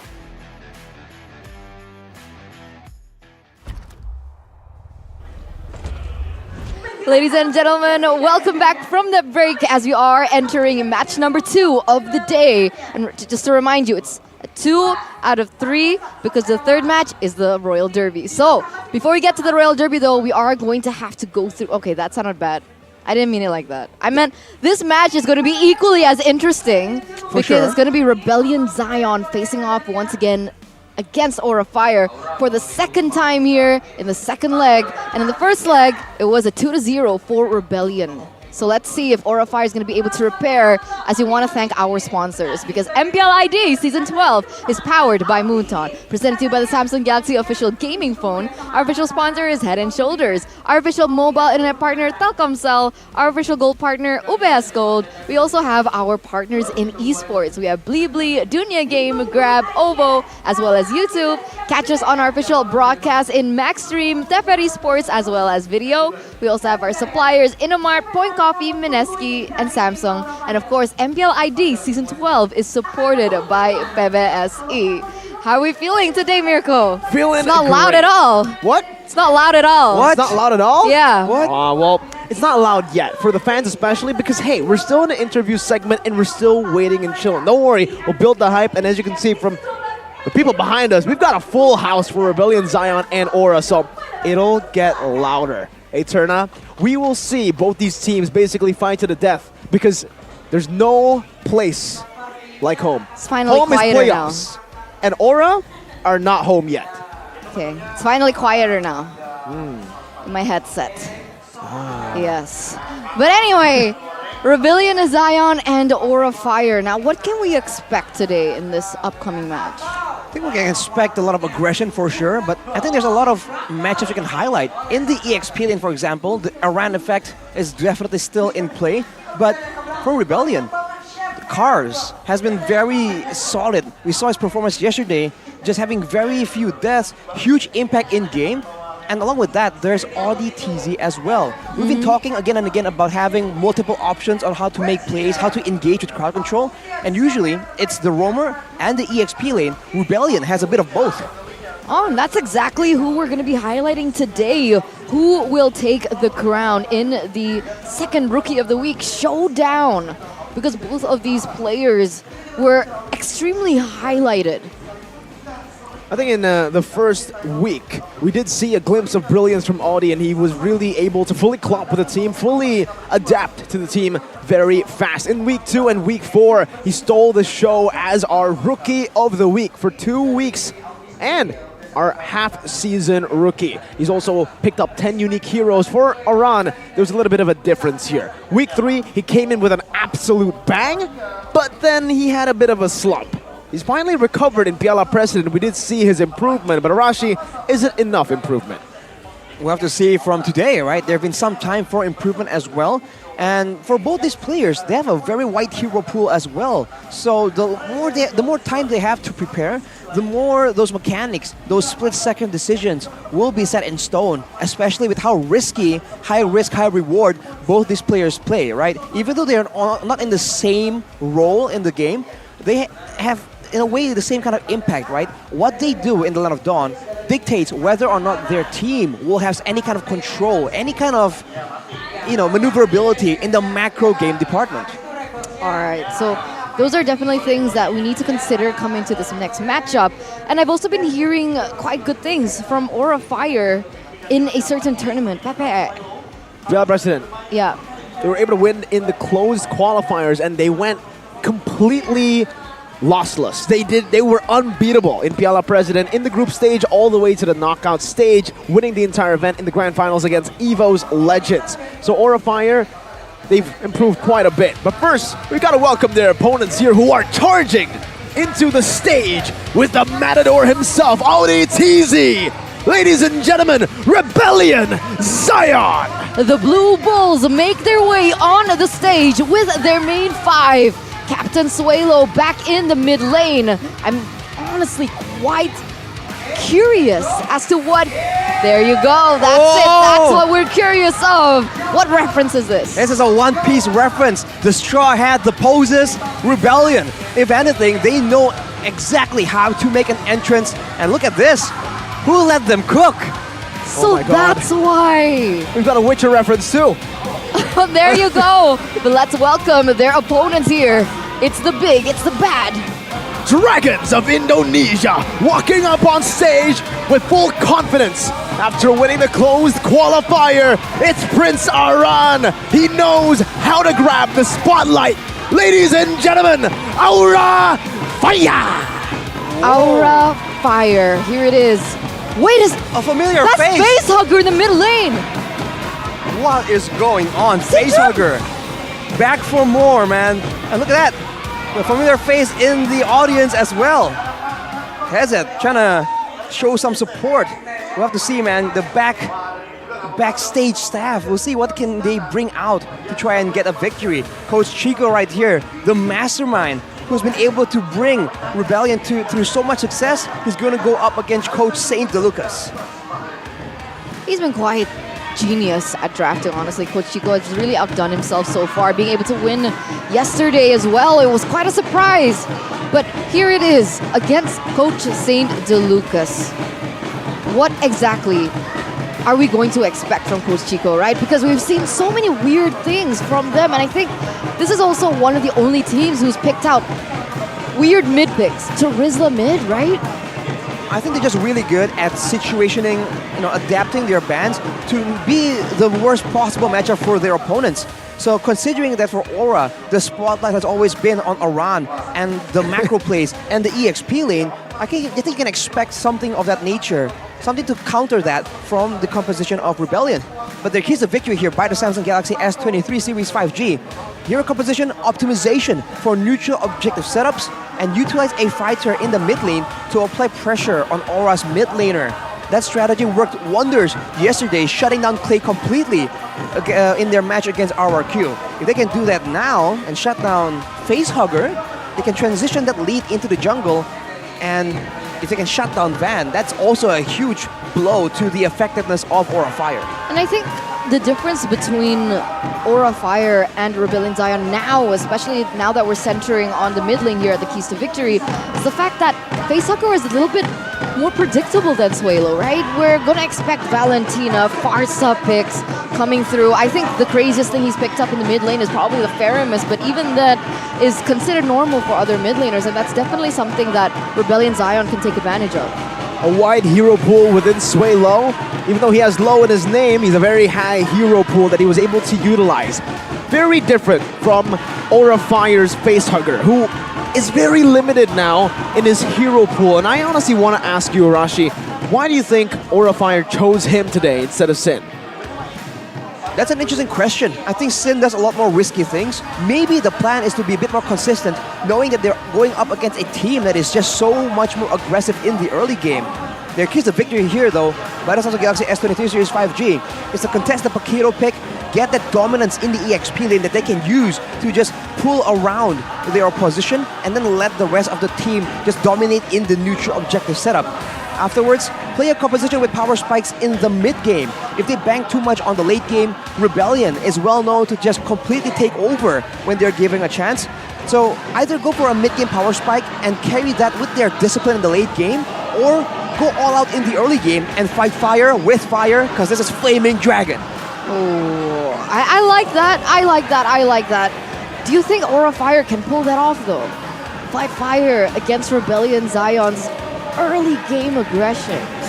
Well, their logo suggests that that is definitely the case, but look at Rebellion, man. Their fans certainly knows how to, I don't know, be good creative. It's kind of entertaining to see that every week they just come in with something just that much more eye-catching. I mean, I don't know if you guys spotted the frogman in the back there, but that guy definitely has my eyes set on him, bro. He is a spotlight for sure. I want to get that mask, bro.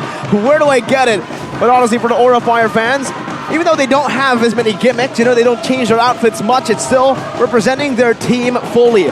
Aura Fire, the same bunch of people that we've seen all the way from week 1. The support that they have been giving to this team, despite Aura Fire's lackluster performance in MPL so far, but they're looking to change that right here, right now. Their support is so strong that they nearly pushed me out of the building. Whoa, why? What happened? Because every time I cast Aura Fire, they lose. So let's see if that curse continues here, that effect continues here. As we do enter the drafting phase of game number 1, Rebellion, Zion first pick, Aura second, Kadita, Cho, Fredrin taken out. A lot of respect from Rebellion Zion onto Aura. And Aura Fire will respond with such respect as well, taking out Suelo's Yves, taking out Audi's Franco, and I'm excited to see the last ban here from the side of Aura Fire. This is why it gets confusing for Aura. You ban the Yves, the Gord is still in play. You ban the Franco.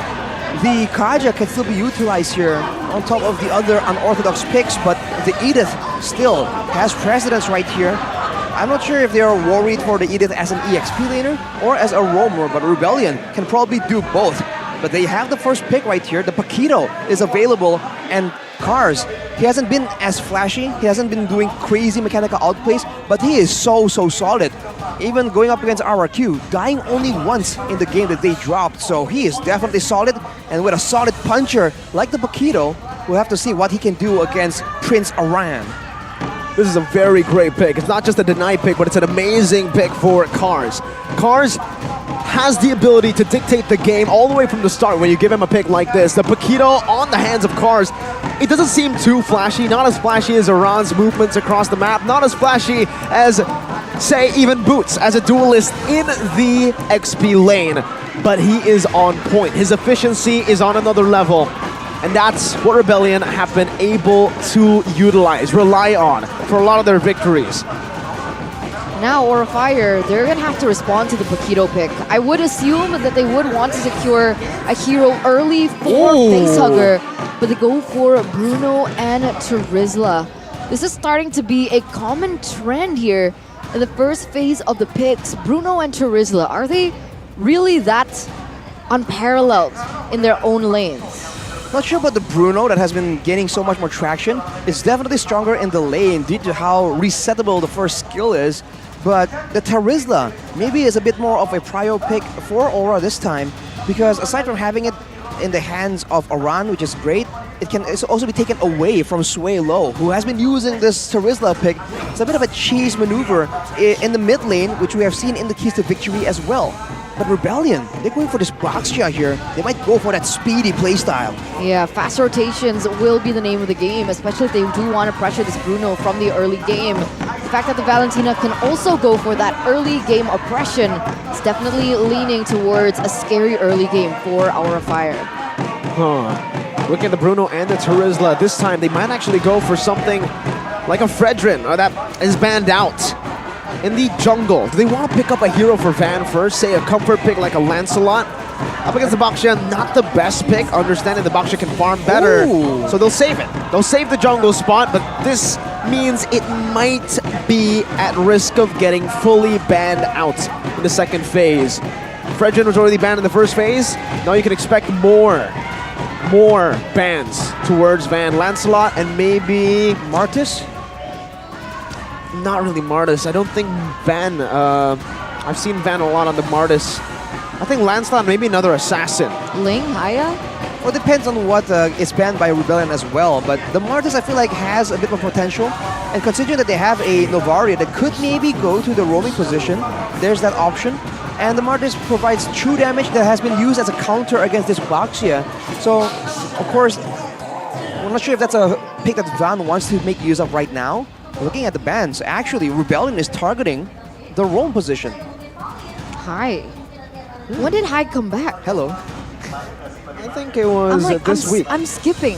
Yeah, week 5 it was Samo. Right? Played. I thought it would be Samo Syndrome, and now it's Hai Facehugger. So even Aura Fire, up until week 6, still hasn't found their strongest 5. I honestly think they have found their strongest 5, but against a team, it's Sin and Hai, and the rest that haven't been changing at all. But Yeah, I honestly think in this specific matchup against Rebellion Zion, a team that's super systematic, bringing someone with a lot of experience and someone that doesn't make as many risky plays as Xin would be better. That's why they went for Facehugger. They want someone a bit more stable. They want someone to be able to make creative decisions in the macro department.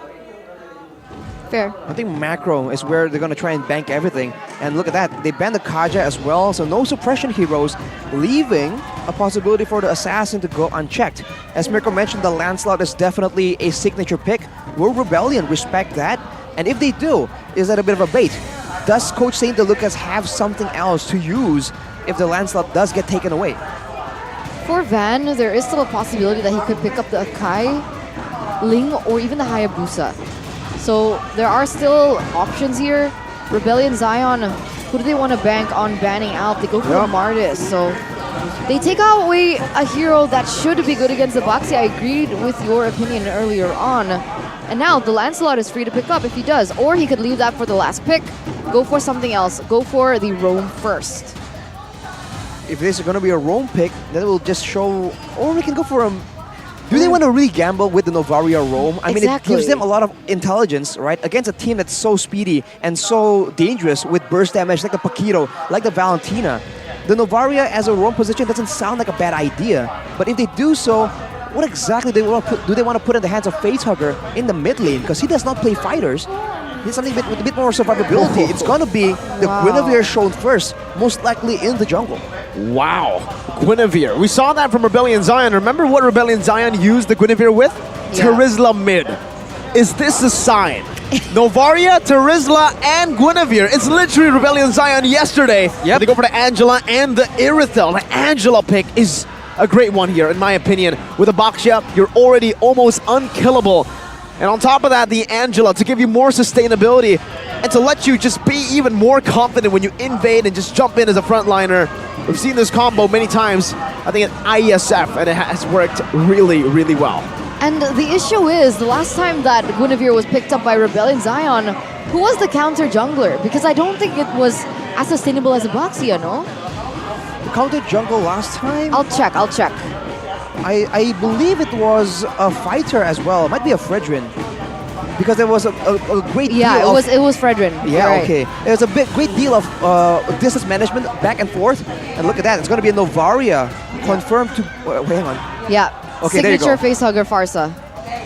All right, Facehugger Farsa. So the issue right here for Aura is the fact that they are quite limited on frontliners, but the Terizla has damage reduction, so that could be what they're trying to abuse right here and trading more damage back than they can receive. But against a Baxia, this sounds like a very difficult task, especially as Mirko mentioned, with this Angela combo, man. It is ruthless in the early game. And there's a lot of dive as well for Rebellion Zion. I don't think that the Farsa is going to have a good time when he goes in for that Feather Airstrike. And that's a lot of magic damage. I like it.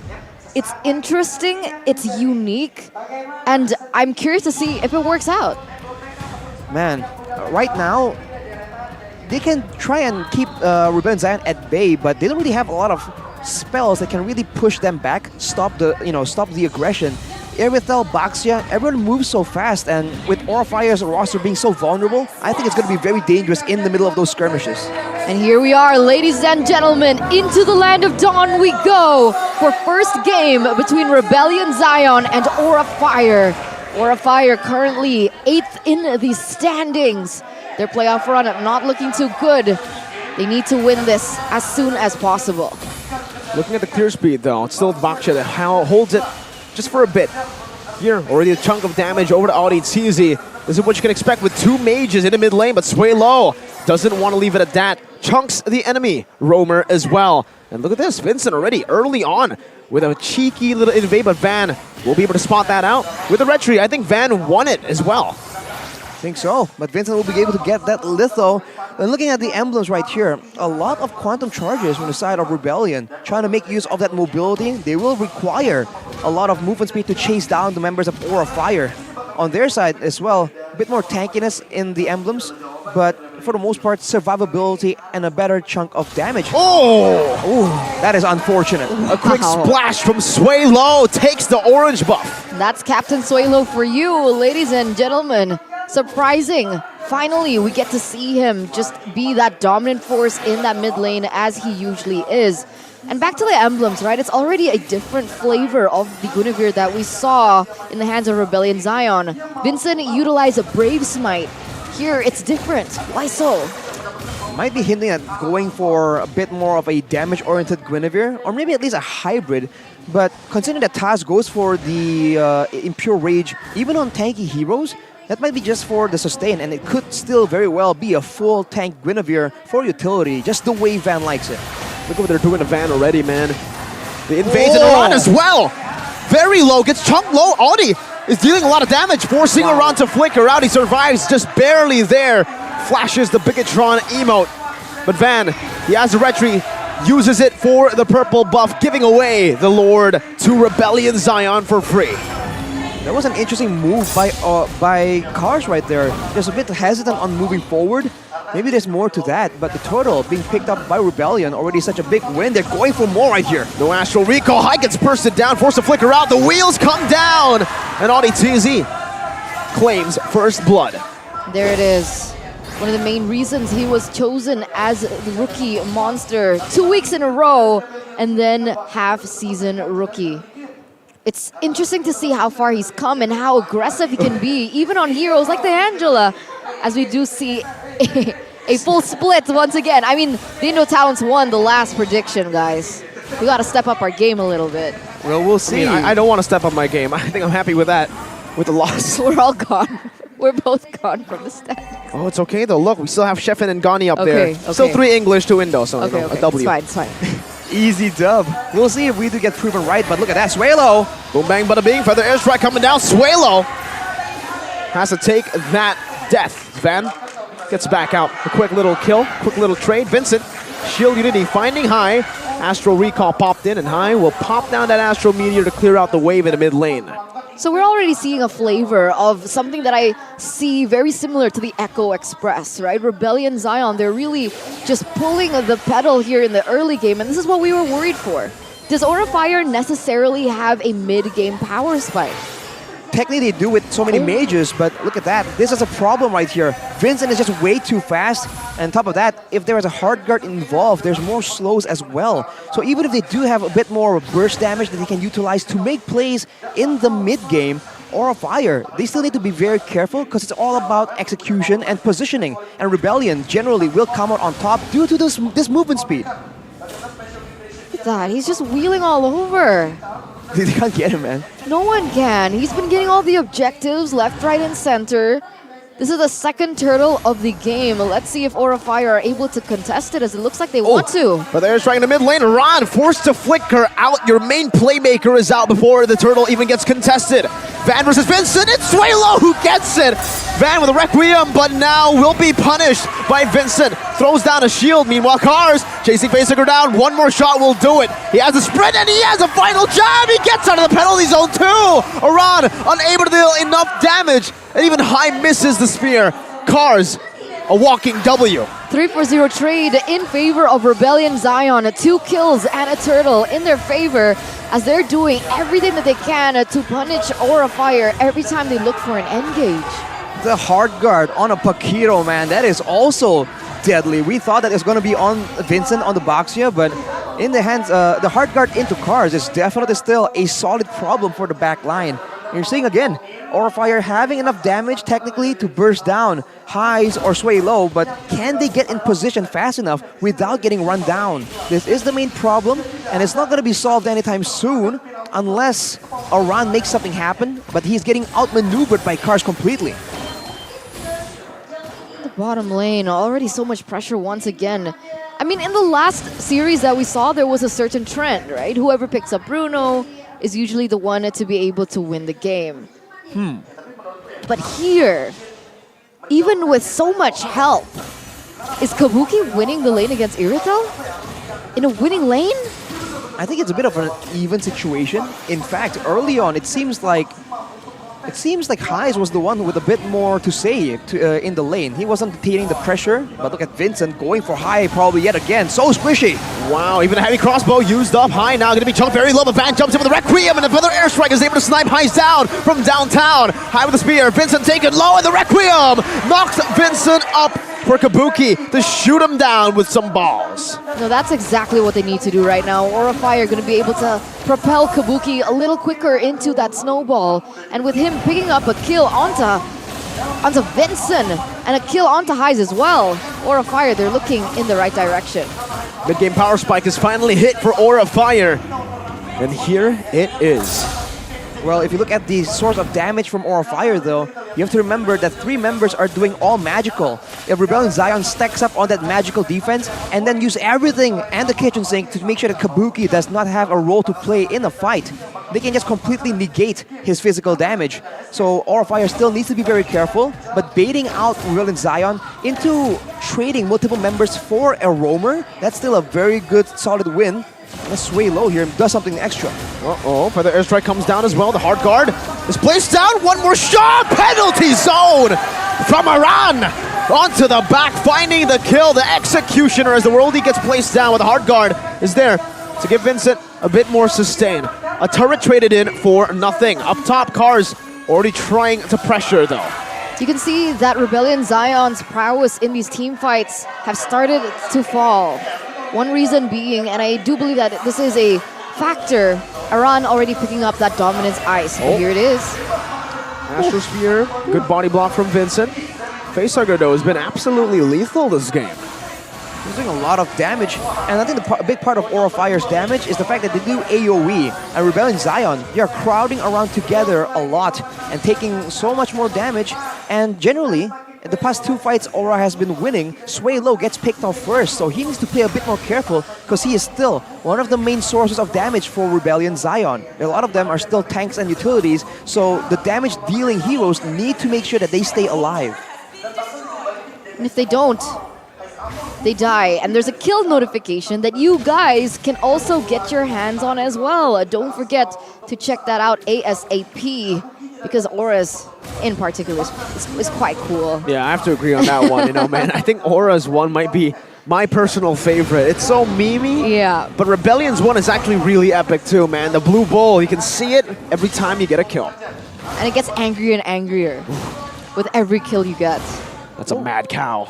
Well, Rebellion has a chance to show off this mad cow because now with the Lord in play, the macro play becomes even more impressive, even more important, and you can see Cars already making the play, but Aura, they're trying to just force Rebellion into a fight right here. It might work out, we'll have to see. Can Vincent and Audi just sustain, look for info reliably before getting picked off?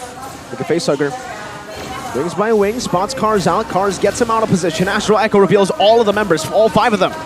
Aura Fire might be just going for this 50-50. They have the trust in Van, but look at the back right now. Cars dealing so much. The Requiem comes out, but they get melted out. But the airstrike steals it away.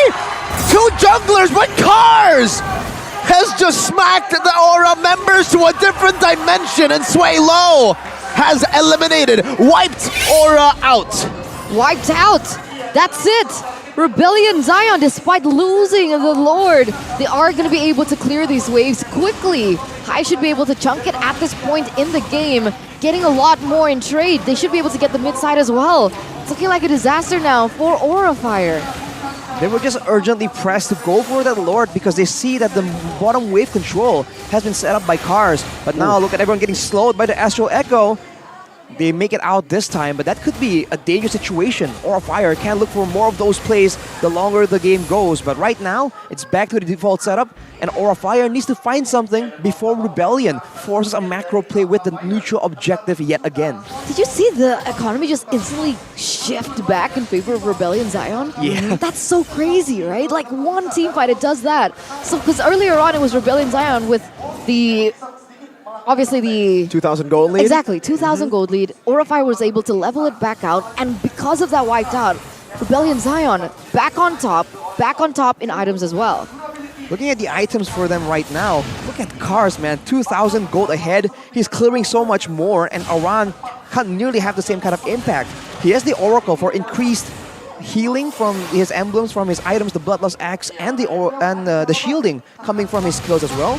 And for Vincent, the fact that he has the Radiant Armor right now means that he's a lot more durable staying in the front. For Aura, you can see that there's the Hawk's Claws, the Berserker's Fury for Kabuki. He went for the Wind of Nature, so that will give him some more time against Cars, but, you know, I don't think that will buy enough time unless his team can also provide him with some measure of security. And this is why I think in these objective takes, there was a reason why Vincent picked up the Brave Smite, right? Because in that particular situation, I think the Guinevere would have lasted a little bit longer, but she couldn't hear. And then they lost the Lord. Well, Van is definitely losing out right here, and it's not because it's a 50-50 situation. Rebellion is just doing a great job of making sure that it's never just an objective take. It's a team fight, it's a pick-off, everything happens at the same time. And the fact that the Paquito is in the hands of Rebellion, in combination with this Angela, you saw what happened to the whole backline of Aura Fire. Both High and Facehugger just get completely denied participation from that fight. The same thing will happen, and Aura Fire can either make a macro play to pull Cars away, or they can try and focus him down first and let go of the objective, because let's be real, even if Rebellion gets the Lord, we already mentioned that Aura Fire has more damage and they can clear it out before Rebellion can do anything. With 2 mages, that's good high ground. I agree, but they don't have as much mobility as the Paquito. So we see in these team fights, you're gonna see it here, that Cars is going to be able to clear that, and he should be able to get an inhibitor turret, because Iran is focused on the team fights a lot more. And so far, Aura Fire, they've just committed onto that. They've just committed onto the neutral objective without doing their housekeeping. And you can definitely see the results of that, right? 3 levels ahead for the XP lane. Look at that, Cars versus Iran, 15-12. An absolutely crazy stat. Usually you see that for the junglers, but now the Lord actually assisted Aura Fire, knocks up Vincent, Cars in the back, look at the damage, and he's placing down, it's a DPZ for Iran. Cars is a machine in this game, a monster. The Astral Sphere to try to steal it, but with Vincent, and even with some body blocks, there's no way that can happen. Honorable mention to Sway Low, though, with that penalty zone, being able to get a few members from Aura Fire, just really negating that disengage and any option of any engages as well. Aura Fire, they cannot get baited like that. We know that Vincent was low, but Aura Fire's composition is meant to burst someone down and keep poking. If they just keep getting baited and moving forward to kill a tank like that, I know it's a jungler, but if their backline gets jumped in without any kind of countermeasure, they will lose the fight by default. So what they can do to deal with the macro pressure, by the way, is maybe send one of these long-range mages to clear the wave out. Of course, Cars can still outplay it, but now Rebellion going for High. Astral Echo placed down by High, but he had to use that flicker defensively. Good sphere to Highs, but yeah, there's damage from the Novaria. It's just, is High that behind? You have to check in the items later on. But here it is, a push coming in from the side of Rebellion Zion, a 6,000 gold lead, 14 minutes has elapsed. They're banking on Kabuki, but defensive penalty zone, and Highs just takes him out with a heavy crossbow. Now Facehugger taking a lot of damage, a shield unity in front. Facehugger still able to flicker out of that one with Wings by Wings as well. Cars! Again, the machine up top, the Mecha Bull. We saw it in the keys to victory. You need to be able to contest this Paquito pick. You see what Cars is able to do in these team fights. He doesn't necessarily have to deal the damage. That macro play is enough to give Aura Fire a huge headache. Shield Unity locking him down. Knockout strike from Cars! Van with a Requiem, but only hands onto Vincent. Kabuki's dealing damage with the balls. The spear comes down once again. Highs gets shocked Kabuki with one good shot, but it only takes the Rose Gold Meteor away. Now it's Cars again! Bringing them back. Penalty zone. Cars still able to survive. That's a hard guard to the back, and the base was wide open for the taking. They just focus it down. And what a win for Rebellion and the English desk. A foot in the right direction for Rebellion Zion to repeat history of what occurred back in leg number 1. Leg 1, 2-0 for Rebellion Zion, and it looks like they're on the way to make the same mark. Man, the draft was just so solid from Coach Chico. Aura tried their best and they did make adjustments, but they just could not come fast enough. We talked about the mid-game power spike. They reached it. They were able to stave off that aggression, but afterwards, the macro play, the execution, the mind games, and how Rebellion engages, Aura just could not match up to it. They're forced to admit defeat. Game number 1, now they've seen a bit of what Rebellion can offer. They need to make adjustments. Not just adjustments, man, but even the execution there was absolutely strange in my opinion. Aran getting outclassed by Cars entirely. And Cars always just ignored Aran for the most part. He was always just doing his own thing.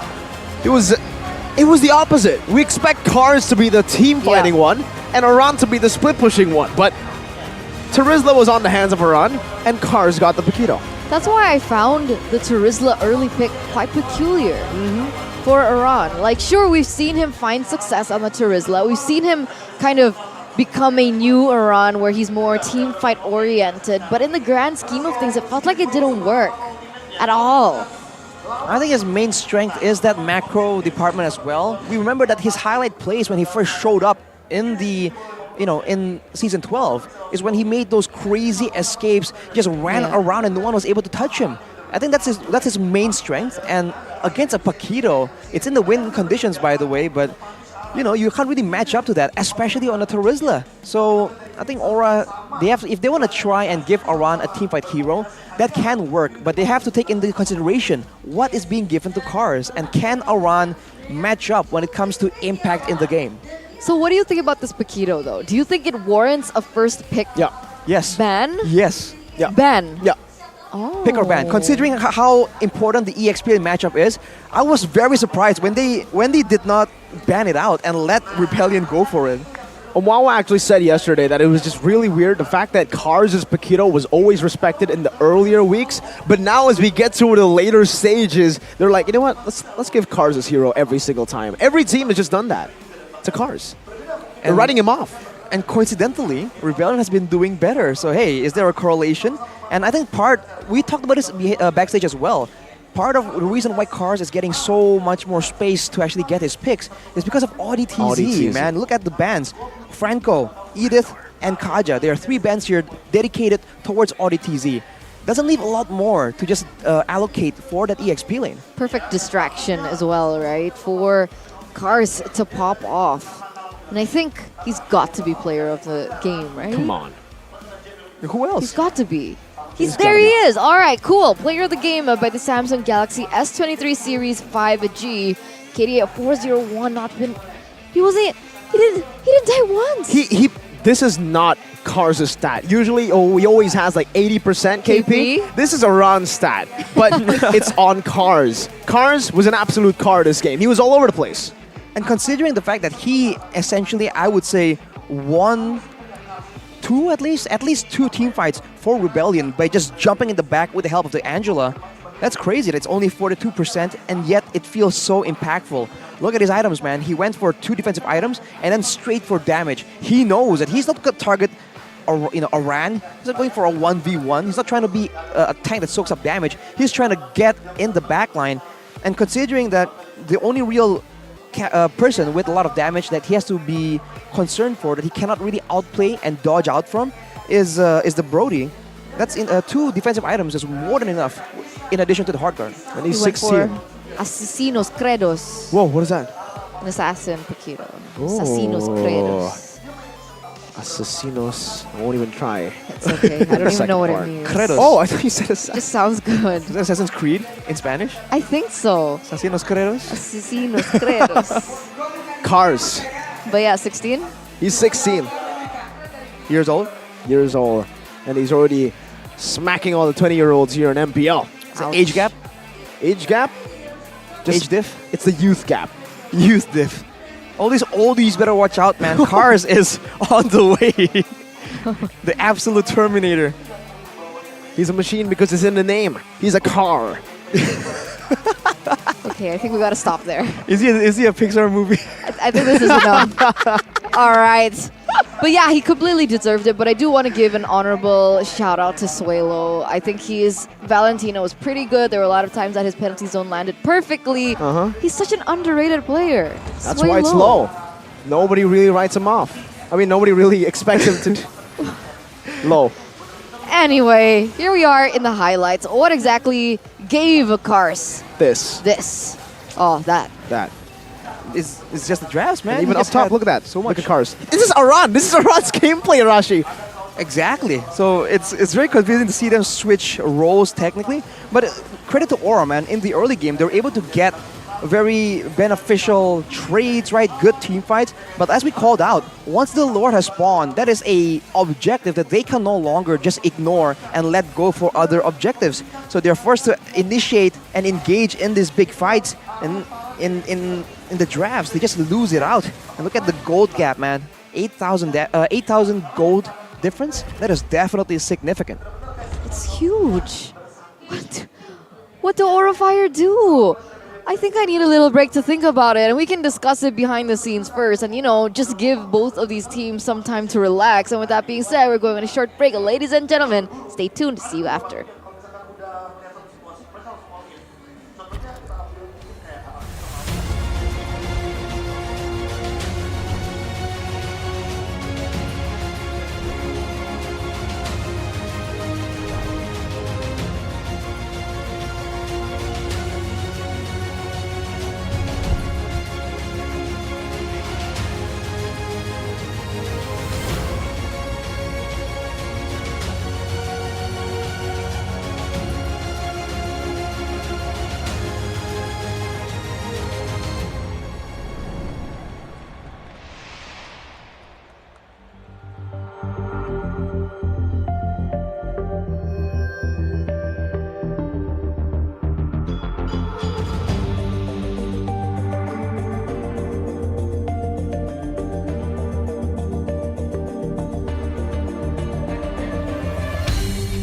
Aku kan berdiri dan terus berlari, terus ke arah puncak tertinggi.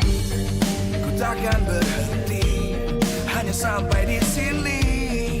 Kemenangan abadi menanti. You know we won't miss if we unite our focus. And if you haven't noticed, we'll nyalakan apimu, hadapi semua tantangan, hadang semua serangan, jatuh bukan halangan, bakar semangatmu, janganlah engkau menyerah, kita akan buat sejarah. We all this, we won't miss, we all this, we won't miss. Saatnya beraksi, jalani ambisi. Aku kan menyawakan hari ini. You know we won't miss if we unite our focus. And if you haven't noticed, we'll nyalakan apimu, hadapi semua tantangan, hadang semua serangan, jatuh bukan halangan, bakar semangatmu, janganlah engkau menyerah, kita akan buat sejarah. We all this, we won't miss, we all this, we won't miss, we all this.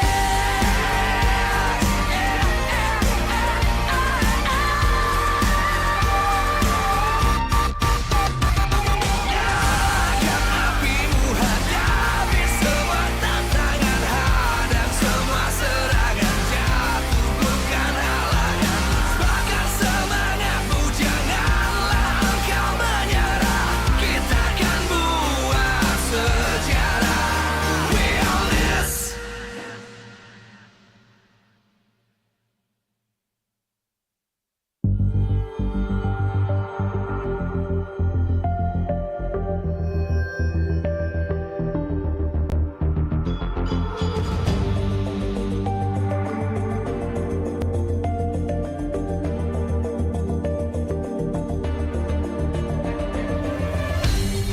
Aku kan berdiri dan terus berlari, terus ke arah puncak tertinggi. Ku takkan berhenti, hanya sampai di sini. Kemenangan abadi menanti. You know we won't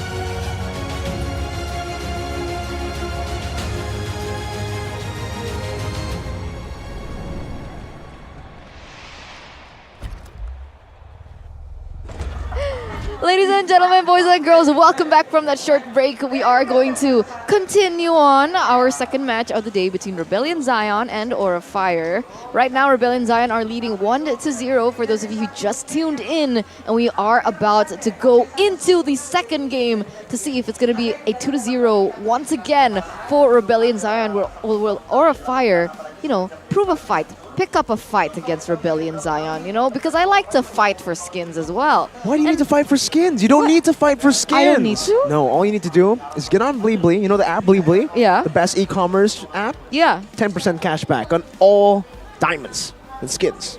Oh. You don't need to fight for it, Eterna. You can just 10%. buy it. I don't have to fight anymore. No. Yeah, don't, dude. Fighting is bad. I'm so Coming from happy. you, Make Arashi Violence Bang Bang. What happened? Make peace, not war. What did I miss? Is he violent now? Oh, did you not watch M4? He only wants violence. I want violence, man. What am I missing? Oh, You're missing you have points. the app? Oh. You have the Indomart app? Missing points. Yes. Oh, you do? I do. What do I use? What do I do on it? So he's missing that part, Rashi. Since Arashi You is say the do Indomart you say connoisseur. Huh? Did you say he? I said she. Oh, okay. Well, Are point you a is, check out the Indomarat Point Coup application, right? And make sure you come over to the venue. Check out this booth, man. It's lit. Point coup means my points. My points. Oh, it's Kakafira. Are you making names up or No. are you serious? I actually know them. Wow, you That's are so Kafira. social. That's crazy. Yeah. No, because I was talking to her backstage. And okay, so it makes sense Wait. why she's here. Kafira, okay. So, guys, come over to the booth because I swear Kafira is the A real greatest person? human of all time. She is so nice. She's so kind. Look at her face, man. She sounds fictional. She's waiting for you guys to ask what promos you can actually get using Indomart Point Coup, the membership. So come over, right? You can also get exclusive deals with Point Coffee. Get a 30% discount using the promo code PointCoffee30, and you guys Why can 30? get your hands. What? Why is it 30? 30? Because you get 30% discount, Eterna. Point Coffee 30. You see that? Dapatkan discount 30%, which means get a discount of 30%. What does exclusive deals mean? It means exclusive deals. I don't know. Exclusive. What the heck? Come You on, thought I meant guys. Arashi's cute again. Exactly, that's what I was going to go for. What? You know? That was But so random. here it is. This is what we went for. Me, personally, I go for the iced sign Cocoa. Signature? Sign. Signature? It says sign here, Arashi. I think it's what is short it? for What is it? signature. Are you telling me the barista got it Oh wrong? man, that's so good. Yeah, it's not the signature, it's the sign Cocoa. Sign Cocoa. Min Coco. Oh, we're going to see him We later. will see him later, Mr. Min Coco himself. But we'll have to see Van. Well, they have After a Van Strong took an L, now it's just Van. They were also both from Aura, by the way. Interesting. Aura likes the Vans. I guess they do. And it looks like they like. No, I'm kidding. You know what they I'm don't not like? going to say it. You know what Okay, they don't by the like? way, I'm sorry They to like cut you guys vans. off. They don't like cars. Oh! Yo! That is Anyways. pretty good. That is pretty. I gotta get 10 out of 10, Rashi. 10 out of 10. Yes. Val, help me out. No, Lofel That has no was power pretty here. bad. Lofel has no power here I'm as we so go sad. into the drafting phase for game number 2. And here it is, ladies and gentlemen. Both teams have opted to swap sides. So, will Aura Fire just leave the Paquito out here? You know, contest it for yourselves. Pick it up first phase, take it away from Cars, pick it up for Iran. Unless, of course, Rebellion Zion ban it out. Well, for now, Aura switching over the pick order, going for the Franco and Yves. It's still the same situation, but now that they are first pick, Rebellion is the one that should maybe be a bit more careful letting go of this Paquito. They go for the choke ban first, though, still making sure that High, I guess, won't be able to make anything happen. But the last ban earlier was the Fredrin. We'll see if they dare to let the Paquito go against Aran. That'll be an interesting choice to go for, you know, understanding that Iran likes to go for these duels, likes to play along the far lane. Giving him a Paquito would be a pretty risky move, but we've seen Rebellion Zion leave a few crazy heroes open, mainly Skylar. Every team, without a doubt, will ban Claude away from Skylar. Rebellion, they said, no, we aren't an ordinary team. We're the Blue Wolves. And they won. Mad cow. It's so crazy. But either or, oh, there you See? go. They banned Bring it out on, they say. Terizla. Wow. What are they planning? Terizla being banned out. What's the plan here? Orfire will definitely pick up the Paquito. Yup. And they do. Rebellion Zion, what's the plan? It's confusing me now. Against split push, right? You want to go for something very dominant. So I believe the only real solution is to go for a lot of damage, a lot of shred damage, so they can rush the Lord, or go for such a solid engagement that whenever Aran is just off pushing somewhere, they can just completely engage. And it has to be somewhat guaranteed, because otherwise, you saw what happened to Aura in game number 1, man. Rebellion do not want to experience that on the other side. Whoa, whoa, And they whoa. completely let the Bruno go in the first phase. Wait, they have the Baxia as well. They just swapped. Paquito, Baxia, and they have the Bruno to boot. So that's a lot of rotation and movement and mobility in the early game that should be able to facilitate the Bruno. That is a lot of aggression, a lot of side lane pressure, and also neutral objective pressure for the side of Aura Fire. Now, Rebellion Zion, do they try to play along the gold lane now with a good matchup against the Bruno? And yes, they do. They go for the Irithel. Irithel was also the choice earlier. They were able to get a dub on it. But remember now, they don't really have anyone who can really dive and pressure the Bruno. And on top of that, the Irithel has damage, but usually not really against the beefier members, the beefier tanks. Usually she excels in bursting down the squishier members, so she dives towards the backline. But now against the Baxia and Paquito, I think it's going to be quite difficult for Haizamor to try and melt them down. But Rebellion will ban away the Angela, denying that combo we saw that Rebellion themselves use in game number 1. Will that be enough though? I'm worried that it's not going to be enough, right? Irithel, I think, needs a little bit more help, and the fact that they were able to win with the Irithel earlier on, that was banking on Vincent's just constant pressure in that gold lane, constantly rotating towards the bottom side, giving Bruno a difficult time. But with that lack, how are they going to replicate the same success? I wonder if Rebellion will go for the... Oh no, there's a Valentina. I was questioning if they want to go for multiple fighters, right? To try and stave off the side lane pressure, maybe somehow. But since like Aura, they understand what they need to try and get Aran going, so they're banning away the Grok, which is hard to catch, has good macro pressure in a way, good engage, and good wave clear. Everything required to deal with this Paquito in a way. And I think they might want to pick up the Fartsa again, right? For Facehugger. As we do have a comment here. Wow. Fun fact, sorry, for Haizamor, the Dragon Slayer. Since Haizamor's debut in Season 10, Rebellion Zion has consistently secured victories against Aura Fire with a total of 5 wins out of 5 matches. So 100% match rate. They always beat Aura Fire in the regular season. They've never met in the playoffs, however. And that's something that maybe we'll get to see this season. But maybe a quick little trivia. You know who was the goal laner for Rebellion Zion before Haizamor? The Lord. Birol. You remember Birol? Man, Birol. Oh, I miss Birol, man. I haven't heard his name in so long. Where is he? I don't know. He went to the Shadow Realms just like Val. Val and Fearless. Oh, right? but Fearless is in Dewa now. Oh, that's true. That's true. Everyone just jumping around, man. That's wild. But I blanked out because of Birol. Kufra ban. The flashbacks from Birol just like knocked out whatever I was thinking of, man. Novaria though, for Aura. That's interesting. I want to make sure they can go for more determined engage, or they're trying to deny the extra damage to try and shred down the tankier members. So I think Rebellion, I don't know, man. They need just more damage, I feel like.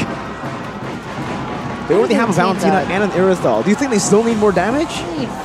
Irithel is kind of lackluster when it comes to damage, in my opinion, so something more would be nice if they can afford it. I'd want more playmaking, honestly. More tools to utilize Or in these CC, yeah. fights, yes. What do we pick? Franco's banned out. Arlet is a good choice that we've seen many times from Cars. He likes these aggressive heroes in these skirmishes, but Kaja will be chosen first, so they're saving Cars' pick to the very end. Wow. I mean, why not, right? With the macro being so important. Well, yeah, in a way, right? With the Paquito already showing, they don't really have to hide it as much, but I guess they want to try and make sure he gets something that will be most effective. With the Kaja, there's pickup potential, but there's a lack of damage. Whereas for Aura now, this tanky lineup gets even more tanky with this Florin. So Rebellion, man, what can they do? What do they do here? Do they put Fredrin in the... No way, no way.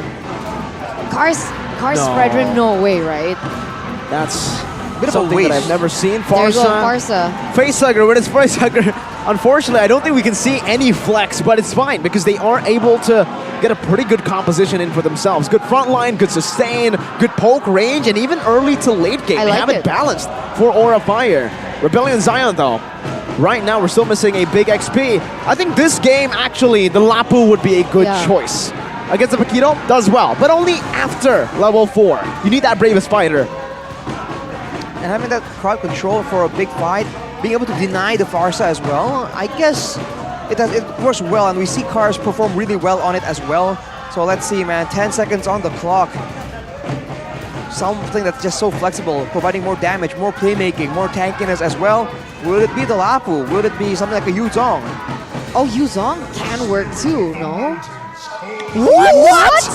What is going on? Wait, Bauman, so that's Fredrin EXP, right? are you sure about that? It's Bauman Jungle for Vincent. What? Bro. Oh my goodness. Rebellion Zion. What? Yo, I want to support the Bauman, so I don't know. Do I predict for Rebellion or Aura?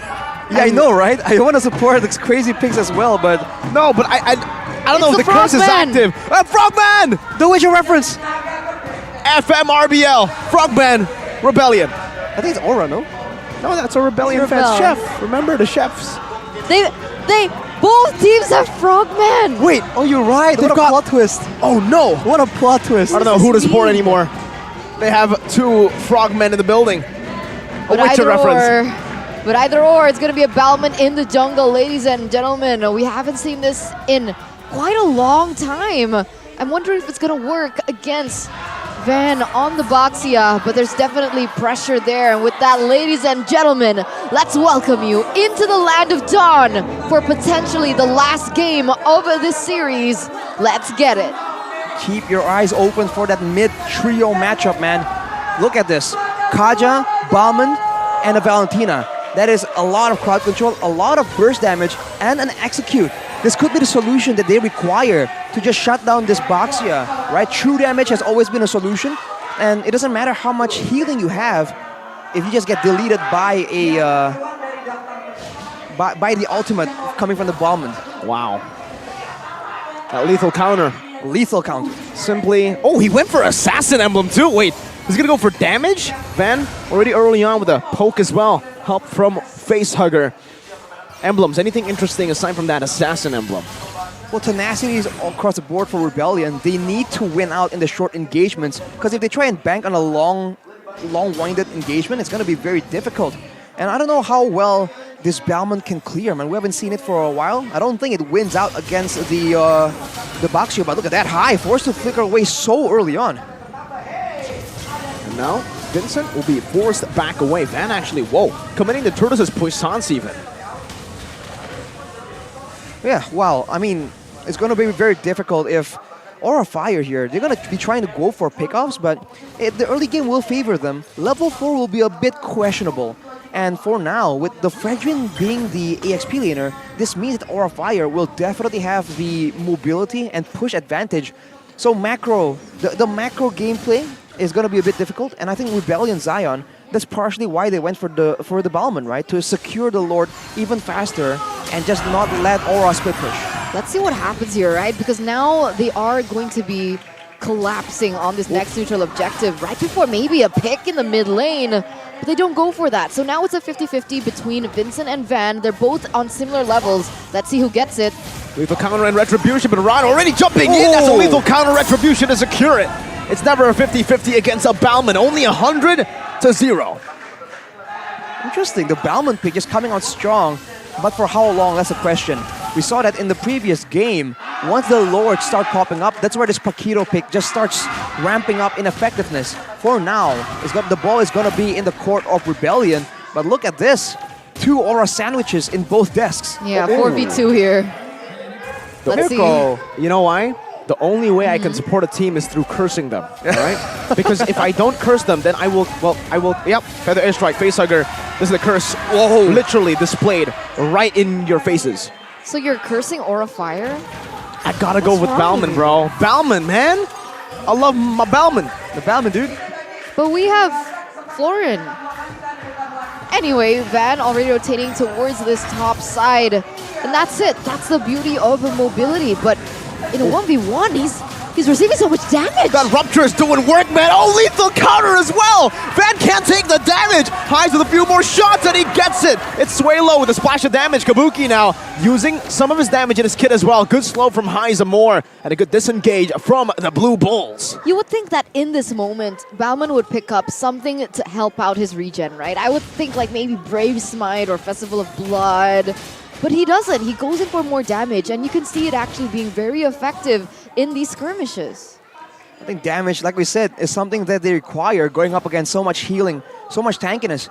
And honestly, in a way, they're still doing better compared to Aura because later on, when Aran wants to participate and dive in the back line, there's a Valentina and a Irithel, both quite adept at kiting back. But look at that, the pressure coming in from Rebellion. Cars? Don't worry, the machine's fine. All right, the machine is fine. Thank you, Mirko. Is there a possibility that they don't go for regen because they're going against the Baxia? I think that's a point of consideration. But even though the Baxia will reduce it, doesn't mean they won't go for it. Divine Judgment, the face hugger right there. There's a bit of healing coming down, but Swaylo will pick up the killing spree like it's nothing. Aran also zoned away. Now it's a... Oh, what? Woo! How? He won against the Appraiser's Wrath, a lethal counter, and the retry. Van! My goodness! And you said it was never a 50-50. Yeah, with just the lethal counter. Van, he's the man. Van is the better machine than a car, dude. More capacity. Well, Rebellion, man. Maybe Vincent was just pressured because he was getting jumped on earlier, so he missed it. But Aura Fire again, small victories right here.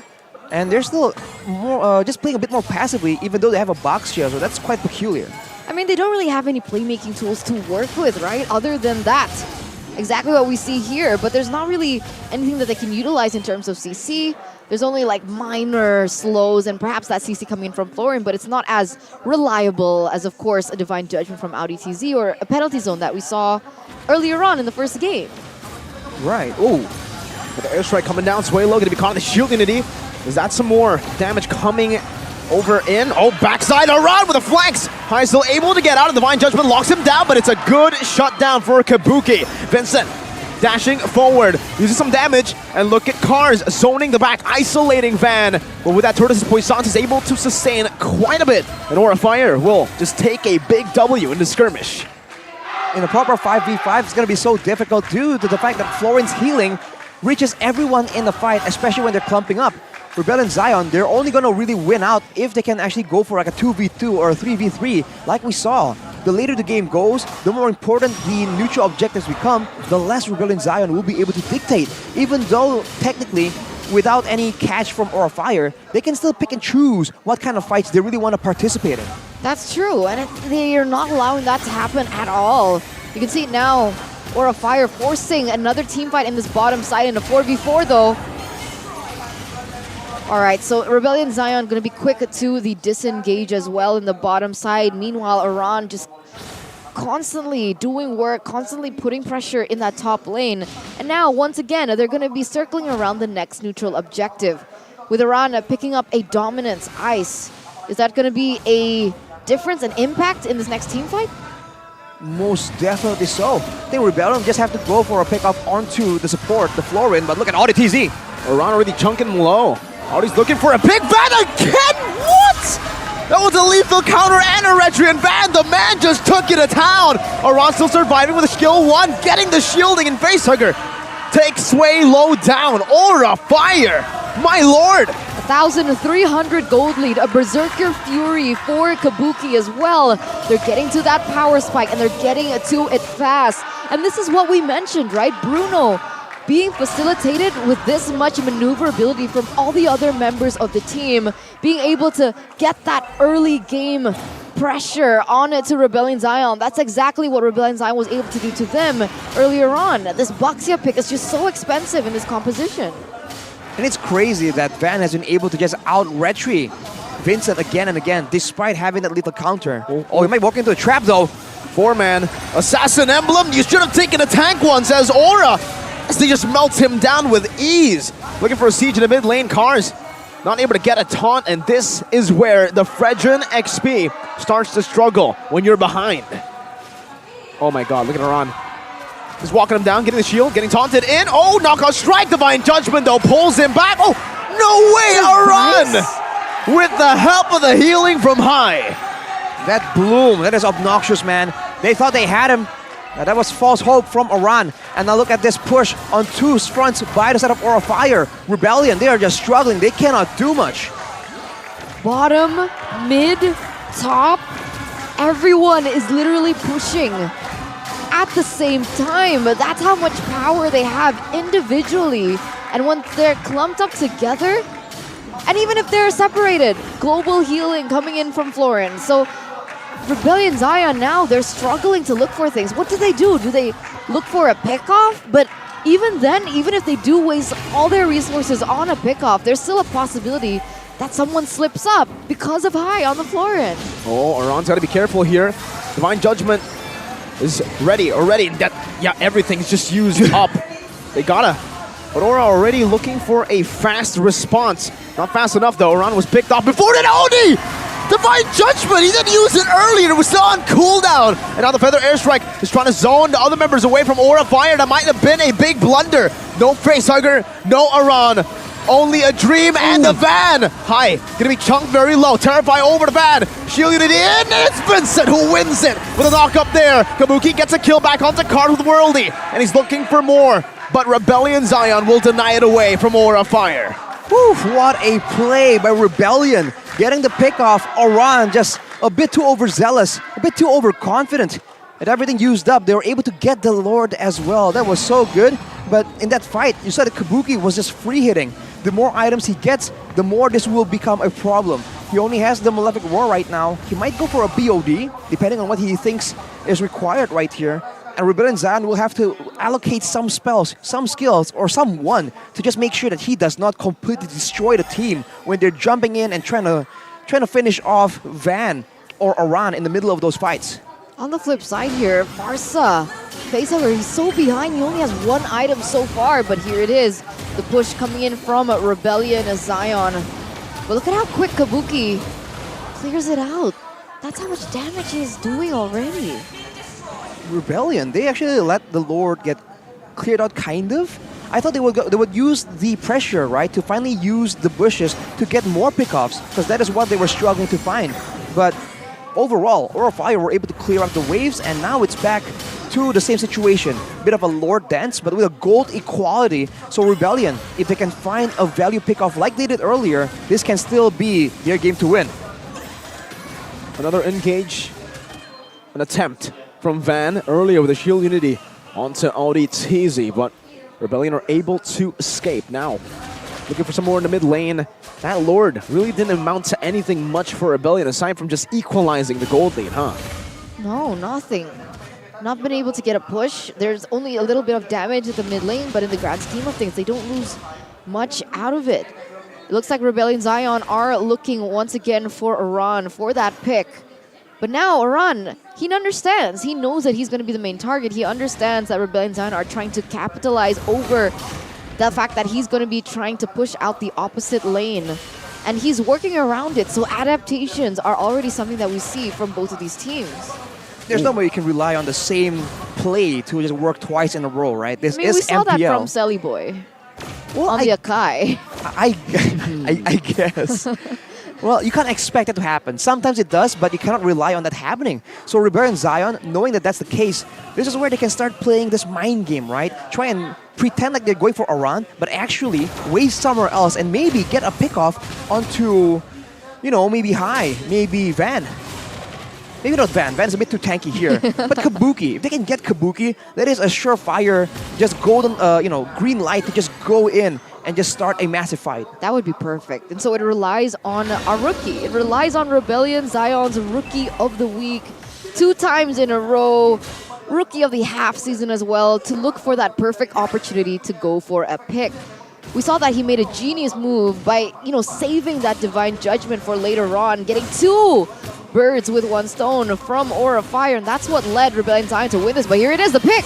Ooh, nope. The Bloom helps him. And there you go. Escape, and look at Iran. He knows there's no Divine Judgment. He's just going to walk them down. Even though Highs is there, he takes no damage. Wait, okay, he might have to respect it this time. Gets 2 shields, jumps back in. 1v1 Iran! Oh my god! 1v2, no problem for the Prince.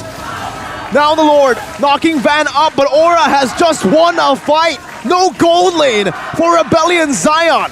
ODTZ looking for an opening. Turtles and Poisson still giving Van enough damage reduction. Appraiser's Wrath Flicker combo. Facehugger with a flicker of his own to respond it over. Van holding it down with the Shield Unity. Iran is finally back in. The Shield Unity will be used all the way to the back with the Bloom stolen away by Swaylo. It'll be used up, but Cars will be the victim. Vincent looking for a steal. A lethal counter in vain. Kabuki takes him out, and Aura Fire claims the Lord. 3-4-0 trade, a Lord on the way, a 3,000 gold lead as Aura Fire come back in the 14th minute of the game. They are dragons, they are hydras, unwilling to be slain just like that. And with that, they stay in the game, looking for more on the map. The Indonesian hydras, man, cut off 1 head and 2 more will grow. Rebellion Zion, what a costly mistake, man. If he just backed off right there, he was full HP as well. They could have really won out that fight with Aran just too low to risk showing himself in the fight or in the lane. But now with the Lord in Tao, Aura Fire with the superior teamfight composition, they might try and win this out unless, again, ODTZ, the rookie, can make a miracle play. Lord comes in and crashes onto the base turrets. This is it. For the airstrike coming down below. Highs forced to retreat up top. We have Sway Low micromanaging the waves. And now Vincent's going to be chunked down. 1 more shot and Kabuki gets a fadeaway goal. That's a huge amount of damage, man. Kabuki, he hasn't been showing off doing anything too crazy, but he has 5 kills. He is definitely someone you want to avoid. And now Aura Fire with the man advantage goes for it. And Ron just soaks in that damage, baiting out the heavy crossbow. And he's still looking for the turret still. Gets a few more shots, eating him up. Highs rotating back into the mid lane and the bottom lane as well. Sway Low gets a good splash of damage. Van, Shield Unity, and the Poissons and Rebellion Zion are forced back into their base. Just like that, the base gets cracked open. Another wave is going to be crashing in the top side, and Aura Fire will try their best to claim another one, and that's the zoning that they have, the high ground that they have. Rebellion Zion. Ooh.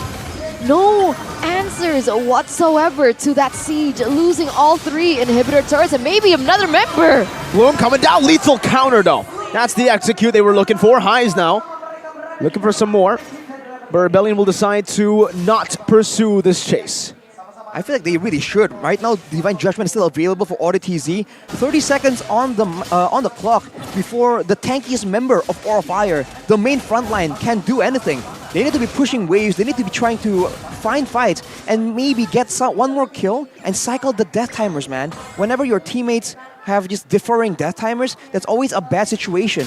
Especially this late into the game, it's starting to be a bit more difficult for you to just manage 1 man missing. Vando will be able to spawn in right here. Rebellion Zion missed their chance, but they're able to get some turrets. And now it's back to that mind game, man. It's all about that Lord play. They needed to do housekeeping though, right? That was the issue. Valentino was in the bottom lane trying to clear out that wave.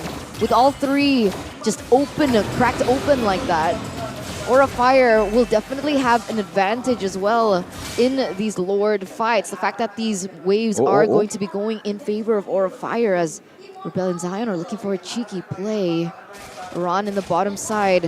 Are they going to go for it? They might actually do this time around. Irithel, she has Wind of Nature. Oh man, look at the pressure that Ron is buying.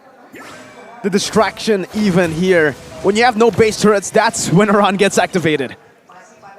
He's going for a bit of a flank as well. They can't really stop him as well, because if they send Sway Low, he can get 1 shot. He can get completely outplayed right here. That's the power of the Paquito. You're mobile, you have damage, you're also quite tanky. And Aran is just completely abusing it. Rebellion, are they going to gamble? Are they going to go for an all-in onto the Lord and risk Aran ending? Ooh. Wanting to use that minion now, trying to look for a flank, but look at Highs and Audi TZ doing the same thing now with the conceal. Kabuki's open and get him! In the back, that's a Divine Judgment locking Kabuki down! And what a nature from Highs. Kabuki is still alive! How did he get out of that? Now Highs is caught, opposition around with a knockout strike and one final shot to take him down. An immortality bought by Highs, but now with the help of High, it should be yes, him taken out. Vincent secures the retribution on the Lord. That might be the saving grace for Rebellion Zion, but they need to get Swaylo out of here. Still able to dash. One shot, two shot, Aran with a lockdown. The Winter Truncheon comes down with the Lord as well, but a knockout strike brings Swaylo back to the team. And Swaylo has been knocked out by Aran.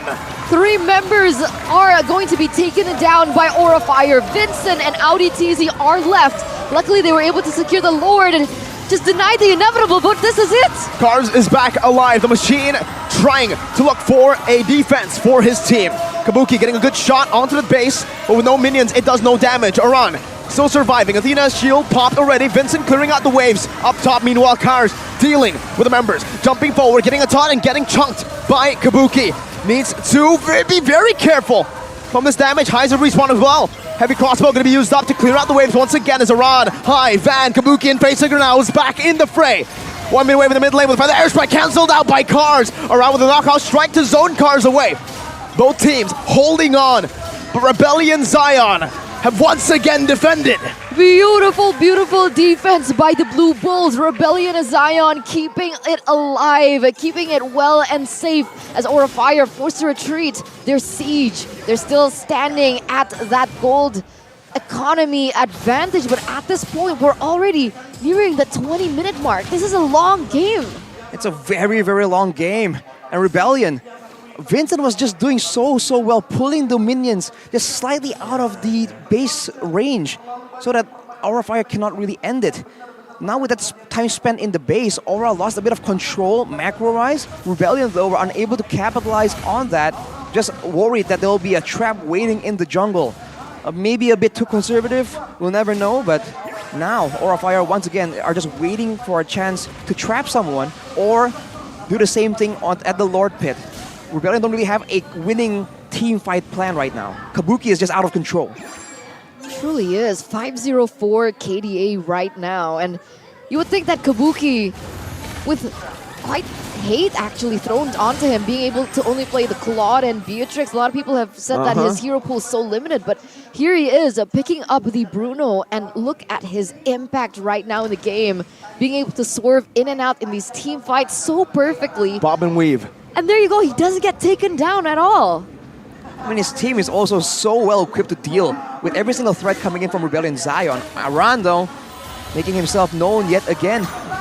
Rebellion, with only 3 members here, they're still trying to get what they can, clear some waves, get some jungle camps. Cars is just walking Aura Fire down here. Again, jumping in, Facehugger will be able to claim that purple buff. Aran gets out from the threat of a Divine Judgment. Meanwhile, down below, the waves have been cleared by Aran, so Highs will be the one who has to do the housekeeping. Has to go down, clear it out, and then rotate over. Aran, I thought it was cancelled earlier, the dash, but he's still able to get out. Vincent now, all alone, needs to be careful. Gets out. Aran gets the healing back as Cars, locks him down, takes him to half HP. God damn, this healing though, from High. Yeah, it's super annoying, but right now they don't have any feather airstrike, but look at this. It's a feather airstrike from Swaylo. Aran still able to space out from Audi TZ's Divine Judgment, but Audi still has that flicker. Both teams disengaging, Facehugger with no flicker though. A big resource burnt out. Are you guys not sweating in your seat right now? It takes one volatile move from either team to turn this completely around. And the fact is, Rebellion Zion has so much more to lose. Look at these waves just naturally pushing for Aura Fire on top of Aran just being a constant nuisance. At any time, he could go for an end, split push like we've seen him do before. Audi, man, everything relies on that Divine Judgment. We saw him landed on Kabuki, and even then, earlier, Kabuki was still able to survive. Now with the gold advantage kind of negated, almost swinging towards Rebellion, actually. We'll have to see. With the items, can they pull it off? It's only gonna be a split-second moment, split-second play. And with the lethal counter available, Rebellion Zion, they might just gamble for it, man. Rebellion have more resources to contest for a neutral objective, but Aran has more resources to play with when it comes to ending and playing the macro game. Facehugger already with wings by wings. Vincent forced to dash out, and the Lord has been reset. Look, it's way low in the base. Forced to go and clear out the waves, and Rebellion will have to try to get this pressure back 4v4. Aran is always lurking in the shadows, in the flanks. I don't see them having a grip at all, Rebellion Zion. There's no grip on this neutral objective, but yet they still want a contest. They need to be careful, Van. Oh, look at Aran in the back. Highs, his positioning has been compromised. He's still able to dash away. Now, Cars dashing out as well. A good shot over. Aran gets up. No divine judgment committed just yet, and man, we have a game on our hands. Man, you gotta keep reminding yourself to breathe, man. That's what I'm doing. Every time something's about to happen, you guys can just feel the tension in the air. Wow, you can cut it with a knife, dude. It's just crazy. Both teams are doing so well. And Rebellion, by all means, should be losing. It should be a lot more decisive, but they are playing it as best as they can, and they are persevering, but look at Aran. This is scary for Rebellion Zion down below. Aran is holding Swaylo hostage with all these minion waves. Rebellion Zion still holding on. A concealed play. Not concealed, just a walk up. They're looking for a run. It's a concealed play by Rebellion Zion, but I guess Aran is a bit too slippery for that. Vincent caught in the worldie. Gets knocked back. Oh, divine judgment out to Kabuki! Out it's easy! He might have just done it. Kabuki buys the immortality, gets shut down right now, and that is him taken out. Highs in the midst of it all, getting brought back by the team with the knockout strike, but Highs is able to tear them apart. The Dragon Slayer is going to town. Aran running for the hill. Knockout strike on the 3 members. Not enough to take him out just yet. Immortality pop. No way to crunch him just yet. Aran will be taken out. And Highs has claimed an unofficial maniac. Sweet revenge from Rebellion Zion and Swaylo in particular. They can end. He was held hostage for so long in his own base. And Rebellion Zion coming back here in the 24th minute of the game. High definitely going to be taken down here. Lethal counter, taking the immortality down. Highs recalling, looking for the unofficial Savage. Heavy crossbow. Can High make the miracle play? No, he cannot. Rebellion Zion, the Dragon Slayers. 2-0, 2 times in a row. The Blue Bulls smelled blood. They saw red. They were angry. And they extinguished Aura's fire. That is insane. What a game, man. We said it multiple times throughout the whole game. What can they do? They should be losing. It was the impossible. Kabuki, 2 clean, 0 deaths. But in the most critical moment of the game, they found him. It's just an amazing, amazing journey for Rebellion Zion this season.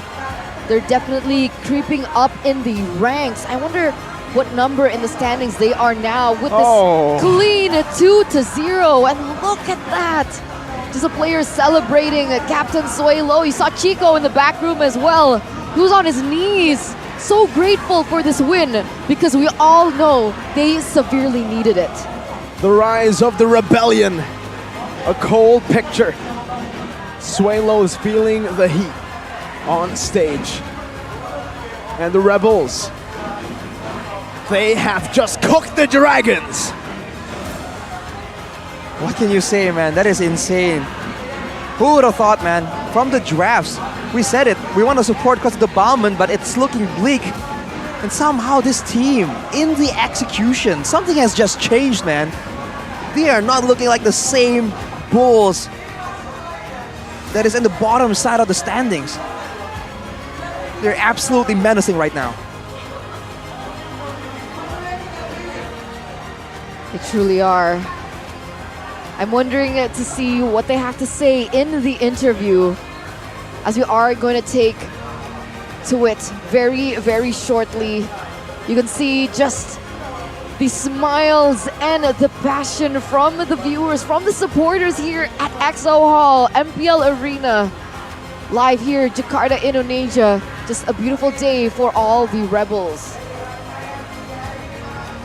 It's going to be a very tough choice choose who is the MVP because everybody did their due diligence. Swalo clearing in the base, holding it on for Rebellion. But the rest of the team performing in these team fights as well. And with that, let's take a call, an interview with Rebellion Zion. 2-0 kemenangan untuk Rebellion Zion menutup minggu mereka di minggu yang ke-6. Rebel Squad, tengok. Sadis banget ya ini sang banteng nyeruduk naga di leg yang kedua. Sadis banget Bang Swalo. Sesuai dengan ekspektasi kalian kah 2-0 dengan nilai yang wow mutlak banget untuk kalian kemenangannya? Kalau dari segi ekspektasi sih, kalau dari aku sendiri nggak ada ekspektasi sih karena kita sebelumnya pertandingan terakhir lawan Aura kita di Pilpres tuh kena bantai dan ya kita lakuin yang terbaik aja sih. Dan puji Tuhan hasilnya memuaskan. Hasilnya memuaskan, ini menarik ya karena bisa dibilang dari berseason-season kalian tuh di MPL nggak pernah kalah sama tim Aura historinya loh. Regular season, udah 3 season kayaknya. Dan kemarin di Pilpres kalian tertumbangkan ya. Dan kali ini kalian balas dendam. Apakah kalian terkejut dengan line up baru mereka? Kalian mempersiapkan untuk line up baru ini gak sih? Gimana kalian lihat line up mereka yang ini? Mungkin kalau dari line up itu yang kita waspadain cuman Aran. Mungkin bisa dijawab Audi sih. Gimana Audi? Akhirnya di leg pertama kan belum ada Aran nih. Di leg kedua kamu akhirnya ketemu Audi sebagai rookie yang lagi bersinar banget. Audi dan juga Aran, gimana kamu melihat Aran di match yang akhirnya tuh ngelawan gitu? Ada dia sama nggak ada dia sama aja sih, 2 leg kalah 2-0. Serem juga ya. Naganya digoreng ya. Iya. Naganya digoreng. Tapi gimana permainan Aran menurut kamu sebagai rookie kan mungkin banyak yang tentunya dipersiapkan untuk match, untuk bertanding di MPL. Menurutmu sendiri gimana untuk ngelihat Aran? Biasa aja sih, soalnya main Paku itu gampang, main minion doang. Main Paku itu gampang. Main Kaja gampang nggak? Kaja susah dong. Sekalinya dapet tapi langsung menang. Mantap. Apalagi tadi momen yang kamu hasilkan mungkin itu adalah titik comeback yang semua orang langsung pada teriak. Dimana kamu ngedapetin Bruno, gimana komunikasinya pada saat kalian yang kayaknya kok udah balik, kok kamu tiba-tiba lompat. Itu ide dari kamu apa emang udah berlima ingin nge-counter attack? Nggak dikomunikasiin sih, cuman paling di ban aja kali Kajanya next time ya. Soalnya sama Onyx di ban juga kan. Oh gitu, jadi memang dari heromu kayaknya banyak banget yang harus di-ban ya. Franco, Kaja, gak apa-apa, kamu gak panik kalau semua heromu di-ban? Enggak sih, soalnya emang masih banyak lagi sih yang belum muncul di MPL ini. Serem, masih banyak yang belum keluar. Ngomong-ngomong Pakito juga ya, tadi kita bisa lihat kalau Pakito tuh mahal banget. Ini adalah hero signature juga dari Aran dan juga dari Kars. Hero-nya jadi rebutan nih Pakito, tapi Kars banyak banget yang bilang susah banget nih Fredrin di game yang kedua. Kamu ngerasa gak sih susah menggunakan hero itu dan gimana cara kamu mengatasi kesulitan itu? Biasa aja sih sebenarnya. Biasa aja ya? Tapi gimana momen-momen ketika itu kan tadi close combat banget, bahkan network sempat ke arah dari Aura. Gimana kalian untuk bisa memanage, untuk tetap tenang, cari momentum? Fokus aja sih sama disiplin, sama planning lah cara menangin gamenya gimana. Planning cara menangin gamenya, oh ini memenangkan game tentunya yang paling ditunggu-tunggu ya oleh kalian. Karena di minggu ini kalian bisa ngemenangin 2 match kalian dengan cukup memukau. Dan kalau dari Vincent sendiri gimana? 2 match di minggu ini. Puji Tuhan menang. Puji Tuhan menang. Tapi kalian ngelihat semua tim, apa sih kayak yang membedakan dari tim-tim mungkin setelah break 2 minggu, apakah ada hal yang menurut kalian, wow semua tim berkembang ya? Gimana ya? Tetap konsisten sama latihannya aja sih. Kayak kita fokus sama tim kita dulu aja, kayak masalah tim kita cepet-cepet selesain lah. Terus biar bisa konsisten gitu. Bisa konsisten ya, tapi kemarin kan yang main Gwyn kamu ya, Guinevere. Hari ini Aura juga bermain Guinevere nih. Iya. Kalian udah tahu cara nge-counternya atau kalian memang ngebiarin atau tadi memang kalian gimana? Ngelihat Gwyn juga di-pick nih oleh Aura untuk ngelawan kalian. Hero kutukan Bude. Oh hero kutukan ya? Jadi kamu rekomen nggak untuk orang-orang menggunakan Guinevere? Jangan dipakai dah. Jangan dipakai ya. Ixia, terus sekarang Guinevere. Siapa nih yang berani memecahkan kutukan Guinevere dan juga Ixia? Tapi ngomong-ngomong ya, dari match tadi 2 game ada satu player yang sepertinya bersinar sekali. Siapakah player of the match? Rebel Squad? Audi, Hais Amor, siapa lagi? Banyak sekali. Siapakah player of the match? Untuk match kita yang kedua ini, mari kita cek bersama-sama. Kars, serem banget. Kars, EXP sekarang kan juga serem-serem. Gimana? EXP sekarang kan banyak banget yang serem-serem ya. Kamu ngeliat EXP zaman sekarang gimana sih, Kars? Banyak yang bilang EXP zaman sekarang tuh serem-serem. Kamu ngeliat EXP lawanmu tuh gimana? Sama semua sih, gak ada yang serem. Gak ada yang serem? Gak ada. Terus apa yang kamu pikirkan ketika mungkin menghadapi Aran hari ini? Biasa aja, main sama minion doang. Main sama minion? Jadi kamu berfokus, apa yang kamu fokuskan ketika bermain EXP? Fokus job desk aja. Boleh dikasih tahu nggak job desk-nya apa? Beda-beda sih tergantung hero. Beda-beda tergantung hero. Jadi semua pekerjaan dari Kars itu beda dan apakah pekerjaan Kars hari ini, Kars merasa sudah down bang? Udah, soalnya menang. Udah, soalnya menang. Oke, tapi Hais Amor berturut-turut setelah Hais Amor datang ke Rebellion gak pernah kalah sama tim Aura dan ini terjadi lagi. Ada yang mau kamu sampaikan buat tim Aura gak sih? Semangat aja, Aura. Semangat aja, Aura. Minggu ini ditutup dengan manis. Ada yang mau kamu mungkin sampaikan kepada orang yang spesial atau Rebel Squad yang di sini? Makasih untuk Rebels yang sudah dukung kami terus-terusan mau kalah atau menang. Semangat terus aja udah. Semangat aja. Hais, mau pakai Ixia nggak? Mau, justru itu hero Jangan udah. aku. Ya. Ada yang jangan, ada yang mau. Sebenarnya dari dulu awal keluar hero itu aku mau pakai hero itu. Tapi sama teman-teman di ban terus. Temennya yang ngeban, biar kamu nggak pakai? Iya. Oke. Velo nggak boleh? Jangan. 4 bilang no, 1 bilang yes. Akankah Rebellion bermain Ixia minggu depan? Kita akan cek bersama-sama, tapi boleh kasih tepuk tangan untuk Rebellion Xian. Kemenangan yang luar biasa dengan 2-0. Langsung saja akan dibedah dengan game yang begitu dak-dik-dukser di game kedua. Ada apa, Caster?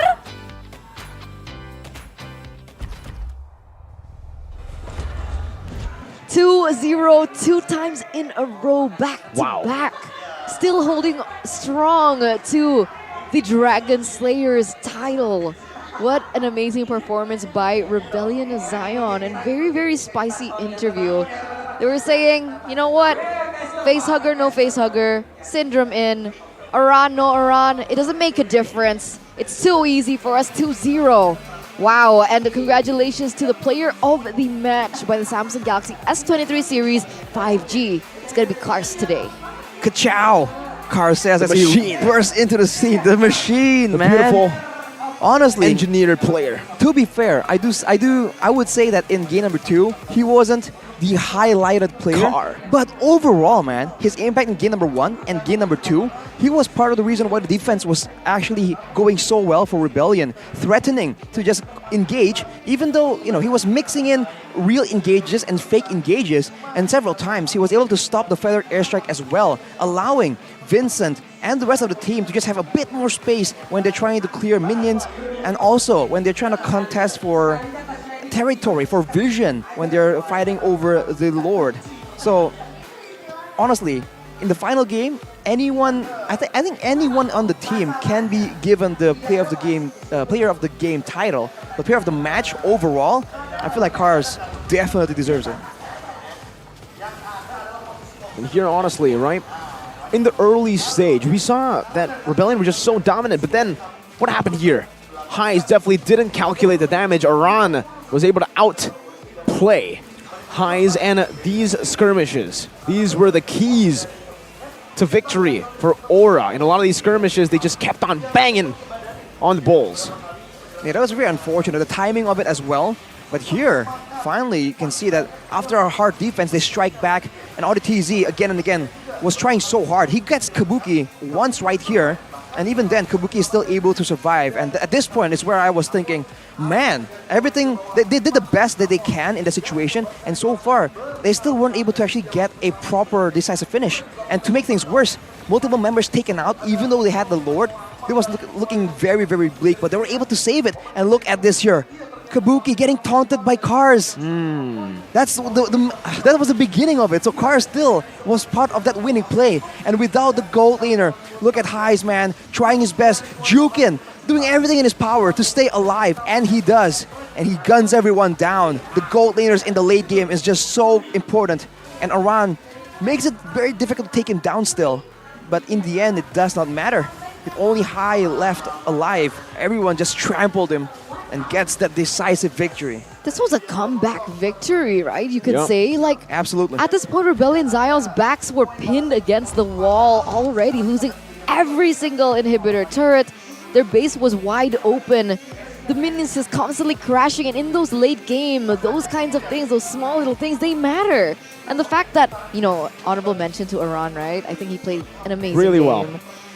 But yeah, I was really impressed with how Rebellion Zion were able to turn that entire game around. Look at Aran. Compared to when Cars was on the Paquito, it's a lot more conservative of a build because he knows it's not only about being able to just one-shot the backline, it's a different composition. He needs to actually zone and buy some time as well. So he was doing very well despite everything going on. Some people might make a point that if he went with a bit more aggressive items, maybe he can 1v1 Sway Low when he was pushing the other minion waves and put Rebellion Zion in a more difficult spot. But all things considered, I think Aura Fire played it very well. But it all comes down to the one moment, the one play. And when your team is the one with the suppression, in a way you have a bit more of a chance to make the play happen. Whereas Aura Fire, in a way, they are just forced to just react and wait for ODTZ to make a play or counter it before they can actually do anything decisive. Did you see the gold difference, though?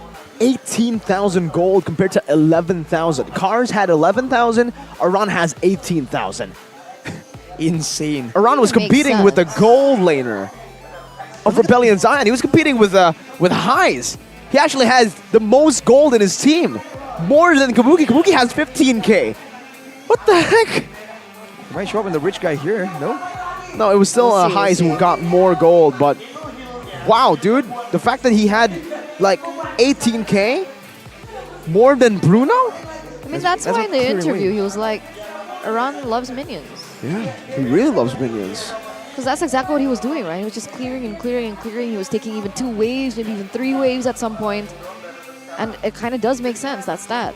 And it's crazy if you look at the goal at the end of the game, because Rebellion Zion were just so much more ahead, because after they won that fight, after they equalized the gold difference, they won that fight, they demolished 3 turrets on the way to end that game, and that just swings the gold all the way in their favor.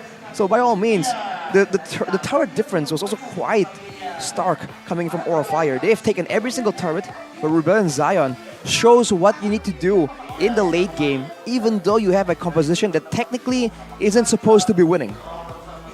And props to Van as well, right? He was able to get a lot of objectives on the board, despite it not being in his favor in particular. Right. Against the lethal counter. Exactly. So, I don't know what to say, because, Aura Fire played a good game. Rebellion Zion just did a little bit better in the late game. Unfortunately, just a good game won't cut it now in MPL Indonesia Season 12. You gotta be perfect all the way to the end, because the early, the mid, we've seen it in Week 6. Early to mid game compositions, it can work, but it rarely works. You have the early game, usually you lose out the late game hard. It's the balance of life. It's the balance. It's what makes the game fair, man. There's no way you can get a composition that just does well at every single stage. There's no counterplay then. That's the beauty. Then you'll wait for a ban or a nerf. But, man, key to success here for Rebellion. Car better than van. Car. The car has shown that it's superior to the van. But Cars executed his role so well in the split push, in the team fights. Like I said, man, a lot of people have been saying, oh, he's not really talked about a lot, but he is so solid. And I was telling Mirko about this during the interview, but I really only realized it in the past couple of matches, man. He is decent in every single aspect. Underrated. And in a way, the all-rounders are a bit more dangerous just because you can use them so diversely. And I think in the current season, with everything going so crazy, you need that X factor. I think Cars just really stepped up this season, though. Yes. Right? I think last season it was more adapting into that role.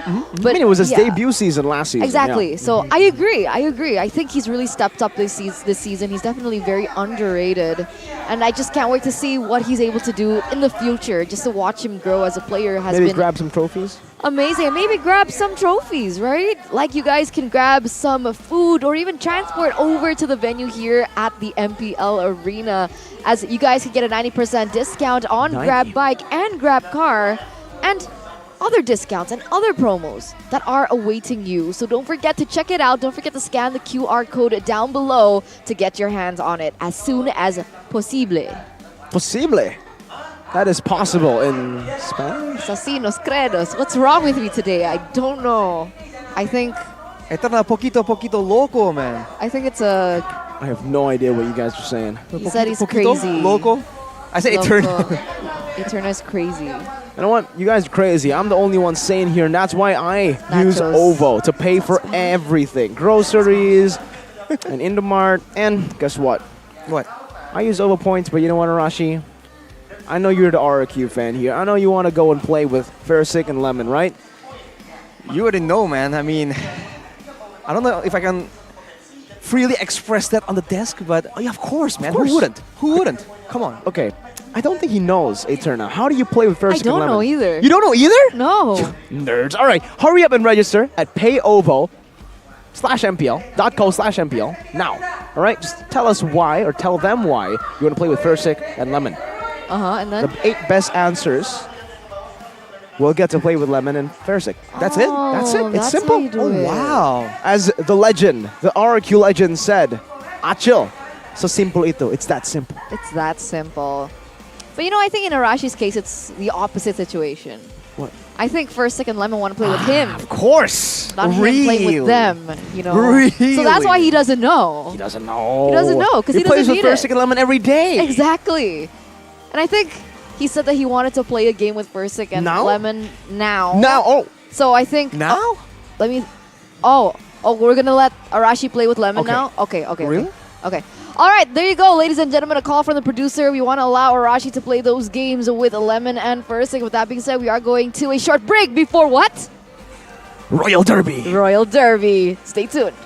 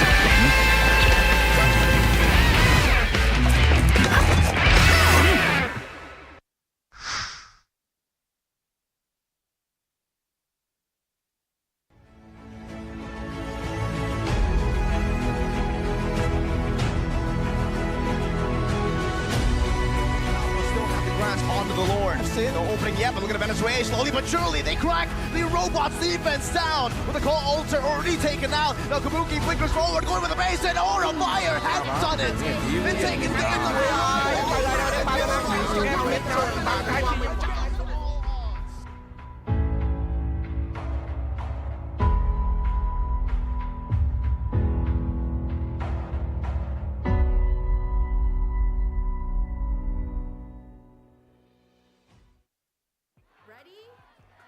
So it all started when I was at a friend's party. Mia, can you send me that?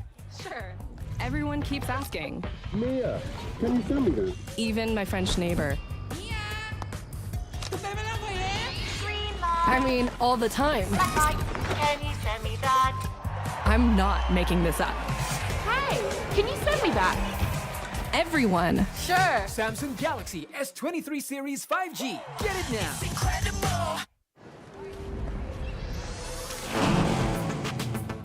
Wow. Attention passengers, this is the final call for flight. Wait, is that a phone? Look at the performance, the graphics. That thing's a gaming machine. A new challenger. Is that Faker? That man's a gaming legend. Everyone, fasten your seatbelts. And here we go! Samsung Galaxy S23 Series 5G. Get it now.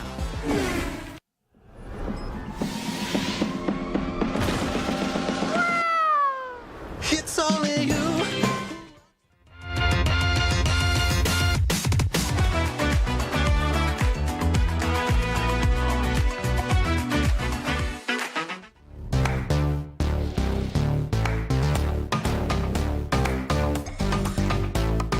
We don't need no sleep because the party don't stop. So put your hands on me.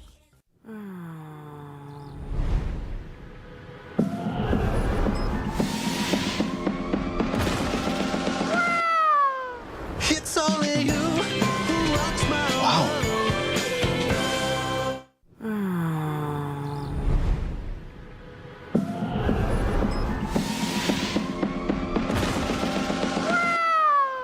It's only you who rocks my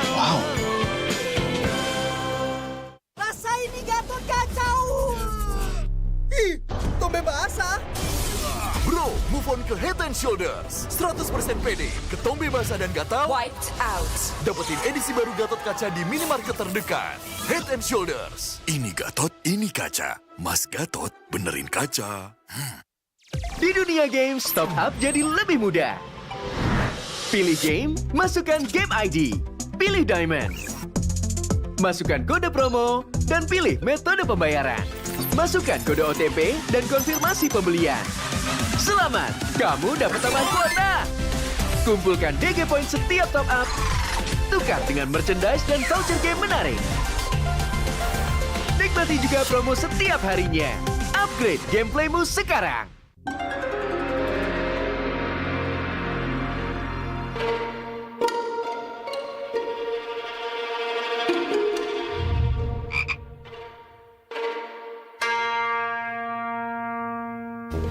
Pus. Kamu lagi ngapain? Ini nih lagi push rank pakai Akai. Ikut dong.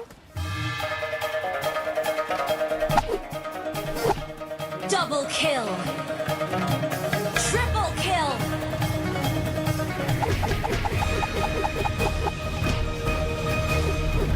Savage. Itu keren banget loh itu. Ya dong, top global nih. Ih, bukan kamunya yang keren. Itu notifikasinya keren banget. Alah, notifikasi ini bisa didapetin dari in-game mulai dari kemarin 8 Agustus cuma 58 diamond doang. Murah banget kan? Iya sih, murah banget ya. Nah, kita menang.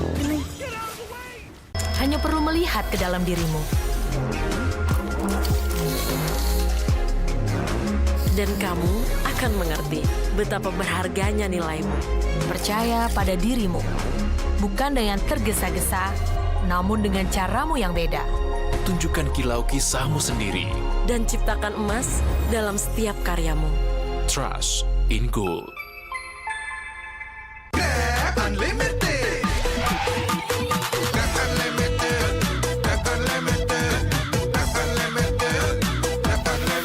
Modal gratis, untung berkali-kali.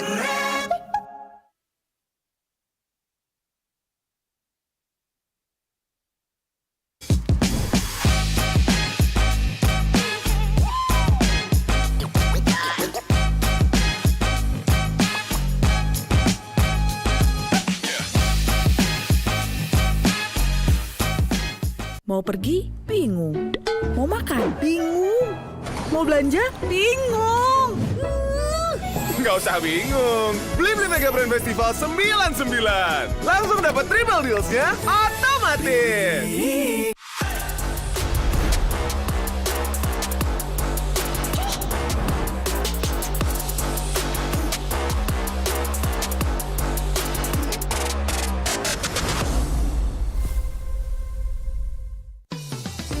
Belanja di Indomaret makin banyak untungnya. Kumpulkan cashback poin jadi untung terus. Makin sering belanja, makin banyak poin yang kamu dapatkan. Dapat diskon, jadi untung terus. Bayar belanjaanmu dengan poin yang kamu punya. Belanja jadi gratis, jadi untung terus. Dan untung terus dapat banyak promo. Jadi member Indomaret Poinku sekarang. Untungnya non-stop.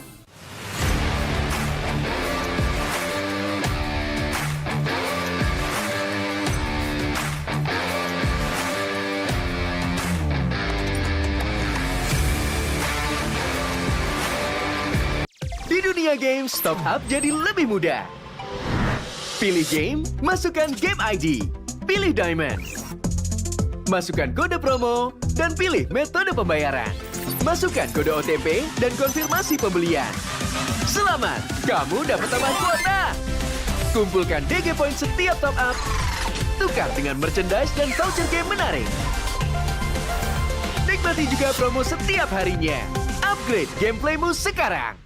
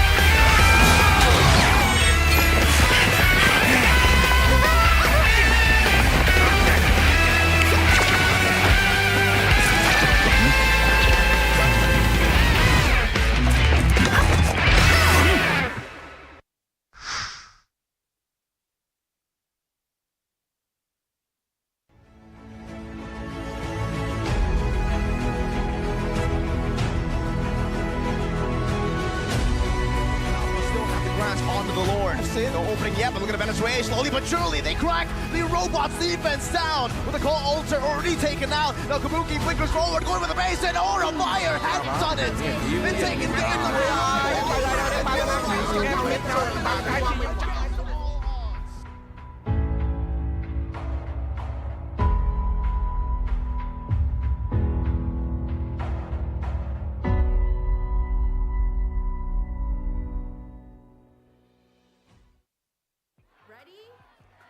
So it all started when I was at a friend's party. Mia, can you send me that? Sure. Everyone keeps asking. Mia, can you send me that? Even my French neighbor. I mean, all the time. Can you send me that? I'm not making this up. Hey, can you send me that? Everyone. Sure. Samsung Galaxy S23 Series 5G. Get it now.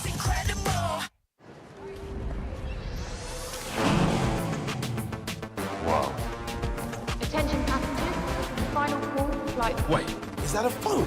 Look at the performance, the graphics. That thing's a gaming machine. A new challenger. Is that Faker? That man's a gaming legend. Everyone, fasten your seatbelts. And here we go! Samsung Galaxy S23 Series 5G. Get it now.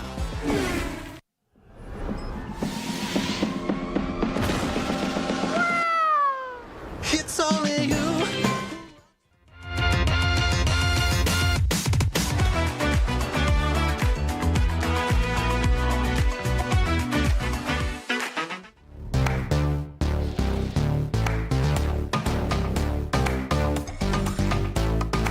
We don't need no sleep because the party don't stop. So put your hands on me.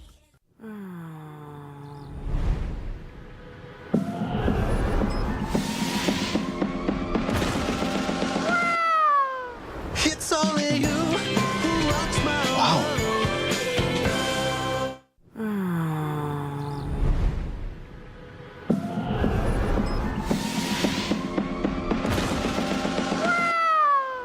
It's only you who rocks my world. Rasain nih Gatot kacau. Ih, tombe basah. Bro, move on ke Head and Shoulders. 100% pede, ketombe basah dan gatal wiped out. Dapetin edisi baru Gatot kaca di minimarket terdekat. Head and Shoulders. Ini Gatot, ini kaca. Mas Gatot benerin kaca. Di dunia games, top up jadi lebih mudah.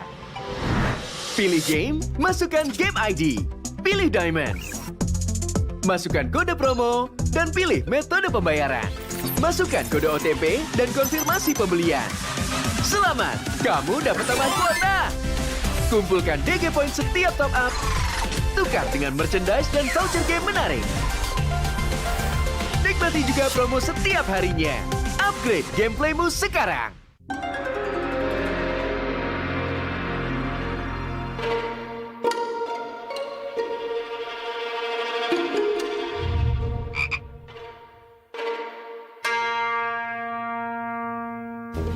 Pus. Kamu lagi ngapain? Ini nih lagi push rank pakai Akai. Ikut dong. Double kill. Triple kill.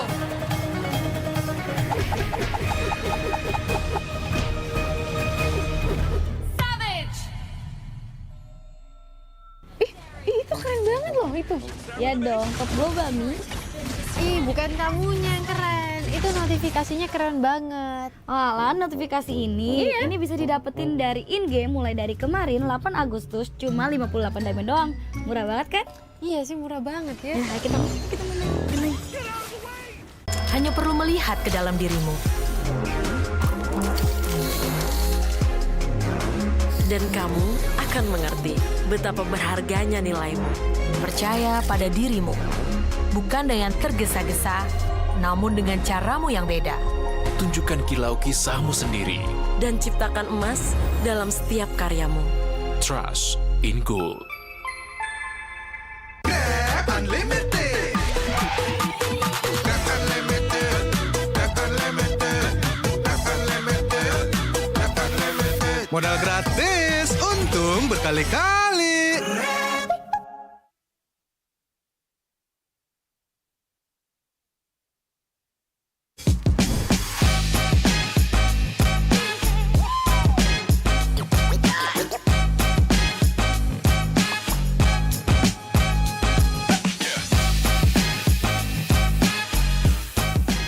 Mau pergi? Bingung. Mau makan? Bingung. Mau belanja? Bingung. Nggak usah bingung. Beli Mega Brand Festival 99. Langsung dapat triple deals-nya otomatis.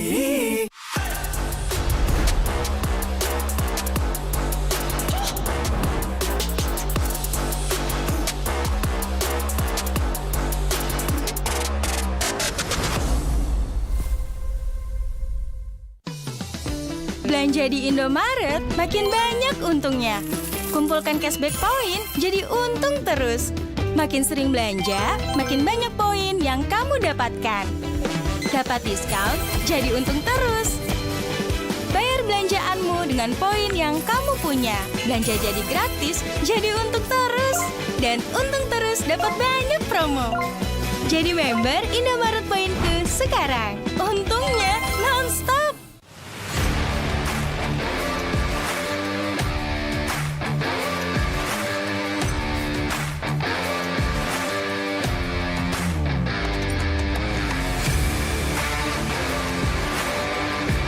Di dunia games, top up jadi lebih mudah.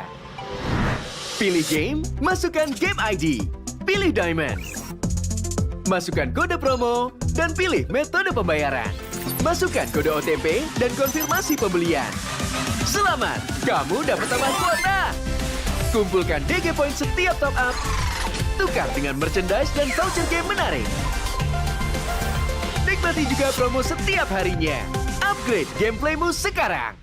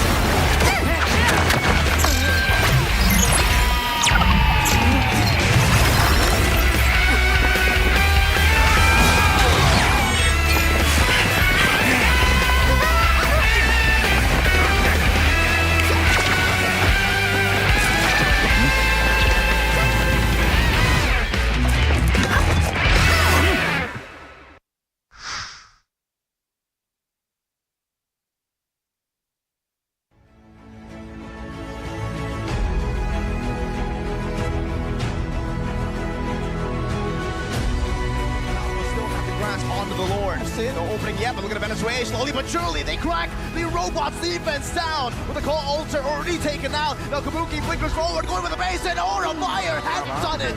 Been taken down.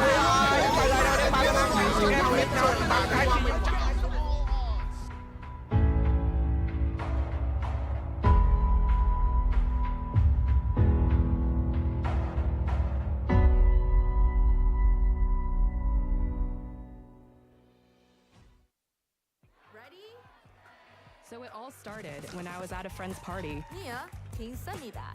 Sure. Everyone keeps asking. Mia, can you send me that? Even my French neighbor.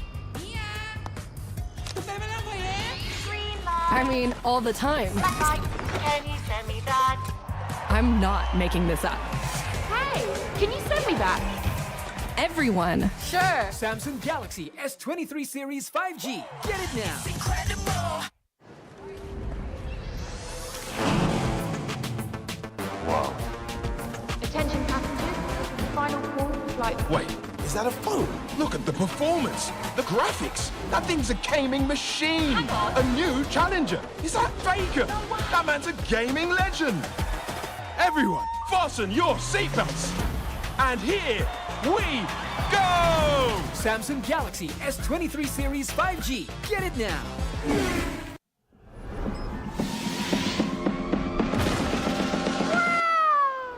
It's only you.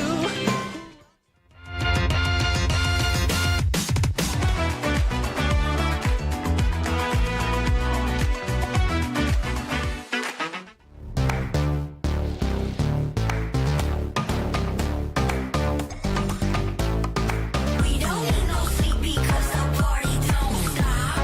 So put your hands on me.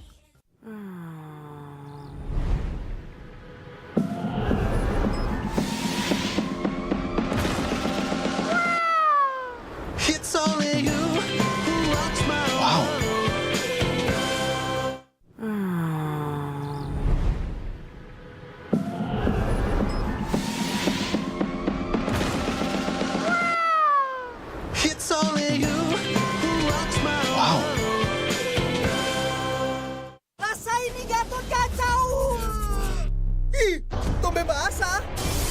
Bro, move on ke Head and Shoulders. 100% pede, ketombe basah dan gatal. Wiped out. Dapetin edisi baru Gatot kaca di minimarket terdekat. Head and Shoulders. Ini Gatot, ini kaca. Mas Gatot, benerin kaca. Di dunia games, top up jadi lebih mudah. Pilih game, masukkan game ID. Pilih Diamond. Masukkan kode promo, dan pilih metode pembayaran. Masukkan kode OTP dan konfirmasi pembelian. Selamat, kamu dapat tambahan kuota. Kumpulkan DG Point setiap top up. Tukar dengan merchandise dan voucher game menarik. Nikmati juga promo setiap harinya. Upgrade gameplaymu sekarang.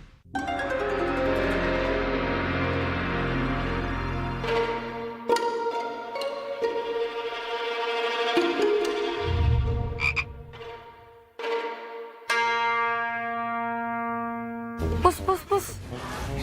Kamu lagi ngapain? Ini nih lagi push rank pakai Akai. Ikut dong. Double kill. Triple kill.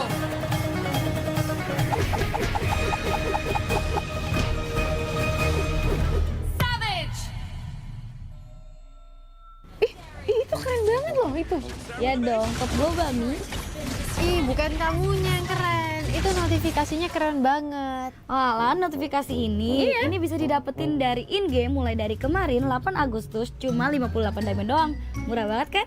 Iya sih, murah banget ya. Nah, kita menang. Hanya perlu melihat ke dalam dirimu. Dan kamu akan mengerti betapa berharganya nilaimu. Percaya pada dirimu. Bukan dengan tergesa-gesa, namun dengan caramu yang beda. Tunjukkan kilau kisahmu sendiri. Dan ciptakan emas dalam setiap karyamu. Trust in Gold.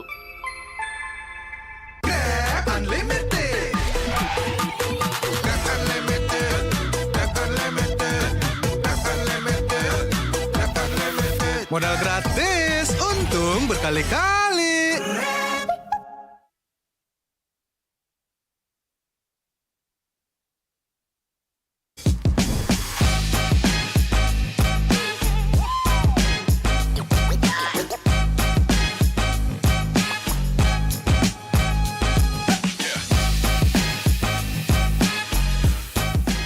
Mau pergi? Bingung. Mau makan? Bingung. Mau belanja? Bingung. Nggak usah bingung. Beli Mega Brand Festival 99. Langsung dapat triple deals-nya otomatis.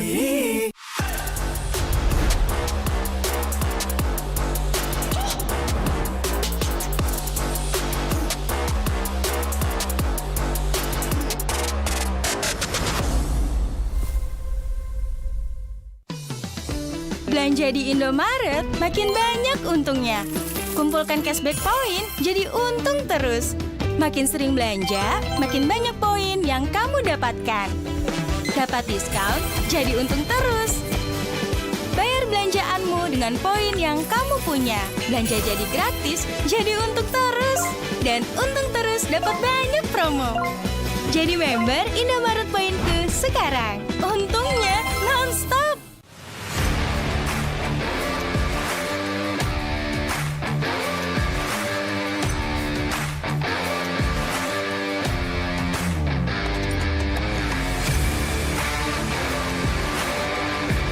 Di dunia games, top up jadi lebih mudah.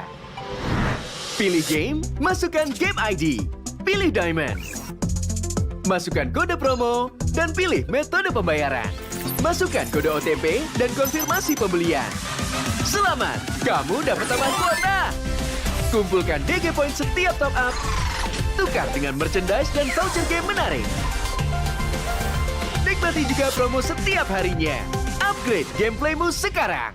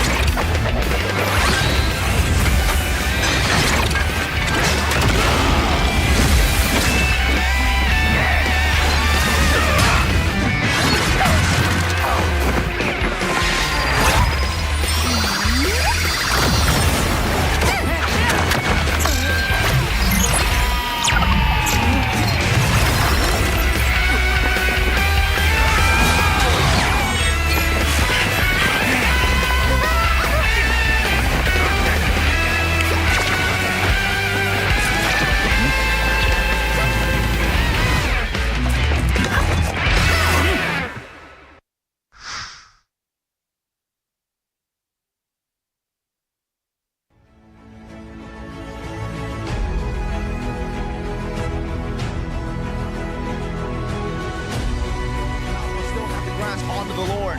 No opening yet, but look at the Venezuela. Slowly but surely, they crack the robots' defense down. With the call altar already taken out. Now Kabuki blinkers forward, going with the base, and Aura Fire has done it. And taking the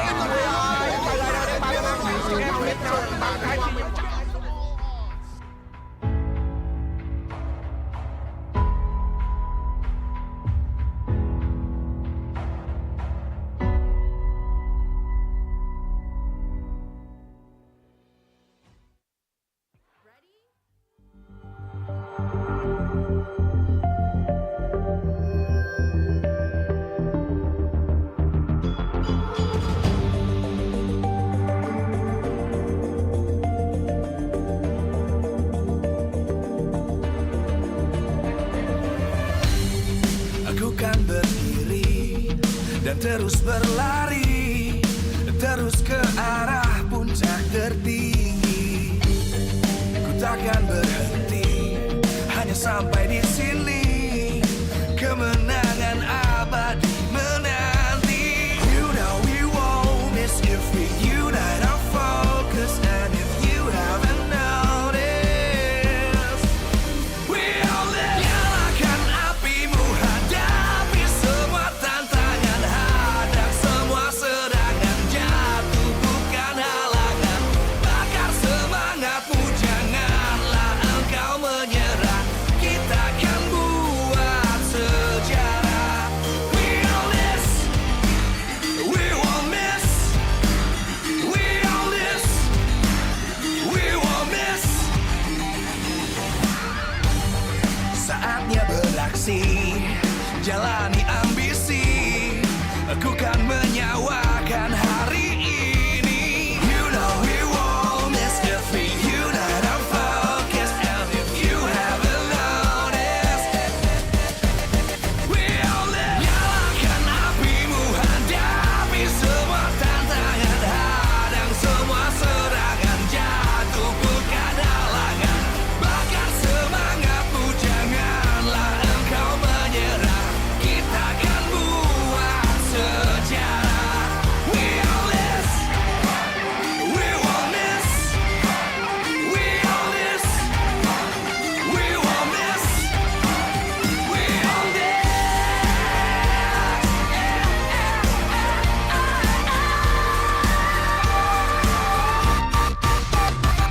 Nyalakan apimu, hadapi semua tantangan, hadang semua serangan, jatuh bukan halangan. Bakar semangatmu, janganlah engkau menyerah. Kita akan buat sejarah. We all this.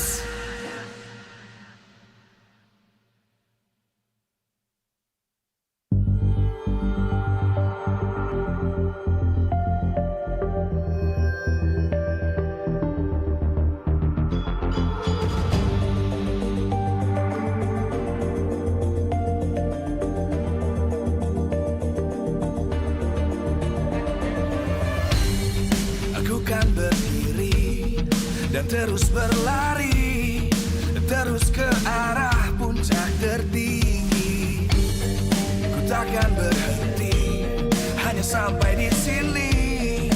Kemenangan abadi menanti. You know we won't miss if we unite our focus. And if you haven't noticed, we all live. Nyalakan apimu, hadapi semua tantangan, hadang semua serangan, jatuh bukan halangan. Bakar semangatmu, janganlah engkau menyerah. Kita akan buat sejarah. We all this, we won't miss.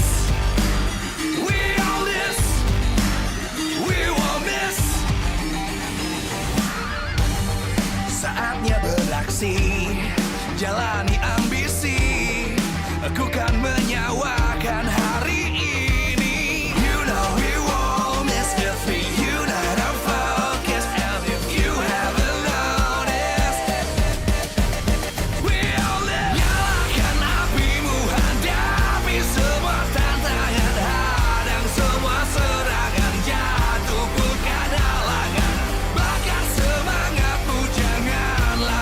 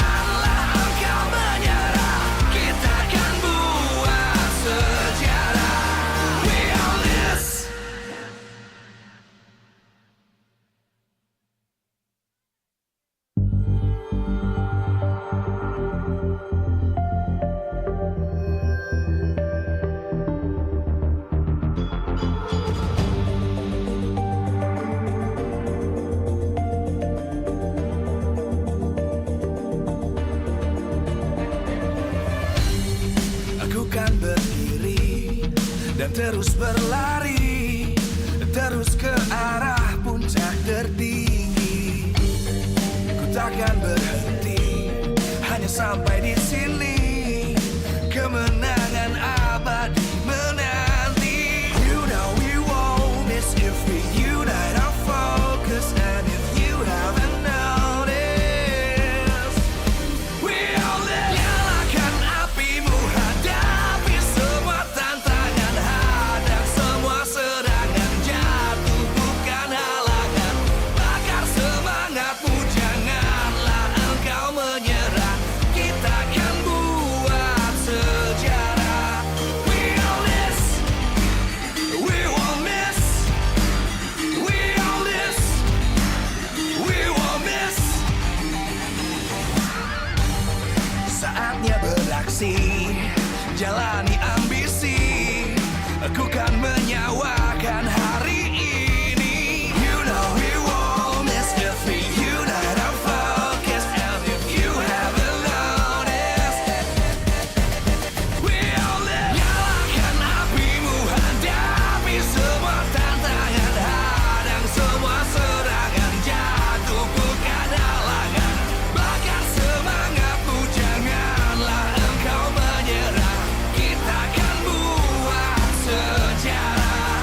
We all this, we won't miss. We all this, we won't miss. We all this.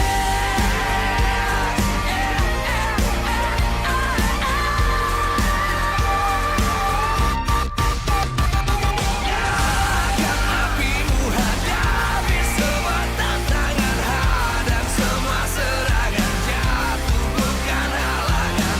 Bakar semangatmu, janganlah engkau menyerah.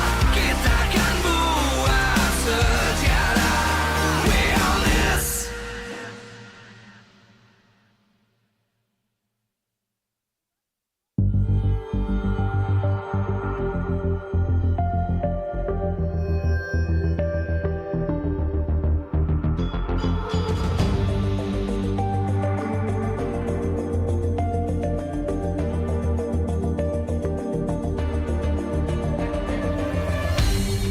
Aku kan berdiri dan terus berlari, terus ke arah puncak tertinggi. Ku takkan berhenti, hanya sampai di sini. Kemenangan abadi menanti. You know we won't miss if we unite our focus. And if you haven't noticed, we all live. Nyalakan apimu, hadapi semua tantangan, hadang semua serangan, jatuh bukan halangan. Bakar semangatmu, janganlah engkau menyerah. Kita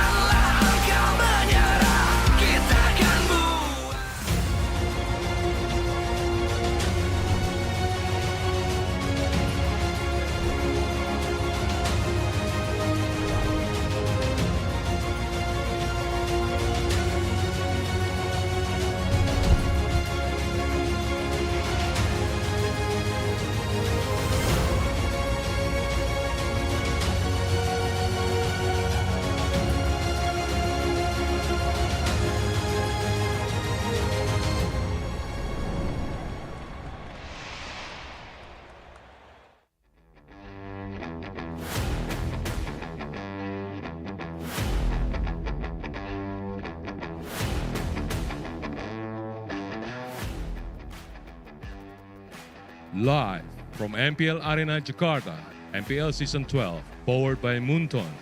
Presented by Samsung Galaxy Official Gaming Phone. Official sponsor, Head & Shoulders. Official mobile internet partner, Telkomsel. Official gold partner, UBS Gold. We own this.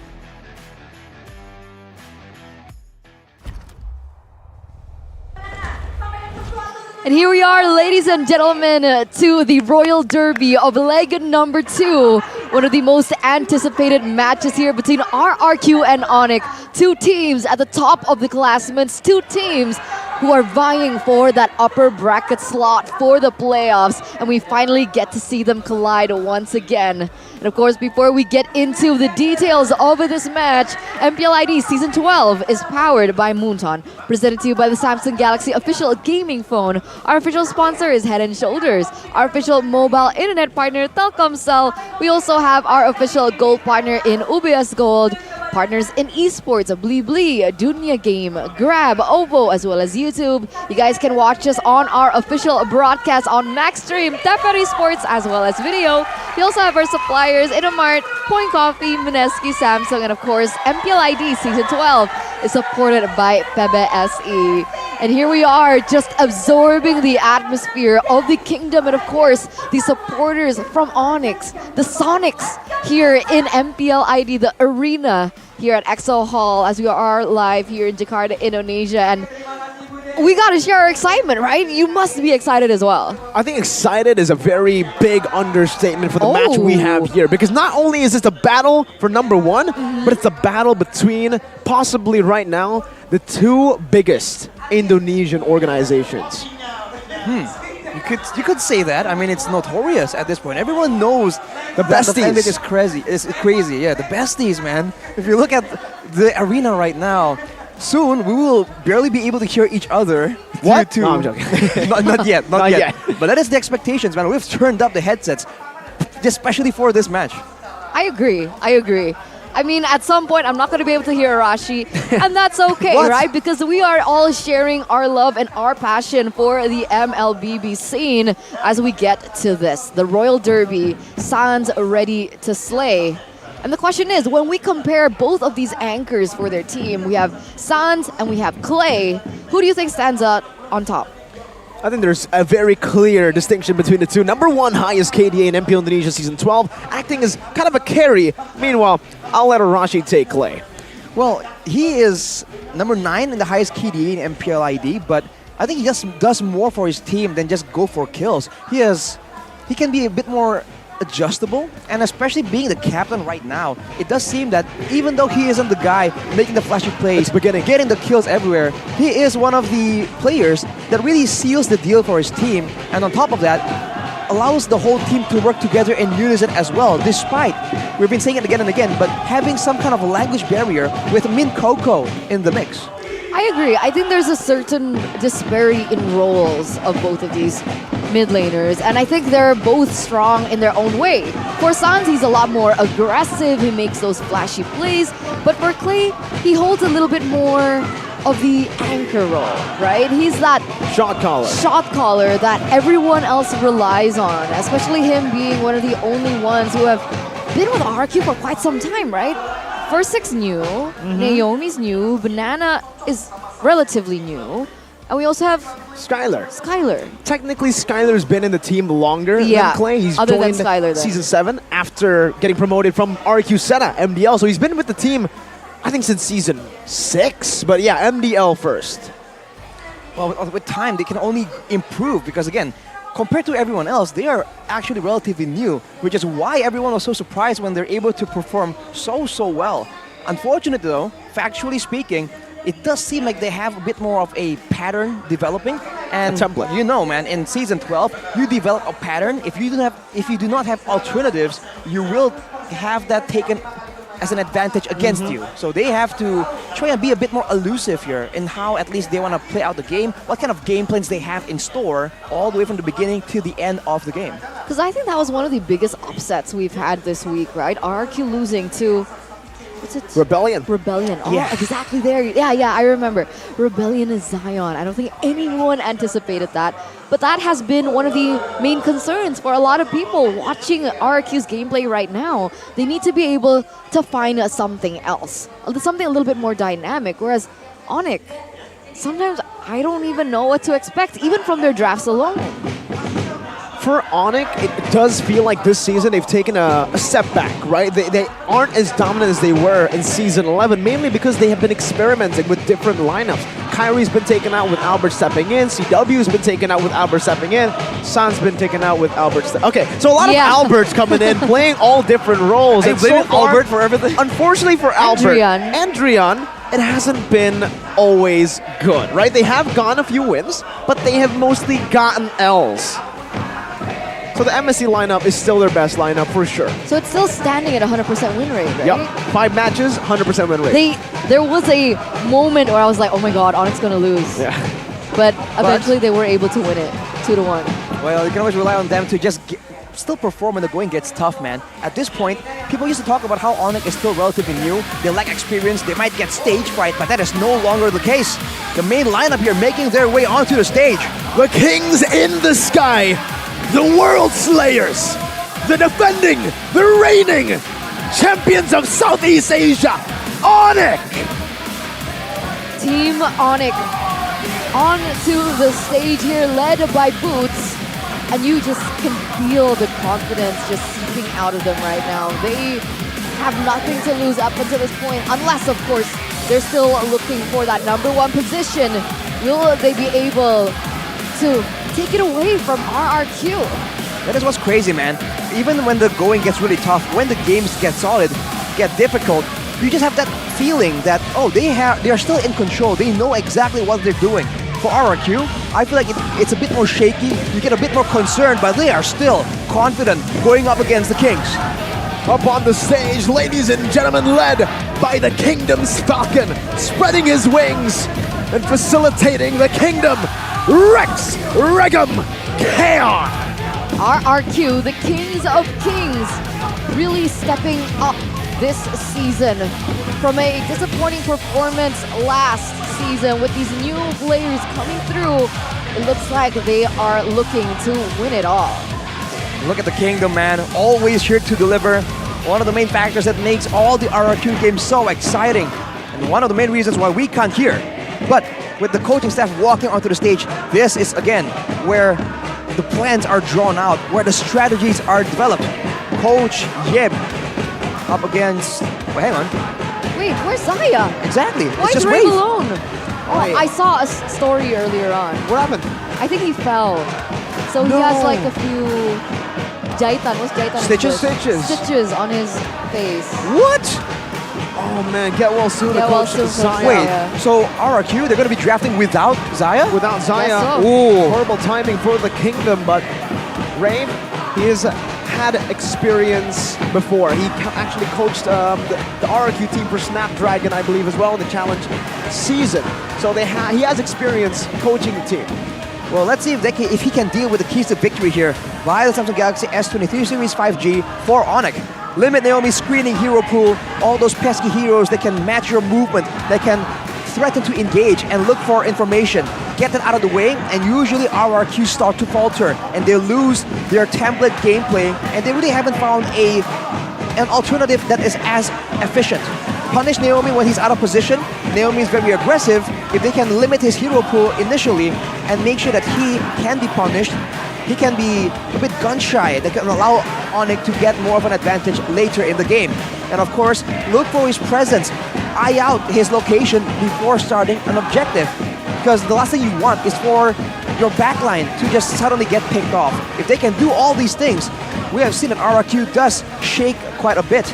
But here, their own keys to victory by the Samsung Galaxy S23 Series 5G for RRQ. Scout and limit Sans' movement. One of the key players and one of the factors which allows them to win in the first meeting was the fact that Sans was not in the roster. With him being here right now, they have to be a lot more careful with his reading out his movement and his plays. And along with that, force Boots to recall to prevent his presence in the objective setups. Boots recently has been a very selfless laner, He doesn't really care about his own performance. He doesn't do flashy solo plays. He doesn't dive in the backline and go for a 1v1 against the goat laner. All he does is facilitate his team. When he is not around, Onyx just loses out on a frontliner and a very solid source of utility. If RRQ can do that, the objectives should fall into place a lot more reliably. I agree with that. And going back to the keys to victory for Onyx, that was a really good point. I think every time I've seen Naomi play, there was this one game in particular where he was utilizing the Cho. He's not aggressive in a way that he goes in for just pickoffs like over and over. He's more of a screener. I like that word, screening, blocking. He opens up the map, he opens up vision to facilitate and give information to his team. But because of that, most of the time, he's out of position. And that definitely can be capitalized by Onyx. We have seen a lot of teams punish exactly that. You know, Naomi, information is key for the RRQ lineup, for their front-to-back playstyle, their pick-off-centric composition, right? So that's why it has mainly been working for RRQ. But yes, if you can catch Naomi, if you can punish him for overstepping, that might be the key. We've seen Rebellion do that against the Kaja, punishing. And here in the team head-to-head by Head and Shoulders, we'll get to see exactly how both teams likes to tackle their games. Seems like for RRQ, they're just more reliable the longer the game goes, and that's partially due to Naomi, right? When the going gets tough, when everything is a bit more less systematic, he's the one that can make all these crazy, surprising plays, and that usually, you know, one moment in the late game can win you the whole game. RRQ has more of an experience in that department, but Onyx, like we mentioned, has had plenty and plenty more of games as well, but they are playing with limitations, is what the asset is saying. Now this is what I really want to discuss, right? Playing with limitations. Skylar and Kyrie have become the players whose hero pools are just always respected, almost always respected, restricted by opposing teams. Whenever a team goes against Onyx, we usually see a variety, a plethora of assassin bans or even other junglers. And for Skylar, we usually see the Claude and the Beatrix been banned away. But yesterday, Rebellion Zion were able to prove that even though Skylar gets his comfort hero, gets his power hero in the Claude, they're still able to win it. But it looks like coming to the drafting phase here for game number 1, Onyx won't take that chance. Just take away the Claude instantly. Oh wow, we were talking about how the Claude might not be as prio anymore, but Onyx certainly still respects the potential for Skylar to make plays, you know, aggressively and defensively using this hero.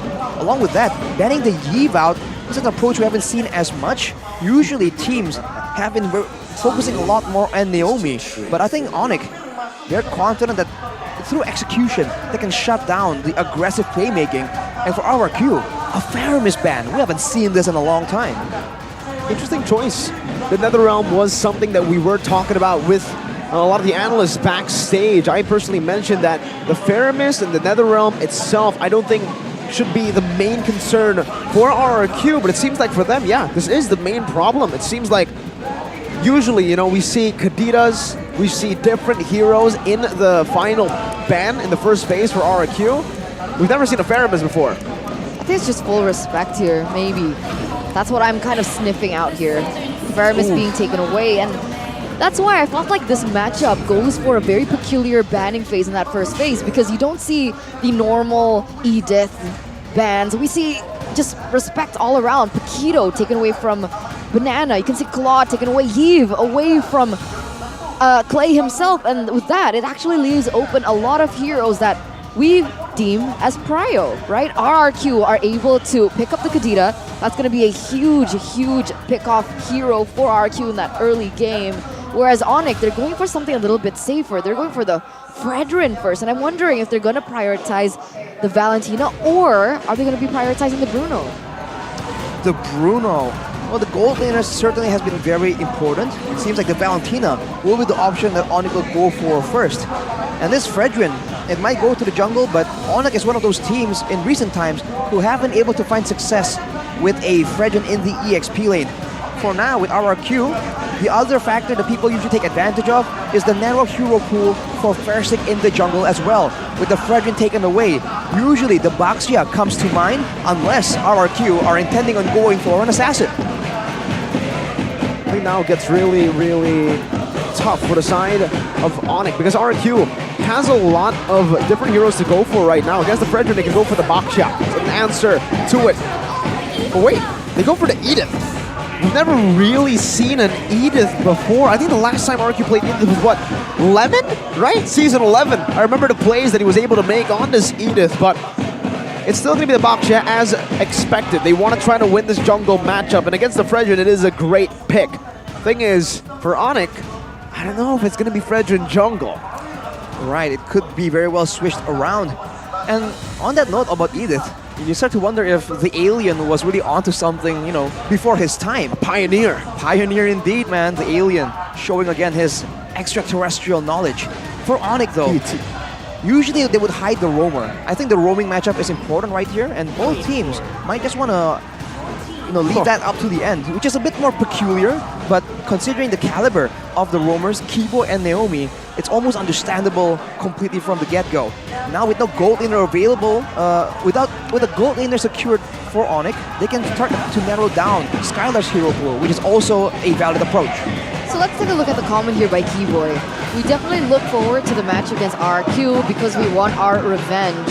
Remember the first time that they met here at MPL ID Season 12, it was RRQ winning it 2-1. So of course there is some layer of a revenge here that they want to be able to get their hands on. But they don't go for a gold lane ban just yet. They go for the Yuzong instead. What are they planning on here with the Yuzong taken away? I think they're planning to just play for the Bruno, facilitate the Bruno in the gold lane, and in these team fights, give CW the space necessary. Because with the Yuzong ban, that is a hero that RQ have been able to utilize with their dive compositions. They've already built up a Kadita and a Baksha. On top of that, if they add a Yuzong or even a Lapu Lapu, it will give them a lot of strength in these team fights. Then now crowd control becomes even more important because it seems like for both teams, it's going to be essentially still a front to back. Of course, RQ can try and use the Kadita to try and be an assassin to go in the back line, but for the most part, they might be relying on this Edith to output some damage as well. Onyx now respecting Naomi's engaged presence. The only hero available left for him is the Cho, unless Onyx wants to go and pick that off before. And on that note, Kibo actually has something to say about Naomi. He says that Naomi is skilled. He was already skilled before joining RRQ, so I need to focus on him. And I think we do all agree with that. I think we've been just... M4, bro. Yeah, bro. Like, I don't think anyone can actually forget that performance. And with that being said, what are they planning here? Already respect coming onto Naomi, RQ. What do they want to start limiting? Do they want to go for the same approach? Do they want to start limiting the roam as well? Oh, they go for Helkert instead. Limiting assassins from Onyx, not believing that this Fredrin will go into the jungle. Assuming your hero available still is going to be the Hayabusa though. Depending on who or what hero is actually going to be used in the gold lane by Skylar, it could still be a very good pick. But the Kaja is secured already. The Franco is available. Will Naomi go for it though? Or will this be a roaming Edith? Wait, sorry, do you think that with the Helkert being banned out, RQ want to pick something crazy for that gold lane? I don't think they want to go for something crazy. I think they just want to standard Beatrix? I would say it should be something standard like a Beatrix. But here, all right, we got another comment from Kyrie. Players to watch out for, according to Keyboy, is Naomi. And for me, Fair6 Baksha is really good. And they've left that open. So Coach Yeb definitely has something cooking for Kyrie in the jungle, or perhaps for Boots in the XP lane, depending on where the Fredrin goes. All right, so it's going to be the Irithel and the Cho pickup for RRQ. And finally, we get to see, oh, that's such a strong pickup comp. And Onyx, they double down with the X-board. That's a bit of a scary situation, man. RRQ, they have more mobility, more pickoff technically, and more burst damage. But Onyx, they have a lot of heroes that are quite pesky to try and secure in a pickoff situation. So I think it's a bit more even, but keep in mind from the previous matches, the team that can be a bit more proactive usually has a bit of an edge, and Onyx is the only team right here with edge suppression. So we'll see if that becomes the defining factor of this game. I mean, technically... Oh no. Oh no, you're right. Valentina's on Onyx. All right, so I would say that both of these teams, with the composition that they have set for themselves, they have equal amount of tools to work with, right? It just really depends. I think RQ has a little bit of an edge. for that early game. I think they're going to be able to pressure it with the Boxia rotation, with Kadida as soon as she hits that level 4, and of course Cho. So there's just so much presence for their pickoff. There's so much tools that they can utilize, but there's no way that we can discount Onyx. They have Valentina on Sans. And with that being said, ladies and gentlemen, welcome to the Royal Derby here. RRQ and Onyx face off once again in a best of 3. Will we see the same outcome? Or have Onyx repaired what they were unable to do back in leg number 1? Well, this time there's no excuses for Onyx. Sans is in the lineup. Last time, it wasn't Sans. It was Albert, was it not? Drian. Oh, it was Drian. Well, right now, Onyx, you can bet that they're going to be a lot more aggressive right here with their main roster, but we have to see what can RRQ do, considering that there are 2 Purifies available on the side of Onyx. You can see that already one has been used by Sans, and the rolling wheel from Versik will be a big problem for Onyx in the early game at least. I mean, Kyrie said it himself, right? He's so fearful of Versik on the Boxia. And we get to finally see why, right? The pressure that he's able to have in the early game, being able to have a little bit of an advantage over Kyrie on the Fredrin, as, Keyboy gets chunked really low. It's gonna be first blood just yet. It turns out just not. Keyboy still able to kite away, unless Naomi has something to say about it. Deals a bit more damage, cancels the recall, delays it. And Kyrie, this is what Naomi likes to do. Keeping vision, keeping tabs on the Prio members. Unfortunately, unable to get a steal. Kyrie, a bit mad that happened. Gets a good taunt, and now is doing the same thing Naomi did to Keyboy up top. CW forced to use the Purify. Skylar diving in. Gets a turret shot. Needs to eat that. And Clay gets out. Seems like a bit of miscommunication right there. Not going together at the same time. That could be dangerous, man, especially against Onyx. We'll have to see. Meanwhile, with the quick rotations, it seems like in the lane, RRQ has a bit more pressure. Right? Onyx has to be a bit more concerned, but already in the turtle, the fight is brewing over, and without ultimates, ultimates are already available, so RRQ, they have the Nature's Wrath to try and make more DPS. Kyrie gonna be targeted down, everything used up, but Kyrie's still able to initiate or disengage from the initiation for now. Naomi, they've isolated him, forcing him back. He doesn't have the flicker too. It should be first blood, and Sans picks it up. First blood for the Sky Kings, and they want to look for more. Kyrie's really walking up onto the turtle. Retreat battle. Banana looking for the onward. Their shatter comes in, but it doesn't matter. Kyrie still finds it. Rough waves taking him low. Kyrie still sustaining for a bit, but Boots finds a trade back with the last insanity. RRQ 1, Onyx 2. On paper, that should have been RRQ's just turtle to have, to win. How in the world are Onyx able to do this time and time again? As, CW has to be careful on the top side. The worldie was used up already. Skylar with a heavy crossbow. One more shot, and CW gets taken out. Skylar with a win up top. RRQ just trying to hit back right now. In the gold lane, if they can really win out, maybe then Skylar can do something, but look at that, Banana. Faraga armor taken out. Boots still able to get away. Recalls with a little bit of HP left. I think for both teams, right, the gold lane is going to be important, but Onyx is a lot more used to playing with CW in the losing side. RRQ usually relies a lot more on Skylar, and on the Irithel, he's going to be a bit more mobile, but he is still susceptible to getting chunked down. And look at that passive though, Clay is completely abusing it. Trying to force it out of Clay, has the oddity and the rough waves to escape. On a low cooldown, so it is no problem. RRQ just playing it safe. Let's talk about that, right? Back into that gold lane, but Keyboy already putting pressure here in the top lane. It looks like they might want to protect CW to get a little bit of that gold shield turret. He needs it to be able to get that snowball, unless Naomi says otherwise. Purify though, it's a bait. Divine Judgment locks Naomi down. They baited him quite well, and CW is still able to escape. The heavy crossbow comes in. Skylar, one more shot should do it. He's in the bush. He plays with the vision, but Skylar is still able to find a trade. He will lose out on a minion wave though. Sans gets out of a 2v1. Versik and Clay held down by Gila Sans. And that was like a moment of decision-making for Skylar, right? He's like, all right, I'm already this deep. If I go back, I'm gonna die anyway. I might as well dive in, commit, and get that trade in. So it is a little bit more even in that sense, unless, Naomi. Wow, good cancel on that. Could have been a good pickoff. Breath of the Ocean used up by Clay. Trying to disengage Naomi, already very low. Earth Shatter Fletcher onto Kyrie, going for the all-in with the rough waves as well. The Appraisers run and the retry! Kyrie The god in the jungle, Clay now caught low. One more shot, CW gets a brace. That is just unfortunate for RRQ. They grouped up together. They got hit by the Appraiser's Wrath. And at the same time, Kyrie was able to secure the turtle as well. Almost the worst case scenario for RRQ. They seem to be trying so hard to win in the pick-off situation, but the target to pick off is Kyrie on the Fredrin. So the choice to put Kyrie on a fighter, quote-unquote, is just really paying off hard for Onyx right now. Interestingly so, right? You can even see he's now a level ahead of Versik. He's been able to get more advantages in the Lord fights, being able to secure literally every single neutral objective so far.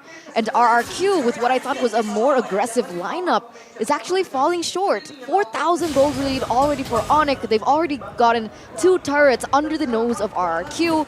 And 5 minutes, 6 minutes in, it's not necessarily the best scenario for RRQ, especially understanding that CW is on a Bruno with that particular item already secured.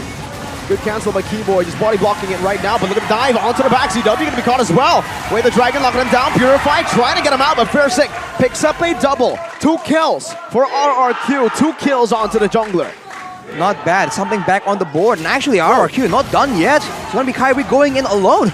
1v4, an absolute Chad. Psycho Kyrie with the help of Sans now. 2v4. They want to make this work. Naomi terrified in. Shunpu by Naomi, getting him out. Audience prediction by Samsung Galaxy S23 Series 5G, 74% towards RRQ. Kingdom Pride, man. Kingdom you Pride. can't, there's nothing you can do about it, right? That's the amount of support that they have for their team. And it's paying off so far, right? Already #1 in the classmen, unless, of course, Onyx are able to win this one. As here we go. Sans with the rough waves and the Purify now onto Naomi. Wants to go for the kill. He gets it. Versik locking him down, but Sans gets out. Meanwhile, Onyx. Kyrie's already on it now. Divine Judgment locking Skyler down. So able to find a kill with the help of Clay, getting the rough waves. Now it's Sans zoning Banana. Kyrie securing the final turtle of the game as Kyrie walks forward. Last Insanity slowing them down. The Earth Shatter connects, but Banana will be blown up by Boots. RRQ, they were playing with momentum right here, but the moment they don't really get huge value, they don't get a decisive victory against Onyx, they really struggle to pull back. This is a composition that can only move forward, and if they really want to win, they have to commit everything and leave nothing for the exit trip from the team fight. So Onyx is playing it so well, and overall, it's been a trade in kills, but they've been securing the neutral objectives way more. And with RRQ spending so much time and effort to secure kills, Onyx has been translating that into turret advantages, and that is allowing them to actually seal the deal and prevent Naomi from actually going to their own jungle and finding information. Question. Kyrie holding the Brave Smite emblem here. We usually see Quantum Charge from a lot of junglers. Why Brave Smite in this position? I think he is preemptively expecting a lot of bursts coming his way, but look at Banana. Going in, getting Chunk Versik with the flank already. CW is still free, hitting in the back as Keyboy runs away. Clay! Beautiful rough waves, but CW purifies out of it. Kyrie still walking forward, isolating Versik. A good breath of the ocean. Onto 2. Boots zoning Naomi, and RRQ and Onyx disengage. That's the Purify, man. It was so difficult. Even if RRQ get the perfect flank around, gets the Petrify, they need to cycle the crowd control, because otherwise Onyx will not waste that Purify and, you know, not save it for critical moments like that. So RRQ are the ones that are forced to try and make something happen, and Onyx, they can just react pretty well right here. You can see that actually just coming into fruition so far. I thought it would be difficult for Sans in particular. Sans forced on the Purify, and we see he uses his IMU mostly on play, and without a flicker, usually it's really hard to land, but I guess that's Sans for you. I think Onyx did a great job drafting here because they were expecting the Kadira pick. It's a bit of a prio pick for RRQ right now. But if you look at their roster, very few members are actually valid targets. 2 Purifies and a Firaga armor. Realistically, he can only use that, he can only attempt to pick off Keyboy or Kyrie, and both also aren't exactly ideal. I guess you could play with the timers maybe, right? Yes, but I think Onyx will play around the timers as well. And now, with full control here, RRQ just trying their best to secure some info, go for a pick-off. Free Lord Nothing they can do about it. Banana jumps in with the onward. Even the Primal Rapid Sans does the same thing. He can copy whatever you try to do. Boots, look at this damage. Skylar getting some good chunk of damage as well. Onto Boots. Now Kyrie walking up. Just dashing forward, taunting the RRQ members and backing away. Literally nothing. Nothing RRQ can do up until this point. They're just gonna watch all of their turrets burn and fall like ashes here. Onyx just slowly but surely, not even any crazy plays just yet in this 10th minute of the game.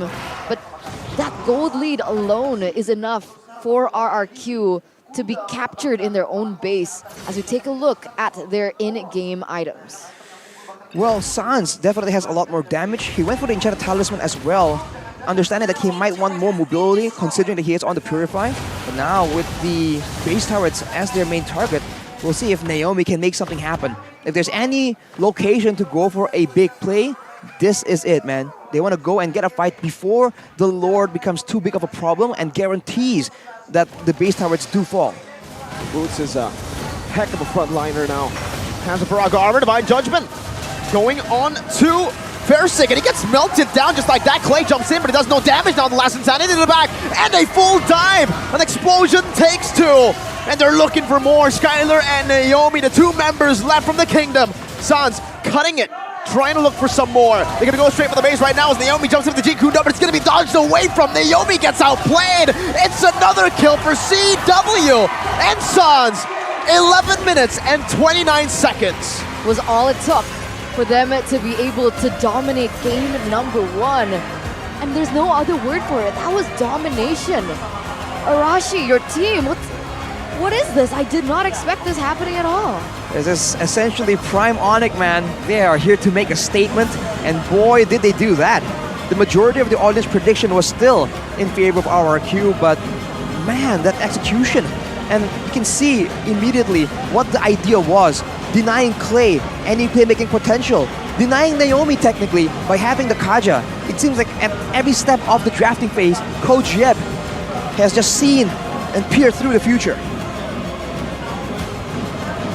Oof, man, what can they do here? Well, what they can do is reevaluate. I think that's the only thing you can do after a loss like that. We were talking about revenge, and right now Onyx are a step closer to getting sweet revenge. Not just any revenge, a stompy revenge. If this is 2-0, that really just shuts down the kingdom, man. Because they were all very proud of being able to win against Onyx in the first leg. And maybe that's just the impact that Sans has in the team as well.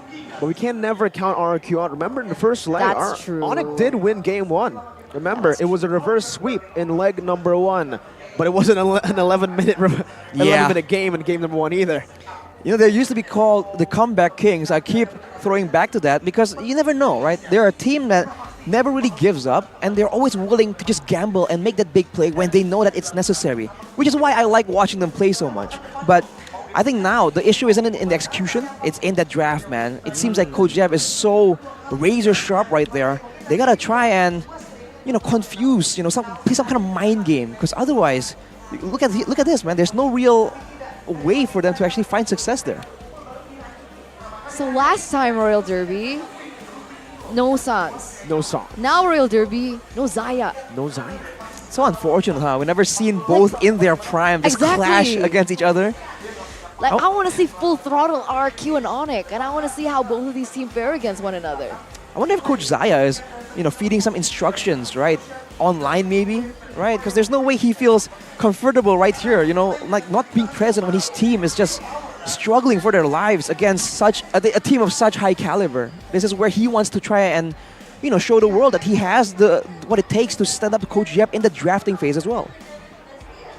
Right now, it's unfortunate for Zaya. All we can say is get well soon to Zaya, man. Get well soon. We miss you. Stitches? So yeah. he fell? I think he fell. Super it was unfortunate, man. Whose story was it? Was it Albert's At story? home? Someone from Onyx. It was a player. Yeah, it's just not meant to be, I guess. It's just an unfortunate moment, man. Again, for Zaya. Hope he gets well soon fast, because again, we are getting into the last stretch of MPL Indonesia. It will be bad to not have him here, especially considering there's a high chance that RQ can still make it to the upper brackets, right? But Let's take a look at the player of the game, presented to you by the Samsung Galaxy S23 Series 5G 308. What a player. Gila Sans. The difference maker. He was difference gone last maker. time, remember? First Exactly. leg. Look at the emblems, man. He went for, well, first of all, it's the mage emblem, right? Which people don't really agree with, but it has value depending on what you're going for. Here, I believe it's full cooldown. The emblem gives you a bit more cooldown. He went for the pull itself together to get faster cooldown on the Purify, which is why you're talking about playing around the timers. There's not a lot of opportunities, and there's a very slim window when it's down as well. So this is what I mean when Onyx, they can be put in the most difficult of situations, but they'll always adjust and do every single fine-tuned detail to try and get out of it. Look at the itemization. First, without the mana regeneration, went for the Enchanted Talisman. More cooldown as well, so he's a lot more mobile and very slippery, as we can see from that game, and we might see in the highlights. He was just so hard to catch, even though he wasn't on the flicker. Something we've been talking about in the middle of game number 1. This is actually a very interesting order of items because usually people opt for Clock of Destiny first and then Enchanted Talisman. So you are able to get that full 12 stacks on the COD as soon as possible. But here he goes for the flip side. Yeah, just wants to be able to spam more, provide more utility, and of course avoid capture a lot more. Which is why when Naomi, you see, try to do anything, he was always completely punished, which is in line with the win conditions. But some fights like this, where it really seems like it's already unfavorable, in true RRQ fashion, they are just willing to engage in fights that are a bit more questionable. And they always make risky plays, which is great, but sometimes, especially against a team as strategic as Onyx, might come to bite them in the back. So maybe they want to make some fine adjustments, because I think in the early game, it was still quite okay, but this is where it all starts falling apart, man. That play onto Kyrie just did not work out the way they wanted it to. And again, I still don't understand the value of Edith. Still, don't see it. Well, Banana was doing a lot more engages in this game, but I think they were just a bit too behind. And like we mentioned, there's just not a lot of targets for them to pick off, right? Due to the Purifies, due to the tankiness from the other members as well. Both Clay and, Fersic, Clay, and Banana, everyone's trying to find that solid pickoff, but they just weren't given it at all. And eventually the gold difference is just way too big. And you can see that all their weapons have just been stripped, man. The counter engage, the distance management, the scouting from Naomi, everything is denied. And I have to agree with Eterna here. When it comes down to Edith in the XP lane, I haven't been able to see it, man. We mentioned this, I think it was which game was it with Edith that was played in the XP lane as well, instead of the roam position? It was match 1, right? Before. Match 1, I remember. I think might be Alter Ego versus Evos, yeah. Game Evos, 2. there you go. Fluffy Yeah. was the one on the Edith. Evos utilized And it. I expected Van Strong to be the one to play the Edith. I think, again, for the Edith, personally, Roamer works better. And this time, 2 times we've seen Edith. Today, it's been XP. I can agree with that. I think some people just really want more gold income to ensure that the Edith can still act as a damage dealer. But when everyone else is just behind as well... But it's a waste, don't you think, Hirashi? To put Banana, a highly mechanical XP laner, on a hero like Edith? Well, technically, right, with the power of, with the Nature's Wrath, you need some mechanics. But I do agree, it's not exactly the same kind of flexible playmaking potential. But I think, again, even if they really want to do it, they have to try and find ways to ensure that he succeeds in the lane as well. Here, he doesn't really win out, especially being pitched up against an X-Borg. They can just do true damage. And everyone else, there's no real winning lane here that RRQ can try and make plays with. So even Clay wasn't snowballing. No damage from Kadira, just not that big of a risk. So it's a bit of a snowball effect here that begins with RRQ just not having the initial tip of the spear. Maybe you can argue it was Fersic on the Boxia, right? As a fighter against a regen tank like Fredrin in the hands of Kyrie. Able to counter it with the Turtle's Presence, but overall, just not enough aggression, not enough strong heroes in the early game to try and support this Boxia or this Cho. I actually thought that that RQ had a good chance and a good possibility in the early game to take it, right? Because sure, I understand, right? There aren't quote-unquote winning lanes for RQ in the EXP or even in the gold, but at some point, Skylar was ahead in the early game because of the rotations from Fersic. So why? How did it not come together? Was it just Onyx outplaying RRQ? Was there something lacking from RRQ's game plan? Because if you want to control the early game, I believe the XP is the key, not the gold lane. Edith had zero pressure because of boots. Fair point. And because of that, in the mid lane as well, there wasn't really... Again, all the opportunities and plays from RRQ are nullified. And if you look at the objectives, man, there's nothing given to RRQ at all. It's a complete clean sweep They have from something. Onyx. The Turtle Lord and turrets. 187. Yeah, 187 turret damage, that's something. If you're gonna, it's not zero. If you're gonna pick pennies, yes, but they weren't given a lot due to the setup, right? And I think this is a big glaring weakness with RRQ. They're always relying on a huge moment to make a play, right? We've seen it again and again all the way from week 1. And on top of that, they are very good at utilizing crowd control, but you can make an argument that they are over-reliant. Right here, when everyone can't survive the initial pick-off attempt, when everyone has a Purify to outplay the right moment where everyone comes in together, they just don't get that opportunity. And it's always one big moment. It's never like spread around across several skirmishes. It's always one huge team fight. Yeah, I agree with that. One huge pickoff, one huge team fight. There's always one huge thing that There's they're only looking one. for. There's only one There's only for one. RRQ. Unfortunately, again, I feel like also their template drafts. have Yes. been finally, like, teams are finally caught up with their template drafts, and they need to try to diversify a bit. They do. And they also need to buy some data packages, bro. With OVO. OVO? O-V-O. OVO. Eterna, do a V. Why do we need to go for OVO, though? What do I get it, because you guys did it. Oh, okay. You don't want to be as late as Eterna to jokes. You guys can use OVO because you can get special promo that is instant, not late. Cashbacks up to? 5,000 OVO points. She's not late that time. It's a special. Let's go! Fun fact. Made a joke. Season 8 in the airport. She Keeps got it talking when about we it. reached Bali day 3.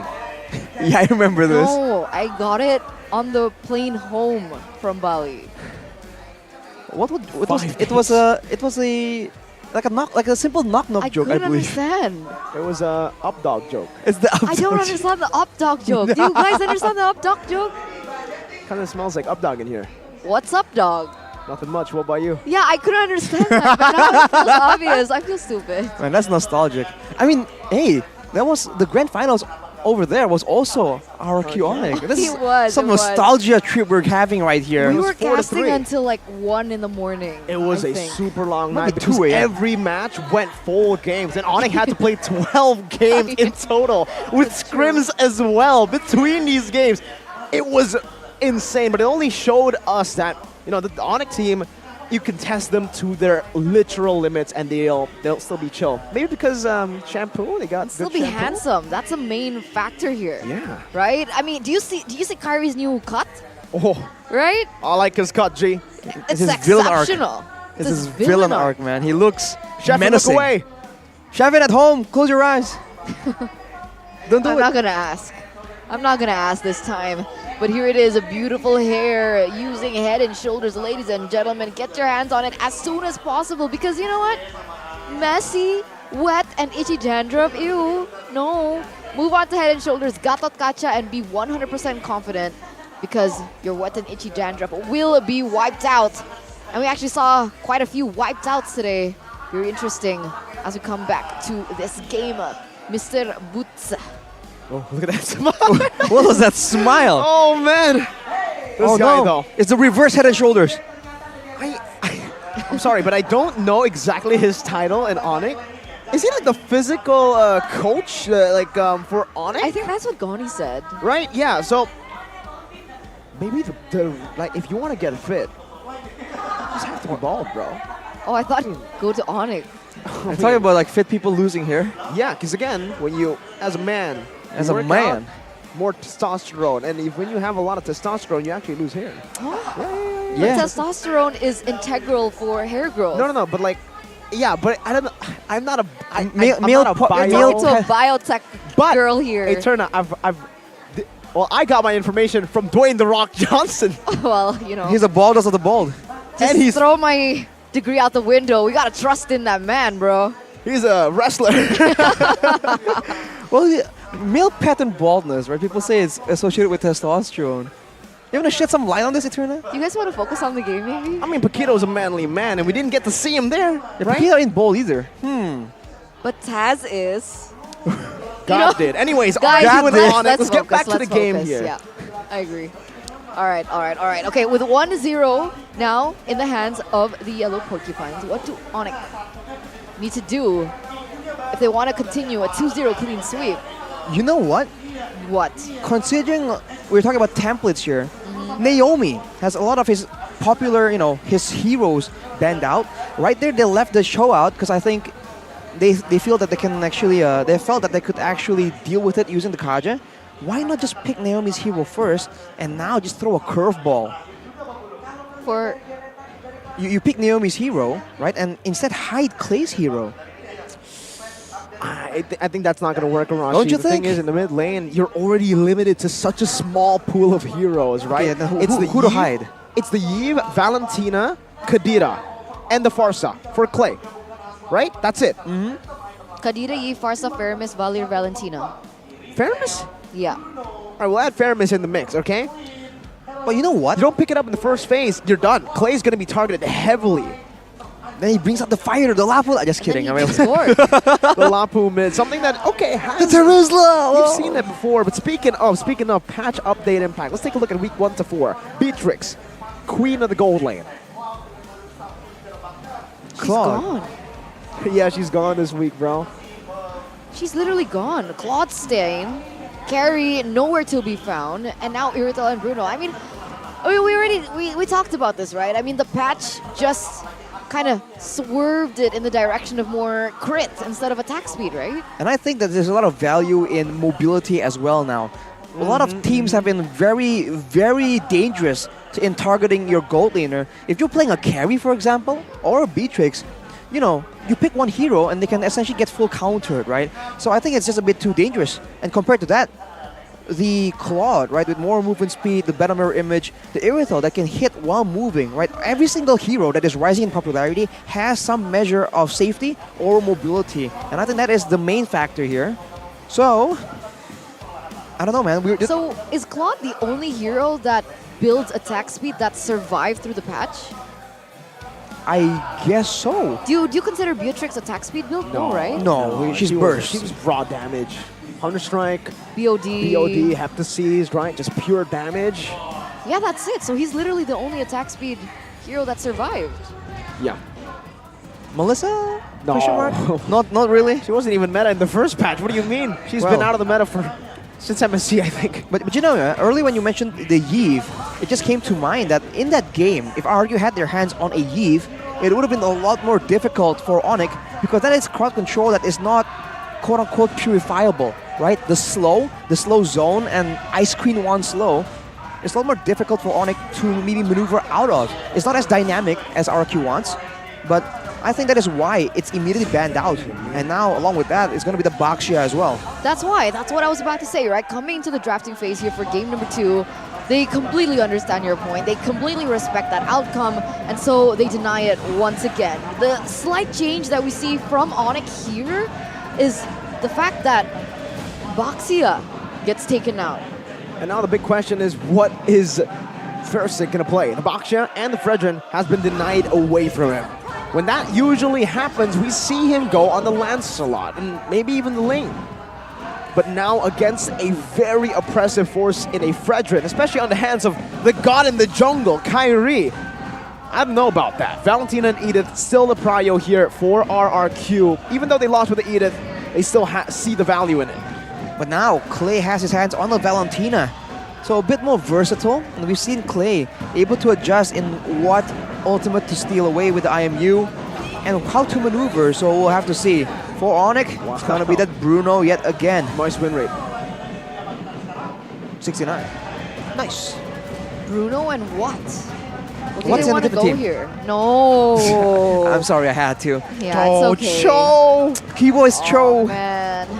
That's the boy. Arguably the best Cho in the world. Final MVP. Man, you said Rossi was almost matching up to Keyboy.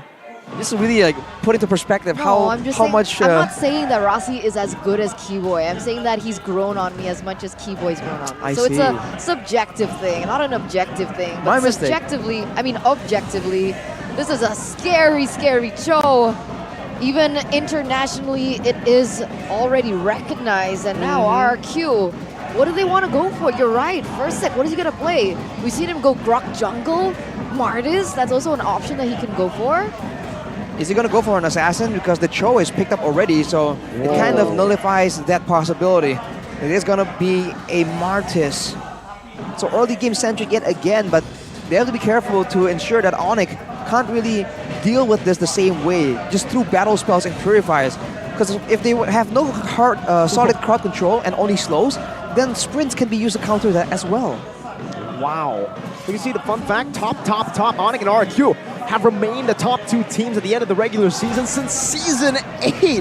Wow. And no team has been able to overtake them for 4 consecutive MPL ID seasons. No wonder they're called the Royal Besties. Season 8, RQ, Onyx. I wonder if they're bored of each other.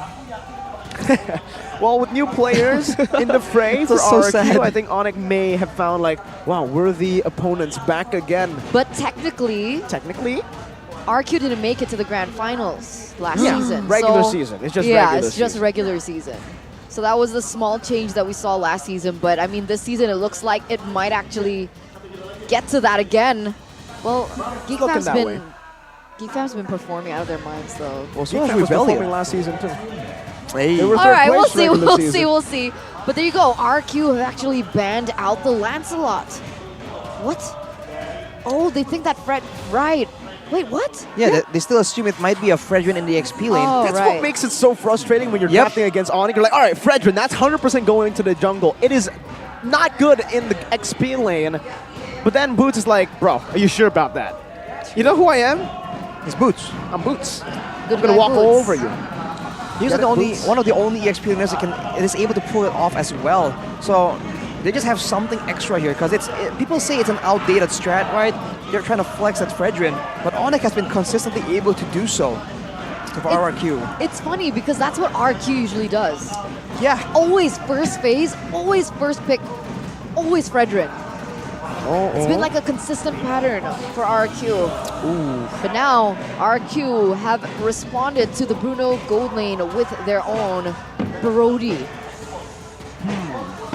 It's such a strange thing that has happened. In ISF, Brody was super prio by all of the countries. Even, my goodness gracious, Gord! Again, we're going to see it in the hands of Sans, this time not paired up with an Ixia.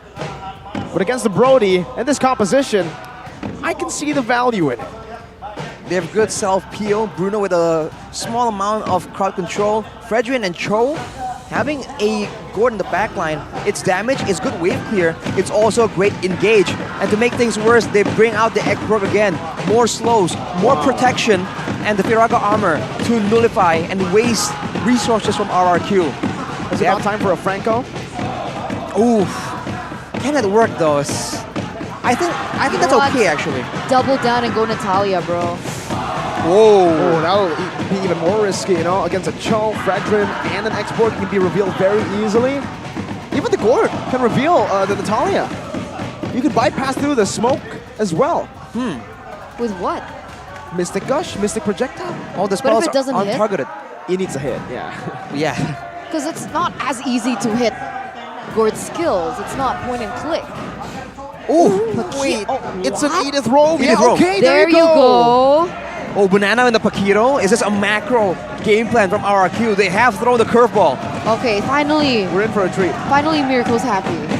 Happy, man. No Edith. Fredrin in the EXP. jungle, not XP. Edith in the roam, not XP.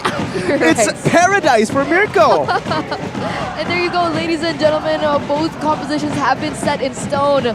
Please tell us who you think will win it. Is it RRQ or will it be Onyx this time around? Man, the fans are loving it. I'm loving it too, man. It's crazy. We haven't seen Naomi on an Edith. It has, engaged potential, but you have to question, Has Onyx found enough solutions? And what will they do? Because we have seen teams struggle with the Paquito pressure, the Paquito presence. Can Onyx find a solution? That could be the textbook example that a lot of teams are looking to Onyx for, you know, to try and cheat off their example. And no purifies for RRQ. We'll see if that works out. Ladies and gentlemen, welcome to game number 2 of the Royal Derby. Onyx already leading with 1 point. It will take 1 more point for them to be able to win it all, take it all, and secure themselves in the top position of the regular season as we get into the game. See? There's no purifies whatsoever from the side of RRQ. They're not respecting Keyboy at all. I think, to be fair, the only real person who can bring the purify would be Clay. But yeah, I guess he believes that the flicker will give him more value, and Sans got that Mystic Projectile down. Fairsick still be, very aggressive maneuvers, forcing a flicker early. A big win, or a small win, for RRQ early on. Look at the response from RRQ, man. They're bringing everyone to the mid lane to help with the wave clear advantage because Sans just kept pushing. If you look at the emblems right here, agility is all across the board for Onyx, and for RRQ, it's the maneuver heroes, the Valentina and the Paquito who has it. Everyone else goes for a bit more damage and tenacity, knowing that there is a chance that the gourd will just burst you down. It does true damage as well, so again, a hidden plus for the side of RRQ. Do they have the answer towards the gourd? Paquito. Technically Paquito. So just Paquito. Here's a concern, man. If Paquito goes for a split push, Onyx can very easily engage because everyone else on their team can go for it. Here Fairsick tries his best to influence the rest of the lanes. Hasn't really been paying off, but let's see what happens in the first turtle fight. Will Onyx let it go? That's definitely the question here. I think in terms of setup, wait a minute, Naomi already with an engage onto 2 members. Sans doesn't have a flicker right now, Clay. Mystic Gush coming in, first blood by Clay. Dead end from Bogor. Already activated early on, but Kyrie looking for a re-engage or a bit of revenge.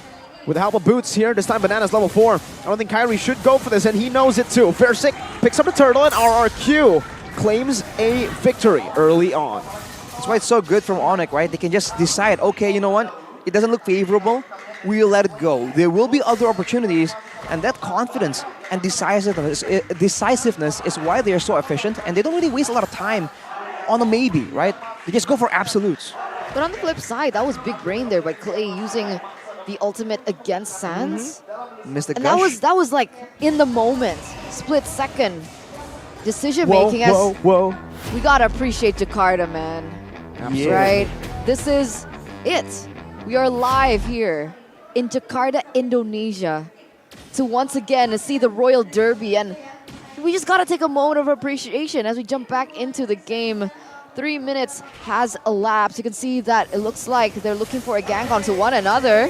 CW going to be engaged on Decimation. First it picks up a kill. Meanwhile, Keyboy gets away the Dragon on Skylar, but I don't think he's going to get much value out of this. It's actually Versik who claims a double with another Decimation. RQ 2,000 gold lead, and they're looking for more. Kyrie taking a bit of damage. Oh. Well, hello, ladies and gentlemen. How are you guys doing? What is going on? Look at this pressure on the top side, though. RRQ, they're really good at like using the early strengths to their advantage, but they're also very susceptible to getting things turned around on them. So they have to try and play it aggressively, but also very calculatively, especially against Onyx. So this is a bit of a test for RRQ. And will they go for a chance to shut down some of the players from Onyx, or are they going to go for objectives instead, like turrets? How do they do that, though? Do they utilize CW? Do they swap him to the bottom lane? Look for something there, but look at how Banana's just oppressive. I don't think that's also a good idea. What do Onyx do at this point? They're banking on a 5v4 right here, knowing that Banana is on the bottom side. They rush with that turtle and take it. That's a true damage at work from the gourd. Wow. Super fast. Clinical turtle take there. Didn't even give RQ time to react. That's how fast it was, and I think Keyboy was able to zone Versik away alone, and now Boots, Frog armor down. Oh, Banana just uses the dash to go to the bottom lane. Now we have, a 1v1, not Civil 3v3. We've been losing. No, we won.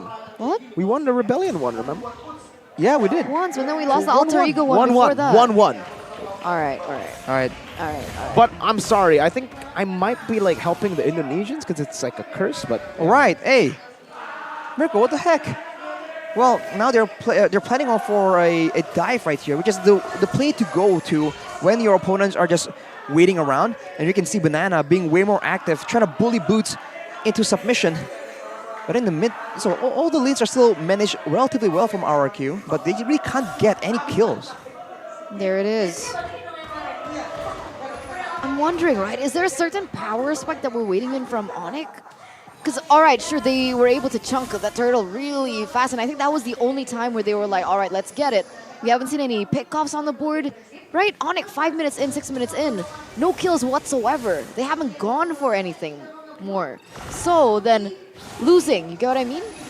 Yeah, they're playing very reactively and very passive, safe. Yeah. It seems like their main focus isn't to contest objectives, isn't to look for an advantage, is to make sure that they don't give RRQ the advantage they need. And to be fair, they do have the more solid late game gold laner. And look at the waves, man. It's about everything. RRQ, they're not even trading for a turret. They're not really getting invades into the jungle either. So Onyx, they're doing a great job stalling this out. And I think it's going to start equalizing from both teams at about, 10 minutes maybe, with some items in the bag for Onyx. Especially with the true damage and that utility coming in from the Ice Creams one on Boots. That could be what they need. All right, so we're waiting on a certain power spike, right? We're waiting on a certain moment. As RQ, they're looking to push the tempo, but up until this point, they haven't been able to find that perfect opening just yet. But it might change as we are entering the 5v5 contest for the turtle. With RQ picking up most of it, looks like they want to go for a contest. Knock strike by Banana, no Faraga armor. Retreat battle, it's going to be won out by Versik there. Pretty clean. And Onyx have no answers to what RRQ are doing right now. It's a 3,000 gold lead with not much of responses from Onyx. Versik was a level ahead as well. He is ahead for sure. And right now, it's still turtles, but once the lords start popping up, we see that usually that's where it gets difficult, but look at that! Where the dragon, beautifully done! Right on to Skylar, Boots picks up the kill, now they go in! They pull the trigger, Last Insanity slowing them down, slowly but surely. Versik gonna be taking a half HP, Naomi forced to use the Primal Wrath. But it's just one kill for nothing. That's unfortunate. Skylar, man, he needs to respect the playmaking potential. This is Kibo's Cho we're talking about. They do have counters, right? Utility to try and protect Skylar, but if he is out of position, it's a bit too difficult to react to Kibo's fast plays. Now, with that swing and momentum sort of, I think Onyx are going to really try and counter and find something with the next objective, the Lord, because otherwise that will definitely translate to more turrets for the side of RRQ. They're definitely looking for that right now. But the slow tempo coming from Onyx is just... It's awkward, it's uncomfortable for me, right? Because it only takes one moment for Keyboy, and I think that's what they're banking on, but RQ don't want to let that slide. Ooh, good disengage. Actually, Kyrie dodged away from that onward. Now it's going to be the re-engage coming in. Last Insanity defensively by Clay.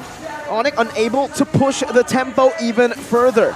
And Banana is actually just trading up top, getting a turret. Or pushing it even further, shoving it in. Kyrie also getting a pretty good invade down, making it level between the two junglers in level. Good wave here for Banana there. Now the wave is pushing on the turret, so already that's just great value. And you can see that RRQ, they're still staying around the bottom side, just trying to punish and look for some pressure before they rotate when the Lord is up. So Onyx can maybe sneak it the way they did earlier, but CW! Wow. Whew. That was so close. That was so close. It's a pixel away from getting punished. Skylar was ready. He was there. He was like, oh, tell me when to go in, coach. Unfortunately, they weren't able to get it. I mean, fortunately for Onyx, though, I mean, CW, very quick reaction speed. As once again, RQ, like you mentioned, they're looking for a pick before they go in. Naomi not receiving any damage from Sans earlier on. Yeah, I think it's going to be free. No Mystic Gush and no Faraga armor left. He needs to regen, and Kyrie's already going to get onwarded. Earth Shatter, the Bracer's Wrath coming down from Kyrie, buying a lot of time. Oh, he dodges away from Last Insanity. Still gets a chunk of damage down. But Kyrie can just go back under the purple buff, and RQ already reset it. No primal wrap for Naomi. Keyboard's looking for the engage. Oh, he finds Skylar out of everyone. Brings him back to the team. The Mystic Gush does some damage and takes him out. Banana in the back going to be taunted down by Kyrie, and all the members from Onyx are low. But it's a roamer traded in for a gold lane. Kyrie, Banana! It's a flicker from Clay, a splash of damage. Now CW is creating with the help of the last Insanity. Banana! Flickering forward out to CW, knocking him out now, going out to Sans, forcing him back. And it's a W for RRQ, a 3 for 2. Whew, man, the Paquito power pick that just saved them that whole situation, man. It was looking very shaky for RRQ, but they have done it. Skylar gets picked up again, but somehow, some way, RRQ in true RRQ fashion, go for it anyway.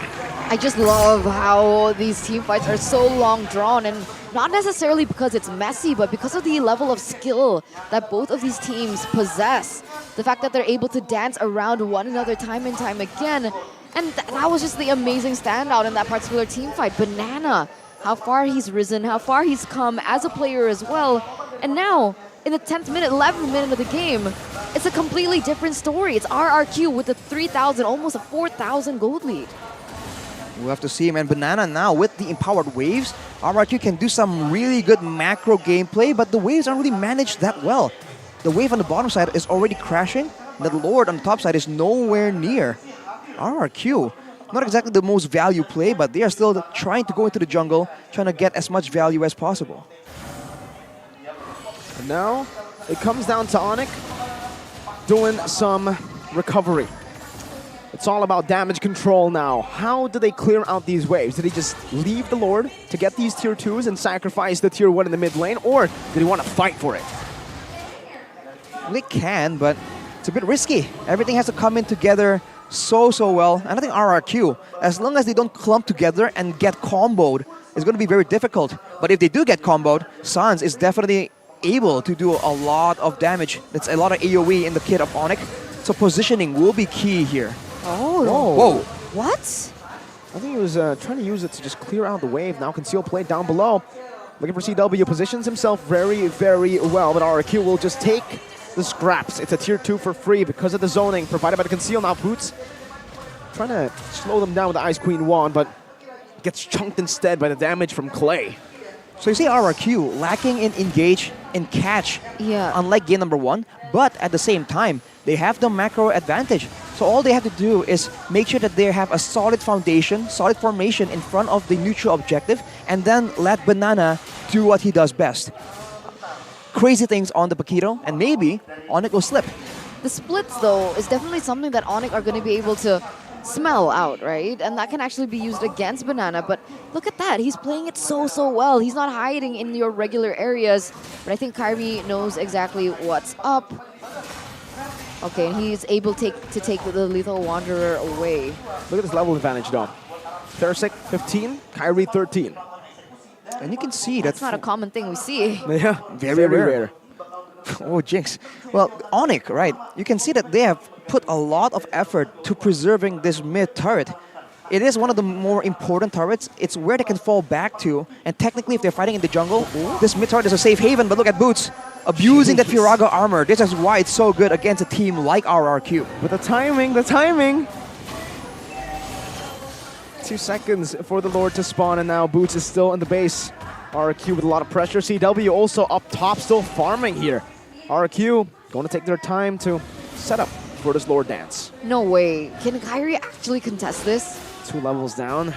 I mean, there's got to be a way that they dismantle. Whoa! Beautiful. Man. Beautiful preemptive movement there from a Banana. That's a waste of resource there for Onyx. The best XP laner in Indonesia right now. Really, Naomi, well, onward. Earth Shadow connecting on the CW, but the way the Dragon locks him down, even with the Primal Wrath, the Immortality gets popped here, but Naomi, he had the Primal Wrath still there, now it's giving the last Insanity, and Skylar gets bursted down! What was that damage? It's a disaster for RRQ, they lost 3 members out of nowhere. Banana is the only one here around the Lord Pit. Clay's gonna be spotted by the Mystic Projectile, and he's forced back. Wow, one mistake, one small mistake, one minuscule pixel mistake, and Onyx gets everything turned around. And I don't think I've ever seen a Gord use flicker that way as well. Yeah. What? What? That is just insane, man. RRQ now, out of nowhere, lost a base turret. And Onyx, we talked about that late game power spike. They have arrived, man. 15 minutes. That's way more than enough. They have taken the gold lead. They have taken the Lord. RRQ now. And damage control. Jeez. I told you it was unsettling. There's just something wrong. It's disgusting when is what it Onyx is. doesn't do anything. Yeah. It's the calm before the storm. Exactly.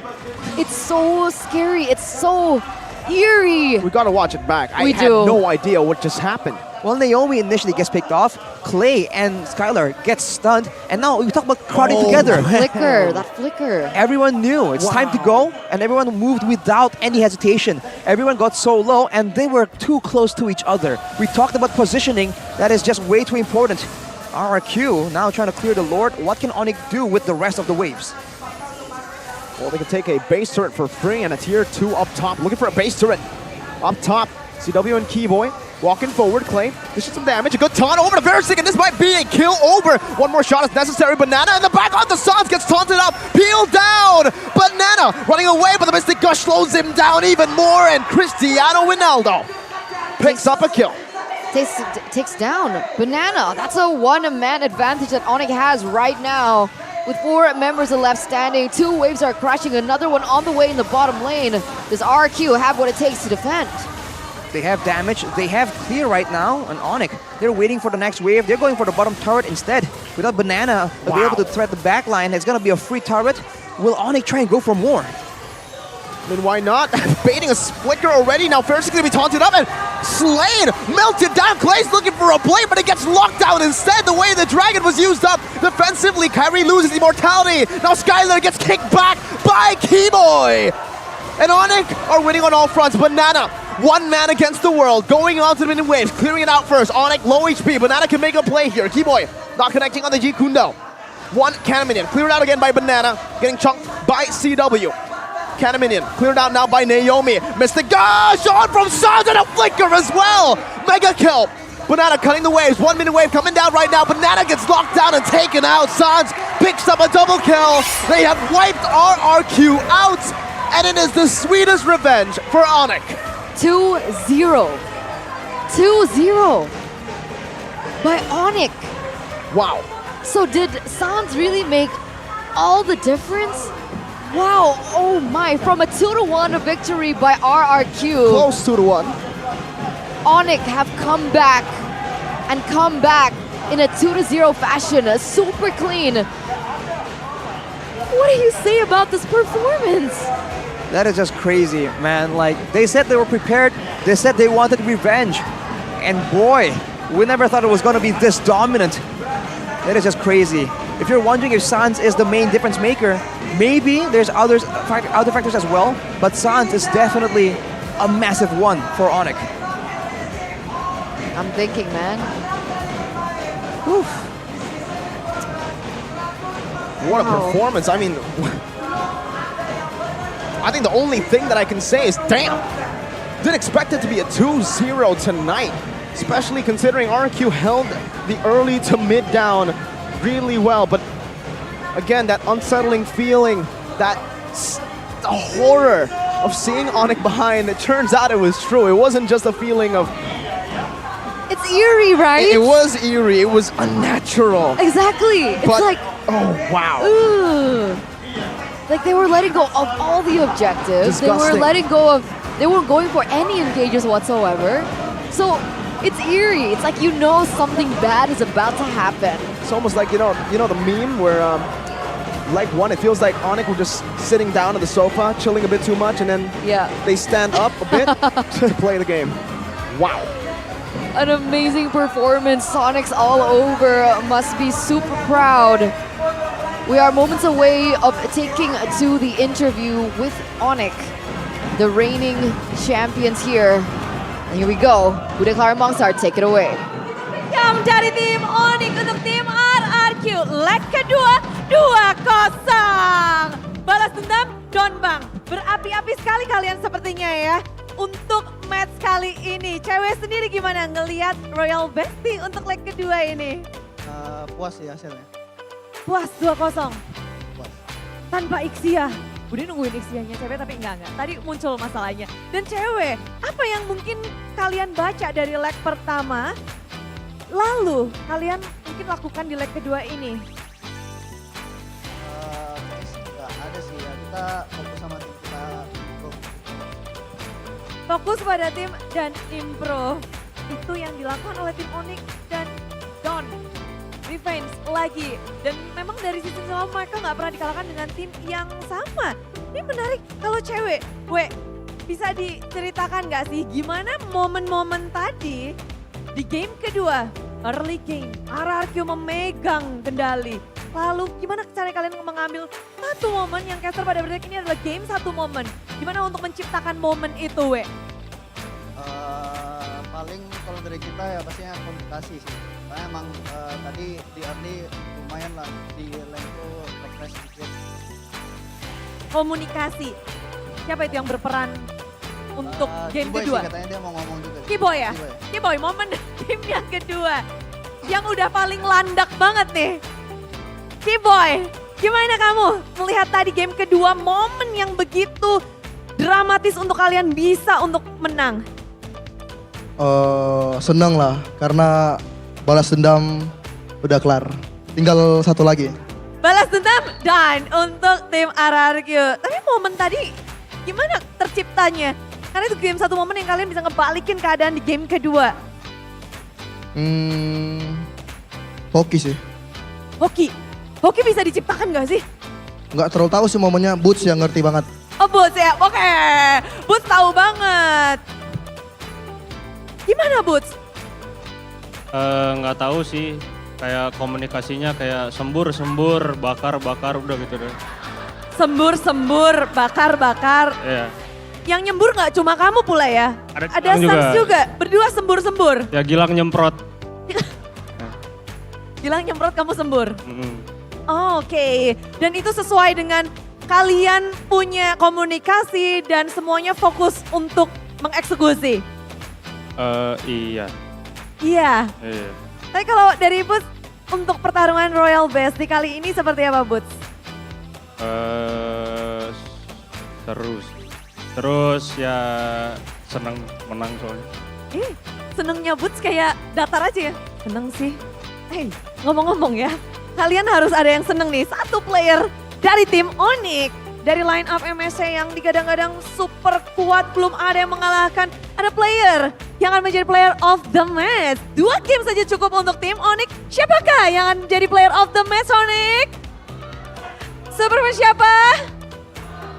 Kiboy, Sans, siapa lagi? Semua nama disebut oleh Sonic. Mari kita cek bersama-sama, inilah dia player of the match dari tim Onyx. Minggu yang sangat manis. Kiboy rambut panjang. Kiboy, this is Kiboy. Berhadapan dengan Naomi tadi.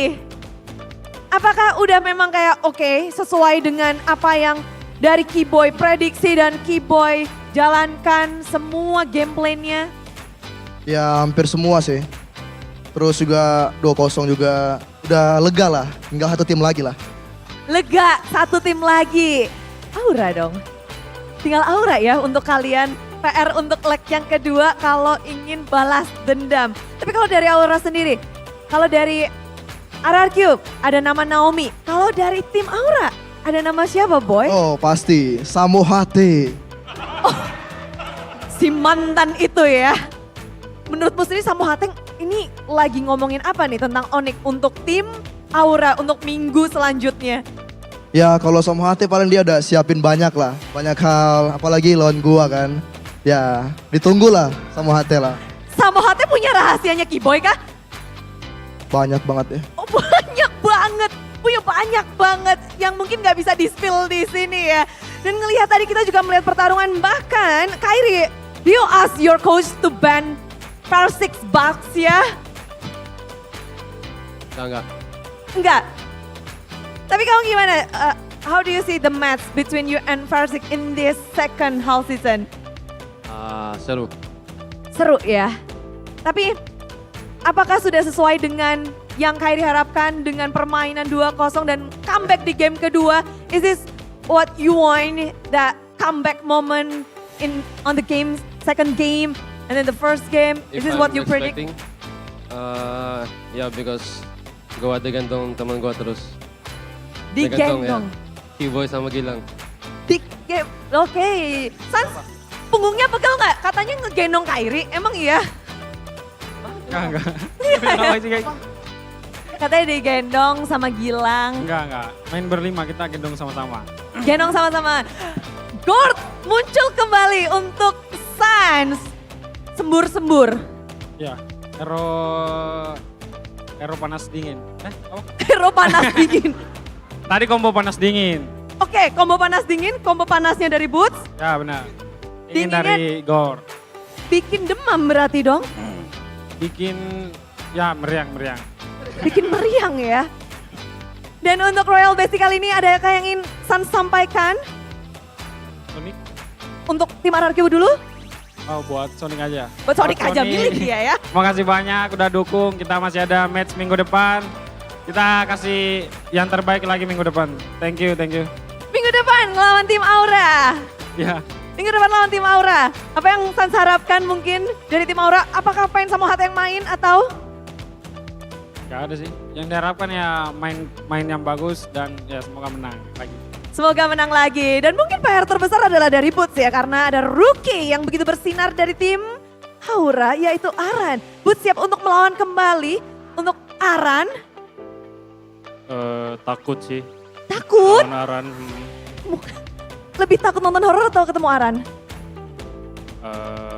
Lebih takut ketemu Aran. Kenapa itu Boots? Soalnya Aran jago. Aran jago. Oke, semangat Boots. Ada yang ingin kamu sampaikan untuk Aran kah? Jangan galak-galak bang. Jangan galak-galak bang. Sekali lagi yuk kita kasih tepuk tangan untuk tim Onyx. Menutup hari Sabtu malam minggu kita malam yang tidak terlalu panjang untuk Onyx karena 2-0. Seperti apa game comeback dari tim Onyx? Mari kita bedah bersama-sama bersama caster. Langsung saja.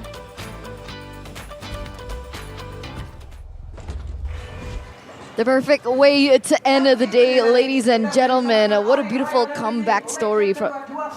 I'm sorry, I didn't mean it like that. I'm offended. We love like revenge stories and we love it being done. It's a great storyline. Right? I will Do you agree. not? Like we saw in the interview, right? It was like Keyboy's like, I want revenge, blah, blah, blah. And then he got it. And it was 2-0. It's a good story. It's nothing personal. I really hope that, one more game, right? Could be closer, but it is what it is. And the player of the match, it's your boy, Keyboy. Samsung Galaxy S23 Series 5G. That throw performance, man. We keep saying, we know he is one of the best throws, if not the best throw in Mobile Legends. It's crazy. Usually, like when Chos pop off, it's like when they're ahead. Yeah. This guy was the reason they got ahead. Yeah, that's why it's crazy. The hell? It doesn't even matter in that sense. Doesn't make sense. Can you imagine? We all know that he's going to do crazy things, and still when he pulls it off, we're like, whoa! Keyboy. It's like, what is going on, dude? This guy's unreal. He keeps exceeding expectations. It's unreal. By the way, advice to Keyboy: don't go bald again, man. Like this hair is so much better. He looks like a Chad. Now he looks kind of like a nerd, but it's fine when you have Chad skills. Doesn't matter. Thoughts, Eterna? No comment. The Long hair or short surface hair? level. No comment. Come on. Everyone is beautiful. Oh my Oh, God. Lord. All right. What? You got the Eterna PG Everyone is politically beautiful. correct PR thing, trained yeah, right all No here. matter what. Right? What a professional answer. Well, But it was a beautiful performance once again by Keyboy. I think a lot of players, a lot of teams out there have PTSD from his show. I think you can give a shout out to Sans as well on the gourd, for man. sure. He made that gourd look like mechanically intensive. By all means, gourd is, That's true. throw a ball out, leave a puddle, zoom, burst with your laser. That's about it. And in the early game, of course, RRQ were able to actually get ahead. Farsec on the Martis was doing really good as well. But we're talking about this. Putting the Edith in the hands of Naomi, cool. So now Banana is on Paquito. But now Naomi is just so limited in his Look at playmaking that. potential. Oh man. It is mechanics. He goes, G-Kun goes towards Naomi, flickers towards Skylar, bro. And look at everyone else, man. They know that, oh, Sans is doing his thing. Cover, cover. Banana tries to try and stop the Mythic Gush. It's not allowed. And credit to Banana, man. He was able to make some plays that really saved the game. But this is where, initially, the play was stopped by a Mystic Projectile. And afterwards, look at Sans. Fire the laser. Nah, you're not getting away. He flickers before Sans even, before Skylar even flickers. That's why. This guy's instincts, man. People have been talking about how if you're trying to catch him, he will flicker as you flicker, right? There's just an instinct going on. He shows it again in this game. And unreal. Gord is so immobile. It's a difficult hero to pull off. Like, honestly, try it in your ranked games, right? It's not as simple as it looks.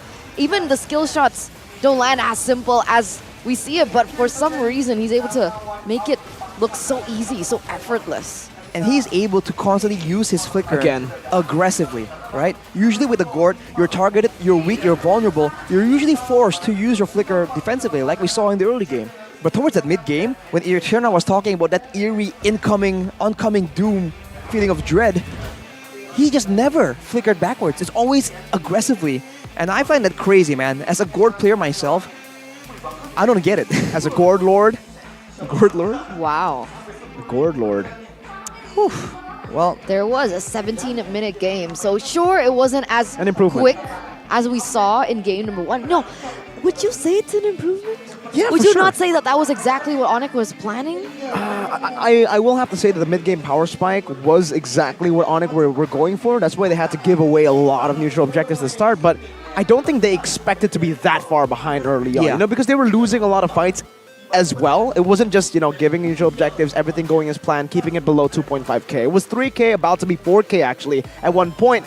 And then RRQ misstep one time. Skylar was mispositioned and boom bang bada bing. Keyboy, I don't know what he has in his eyes, bro, but he can see these things. It's love. Love. I see. Skylar, okay. By the way, speaking of execution, the fact that Keyboy is just so active on the sides, it's partially why everyone from RRQ are trying to stay close to each other, right? So they can protect each other. And that in turn plays really well into how Sans is playing. Yeah. He lands the mythical projectile on multiple people. Yeah. So you can see And the export, and the Bruno, the world, the last... Exactly, man. Onyx, the more you just rewatch the game and pay attention, the more you just realize there are layers upon layers of strategy and preemptive adaptations available at their disposal. This is why, even though RRQ was winning, like we said, you have that feeling like, okay, when's it gonna come? Something's about to happen. Even though usually against RRQ, you're like, you know, this is an RRQ thing. They will just take over the early game and not let you recover. They're taking over. Why do you do that? I think the layers, like we mentioned, there are layers to the drafts. It's just like there are layers towards the coach's name. His name isn't just Yeb. His name is Coach Yeb. So when we call him, it's Coach title. It's Coach. He's a coach. And his name is Coach Where Yeb. did this come from? I heard it yesterday when I was watching you guys. Where did Coach Yeb come from? Do you? There was an asset, I believe. If you no. Just every single time you see the draft, All right. you see there's a name on the enemy team, Rave, and then there's Coach Yeb. So he's not just Coach. He's not just Yeb. He is Coach Yeb. That's his name. Okay, He is him. So when you call him by his title and his name, it's Coach Yeb. So basically, it was a 3v1. Yeah, because Achil and Coach Yeb against Rave. Yeah. Poor Man. guy. That's brutal. And by all means, we're talking about Keyboy and Sans. CW on the Bruno did very well, staving off a lot of that damage. Still doing a lot of damage and using that worldy very efficiently too. So everyone, again, is just playing really well. Begs the question: how exactly are you supposed to win against Onyx, man? Because everything is just so solid from execution to draft. It always seems like they have plan A, B, C's, you know? You can't simply have a plan A and B and expect to come out on top.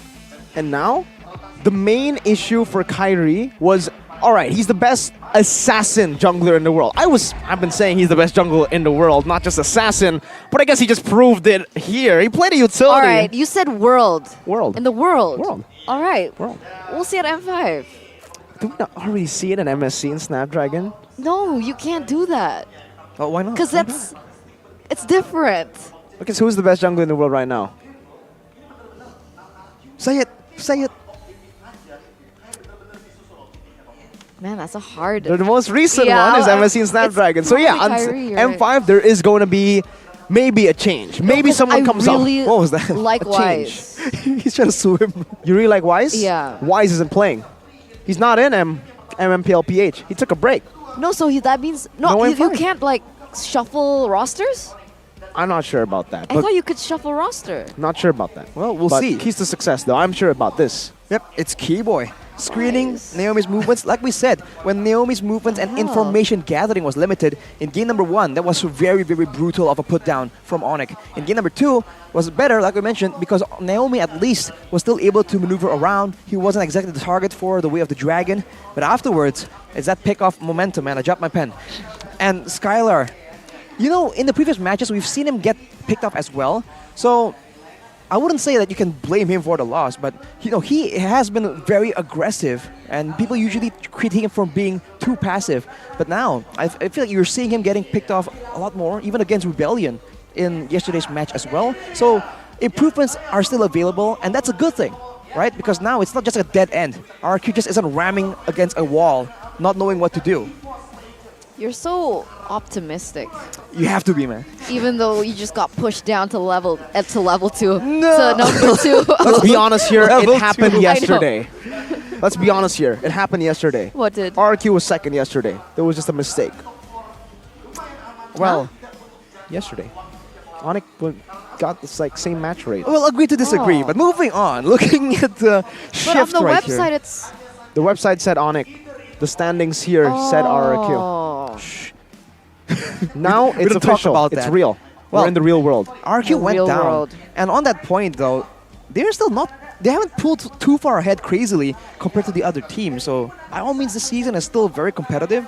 Rebellion is just on a very positive trend right now. We'll have to see if they can shoot past Geek Fan potentially. Is this the first time that Rebellion Zion has come up that far in the standings? Oh, is it? Yeah, you're right. I think that the Yes. season 10, when they made it to the playoffs, they barely got in 6th place. And now we get to see the chance to upper RRQ with that loss. Now it gets scary for them. They lose one more time, and if Geek Fam continues their win streak, Geek can actually take the... Whoa! Rebellion has a chance to make it to upper! Exactly. That is unreal. That's crazy. But they only have 4 more games left. If they win all 4 of their matches But then 2-0... the rest have to lose all True. of their matches as well, right? Oh, no. Oh, what's that team right there with the red arrow? Alter Ego? Bigatron? Alter Ego is green, bro. The green arrow. Oh. He's colorblind. Mirko is Yeah, I'm colorblind Lafelle. confirmed. I am a fell. Colorblind. Bigatron. Yeah. What? Nice how, Susu. how do you figure your chances, Mirko, Apparently. for Bigatron? Sorry, we're talking about We're talking about the colorblind 71% people. chance. Yes, colorblindness is a very serious issue. Oh, Yeah. man, but at least we're not 9th, you know. Oh boy, You I didn't know, say it. I wasn't... I'm a Godiva fan. What? Whoa! You're gonna ditch the whole team? I just gotta say I love Godiva. Oh, and- Lafelle just... But yeah, I mean, it's unfortunate. But a lot of people have actually said that they saw this coming, right? Coach Phil, ex-RRQ coach, he was like, he actually said different teams for the other combo. It wasn't Evos, but Aura Fire was in. So a lot of people have actually seen this coming, and it's very interesting because a lot of people have said that Aura Fire were one of the most favorite teams to win this season. Oh, for sure. I mean, Right? Papulong put Aura as #1 in his talent prediction, remember? Well, he does like to, root for the underdogs, but I think it was fair. Seeing the preseason, how good Aura were, and even PL President. But somehow, some and way... Snapdragon. And That was the Snapdragon. reason why. Offline tournaments, though. I honestly don't know what it is, but for tomorrow, we have Bigatron versus RQ. There can only be one, Mirko. There can only be one what? I got goosebumps. One winner in tomorrow's match. And then tomorrow... We there's can't really also- afford to give one up, Mirko, so you know. Well, you can afford to. Come on, bro. You're No, fighting no, for no, no, up- no, no. We don't play odds like that. We don't gamble. But we have another match. Yes. We do. We have Dewa United going head-to-head with Evos. That's interesting. the White Tigers. I don't know which way that one's going to swing at all. The thing is, if Evos lose, their chance to playoffs, it's going to be real hard. What They're going to number have are they? lower chances. They're 8th. Alter Ego have taken their Oh, yeah, position. you're right. If Aura wins and if Evos continue this loss streak, they will be 9th. This season's so messed up. I love it. EVOS hasn't played as many games as the rest of them, though. Well, true, but that's what we said early on in this, like when they were 4 and 4. You're right. Now they're 4 and 7. You're right. Well, no, sorry, 4 and 6. Now they're 4 and 6. So they have a lot of matches at hand, but so far it just hasn't been looking Are you good. trying to say that you're already counting them out for tomorrow? 4 and 7. Definitely. Well, technically they were just lost, right? All right. They're both coming off losses. And I don't know which way it's going to swing for Bigatron and RQ either. Yeah, me too. I don't know for sure. Do you not feel like your teams are very fluctuating in performance? Like, Of course not. Did you There's not not- watch? Yes, wait. that backfired quickly. Oh, man. It's a weird week for us, huh, Mirko? We both lost in day 1.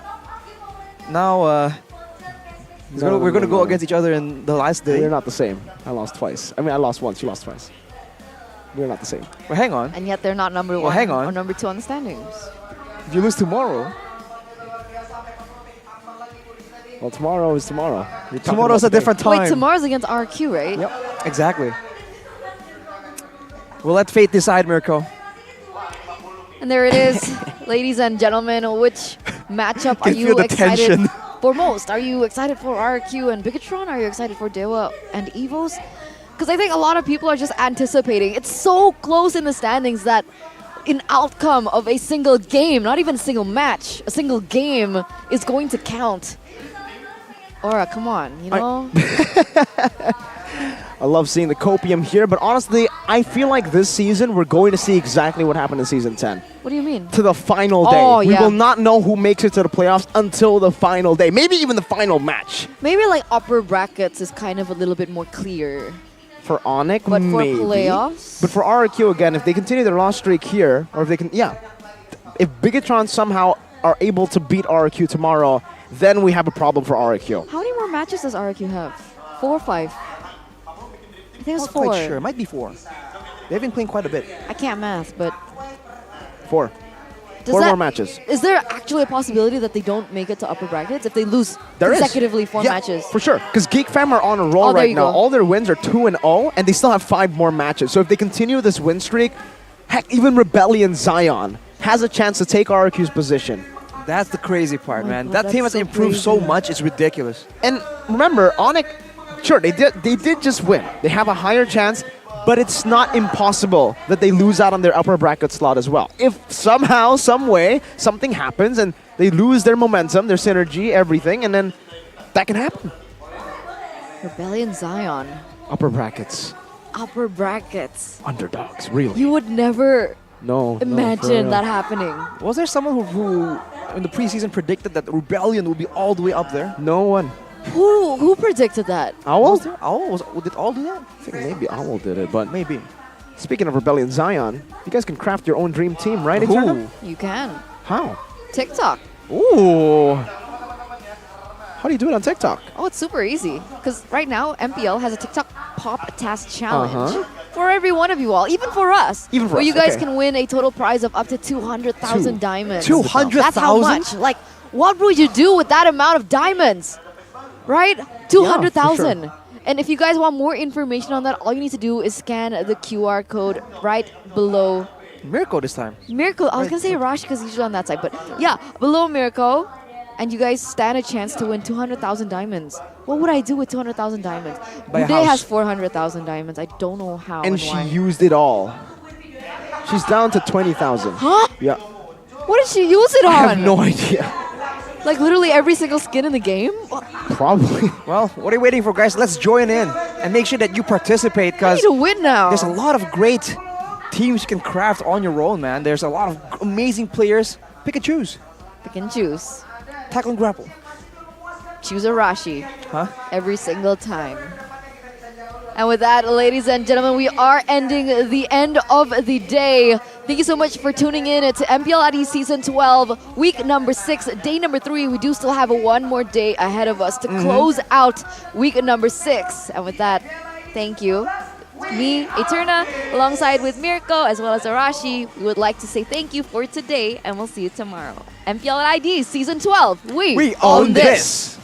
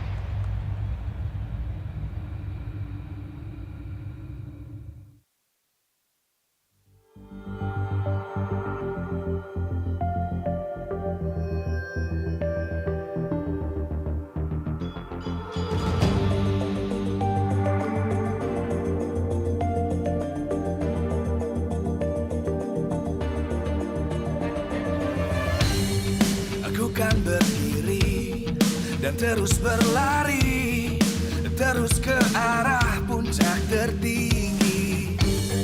Ku takkan berhenti, hanya sampai di sini. Kemenangan abadi menanti. You know we won't miss if we unite our focus. And if you haven't noticed, we all live. Nyalakan apimu, hadapi semua tantangan, hadang semua serangan, jatuh bukan halangan. Bakar semangatmu, janganlah engkau menyerah. Kita akan buat sejarah. We all this, we won't miss. We all this, we won't miss. Saatnya beraksi, jalani ambisi. Aku kan menyawakan